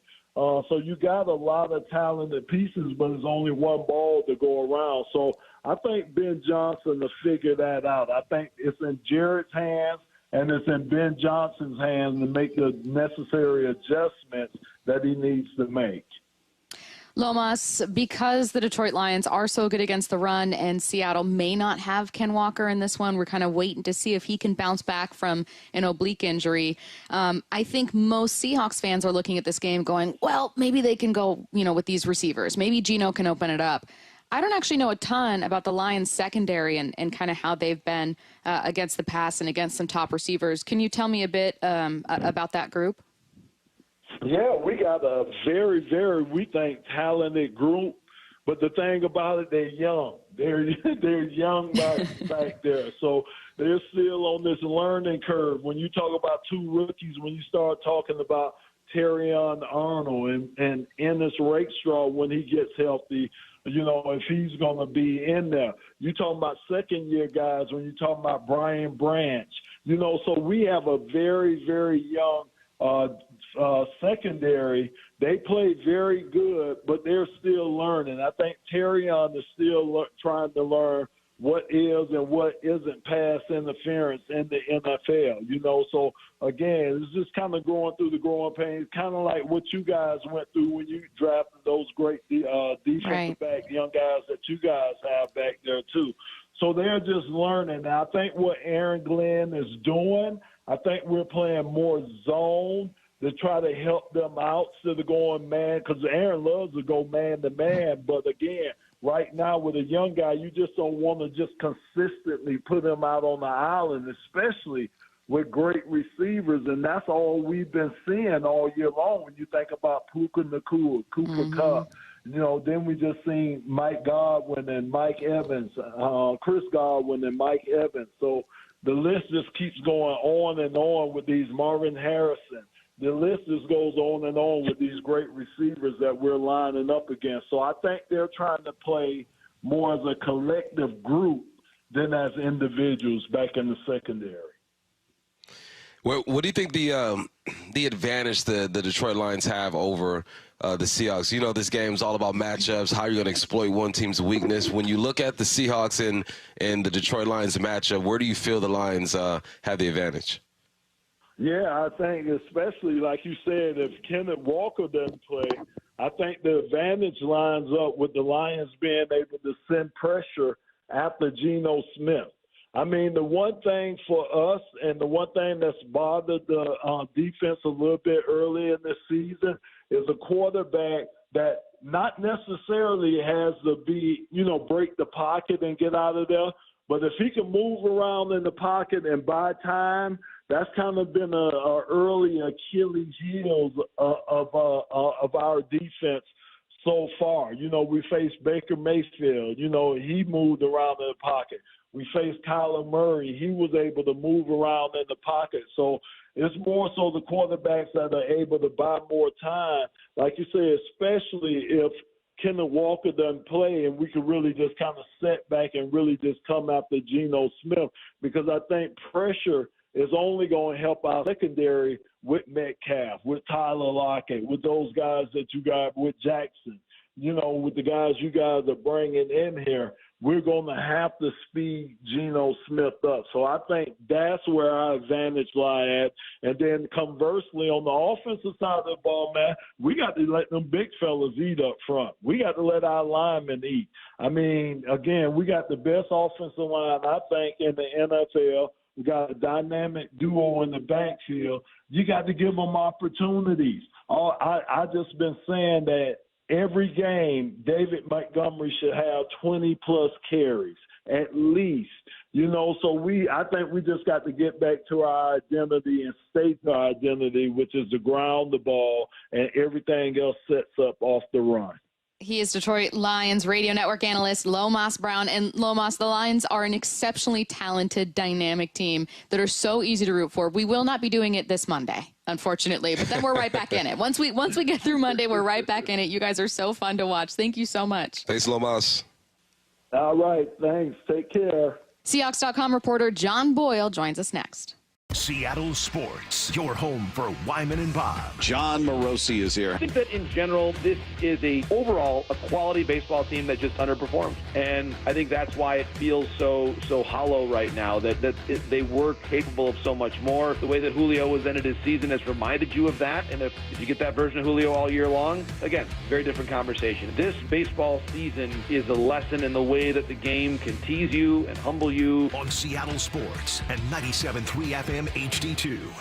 Natchez RV Resort Phase 2 is open. Reserve your showing now for October 5th and 6th. Ty, tell us about it. Our Phase 2 features a release of 12 extra-large RV lots starting at only $89.9, complete with full hookups. Don't have an RV? Come see a stunning turnkey park model. It's the perfect way to make Natchez RV your home away from home. Natchez RV Resort has 300 days of sunshine and year-round family fun. Fishing, hunting, snow skiing, golf, river rafting, outstanding wine tasting, and more. Our 4,300 square foot clubhouse is now open with gourmet kitchen, great room, fitness center, showers, and laundry. Completed are the pickleball courts, playground, dog park, and miles of recreational trails. The saltwater swimming pool and hot tub are just a few weeks away. So reserve your showing now for October 5th and 6th, featuring 12 extra-large lots from just $89.9. 800-422-6009. 800-422-6009. NatchezRVResort.com. Guys, did you know your testosterone level impacts your energy, libido, sleep, weight, hair loss, mood, and even ED? And right now, Revive Men's Health Seattle will check your testosterone for free. They've helped thousands of men since 2011 feel and perform better. They're so confident they can help you, they even guarantee it. Schedule your free testosterone test, exam, and consultation today. Call 206-529-1111. That's 206-529-1111. Or visit ReviveMen'sHealth.com. You expect your home to protect everything you love, but you don't expect the ways water is breaking down your basement and damaging your home. Mold, cracks, and of course visible water are just a few signs your basement is compromised. But there's one way to get answers to all your concerns. A free home inspection from Madvey Foundation Repair. We put water back in its place. Get your free inspection at gomadvey.com. Licensed in all states where work is performed. See website for details. I was having trouble getting up and down my stairs at home. I thought, well, this isn't going to work because how am I going to go to Utah and do some hiking? When Judy came to Sound Pain Solutions, her knee pain was preventing her from enjoying an active lifestyle. She was diagnosed with osteoarthritis. She tried numerous treatments and was told she should have surgery. I'm Dr. Mark Shelley, a chiropractic neurologist at Sound Pain Solutions. We were able to get Judy back to hiking with our comprehensive, non-surgical, and drug-free treatment. I think that the Trigenics that they do along with the adjustment, the pressure wave, and the PRP are the best options for joint pain. And I would really recommend it to anybody who is suffering from joint pain and would like to avoid surgery. Schedule a free consultation to learn if you qualify for our safe, drug-free, non-surgical treatment by calling Sound Pain Solutions or visiting soundpainsolutions.com. Hawks Live. Thursday nights from 7 to 9. Live from Bellevue Square Center Court. Geno Smith has himself a day. Presented by the Dining District of the Bellevue Collection. On Seattle Sports. From whiplash to herniated discs, there are a few car accident injuries we've all heard of. J.P. Pendergast with Pendergast Law explains that even the most common injuries differ from one another. Pre-existing conditions, health history, beginning of treatment. There are hundreds of factors that make every person and every injury unique. While these variables aid medical treatment, the strongest case recoveries must also take them into account. Could you explain a little bit more? Our team at Pendergast Law is obsessed with turning over every stone to differentiate each case. This requires thorough investigation, diligent listening, and relentless research. We never pursue cases with a one-size-fits-all approach. We built our success by treating every injury and every case with the individualized attention our clients need and deserve. Pendergast Law's individualized approach to even the most common injuries makes the difference in case outcomes. It's another reason why I can't recommend them enough. If you or a loved one has been injured in a car accident, call Pendergast Law. We can help. This is The Huddle. Every Thursday from noon to 2 on Seattle Sports.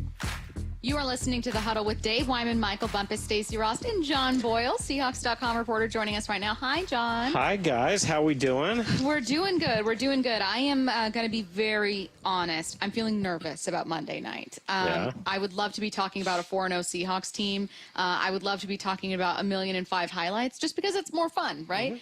This will be their biggest challenge. Would you explain what makes it their biggest challenge yet? Well, I mean, it starts just with all the different ways Detroit can attack a defense. This is a better quarterback than the Seahawks have seen so far, as we heard from Rayshon Jenkins in his press conference Wednesday. They got weapons that the other team, quite frankly, didn't have. So it's a lot more for this defense in a great scheme that Ben Johnson's running. So there's just a lot for this defense to really, I mean, I'm excited about it because we've seen such good things out of the defense so far, but to see them in like kind of this tougher test, it's going to be cool to see how they respond.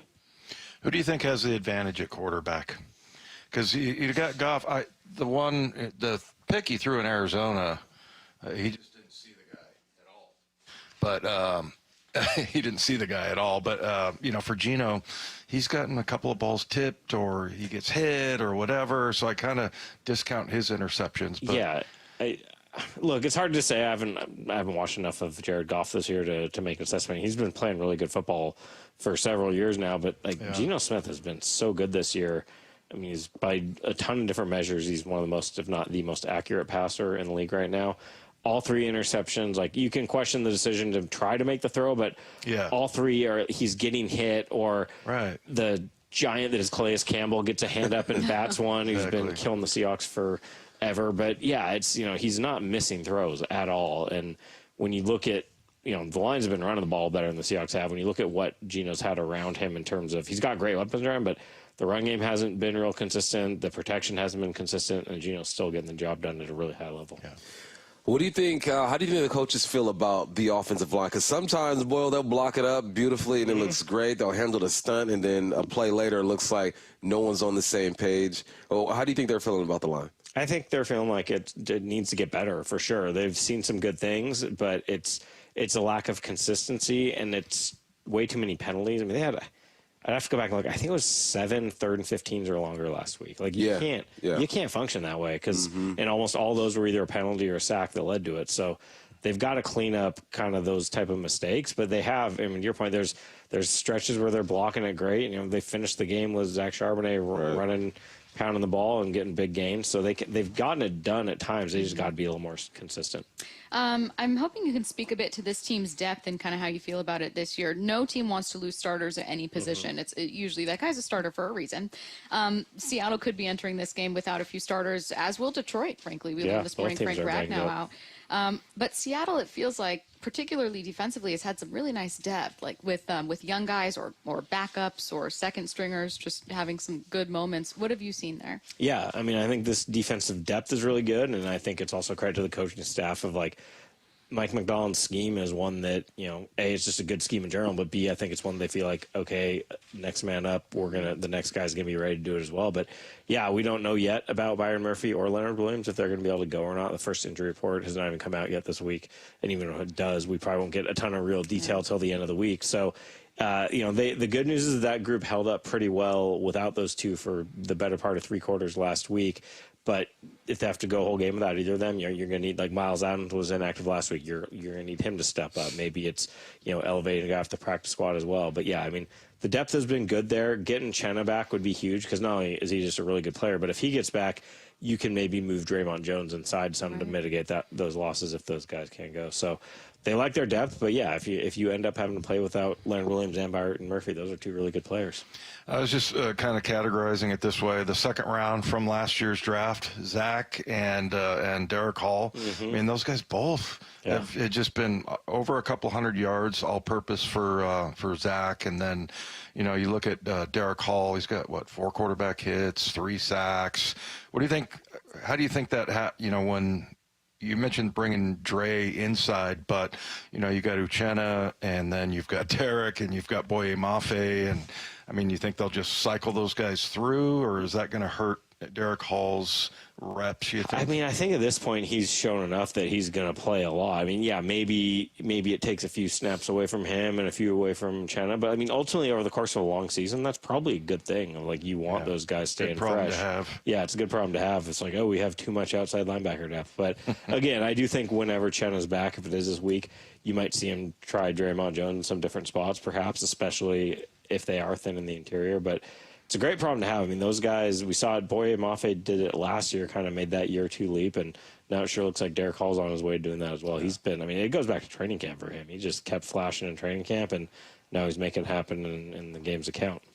I had a couple prayers answered in one game. Yeah? One a little too late. D. Eskridge, good play. He made a play. Yeah. Good for you, D. Good for a little late, but thanks, D. The other one, Kenny McIntosh, man. He finally got some run. His first carry was called back because of a holding. I know. I felt bad for him. He finally gets a chance, rips off a nice run, and there's what'd you see, and do you think we'll see a bit more of him, or is it if Ken Walker plays, he's probably... it's unfortunate for him is if Ken Walker is back, again, we don't know that, but on Friday, Mike McDonald did have some optimism that they'd get Walker back this week. And if he is, it's probably going to cut pretty significantly into McIntosh's playing time. But, he's shown that he's, in the training camp, preseason, all that, and now in a little small sample size this past week, he's shown he's, a good player, can do some good things. So you hope he gets his opportunity. I'm sure he will at some point. And the kind of unfortunate reality of that position is you need depth that usually will get tested at some point. But, it's good to see him get some touches, though. He's worked hard to get back to this point. Yeah. Last question here, just a very quick one. I asked these two earlier to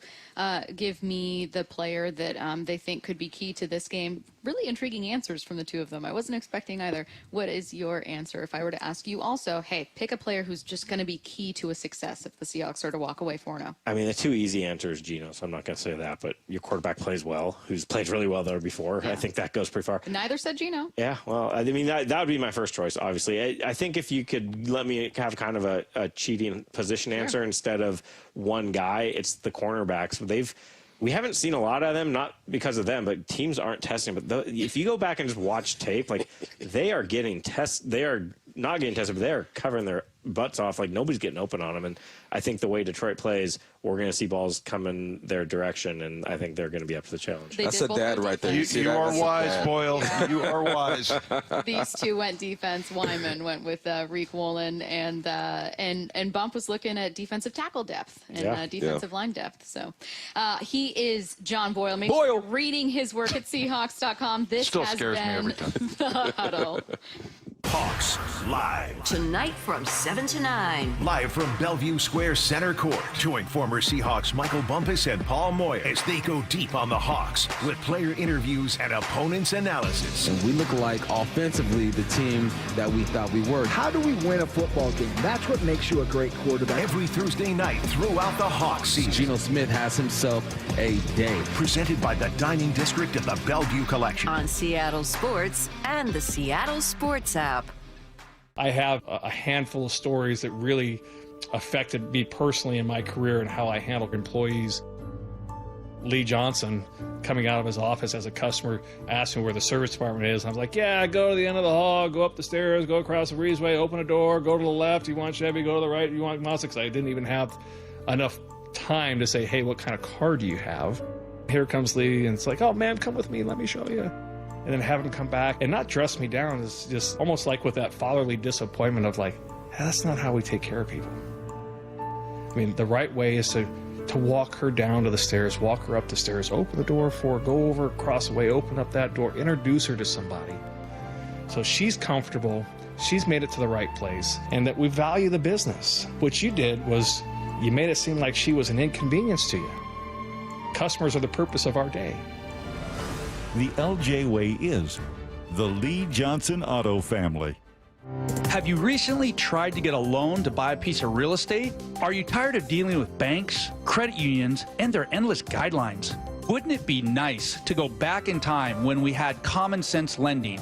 Hi, I'm Scott Rureka, CEO of Legacy Group Capital based in Bellevue. We are one of the largest local private portfolio lenders in Washington. We've helped thousands of home buyers and real estate investors reach their financial goals by leveraging the Legacy Common Sense borrowing platform.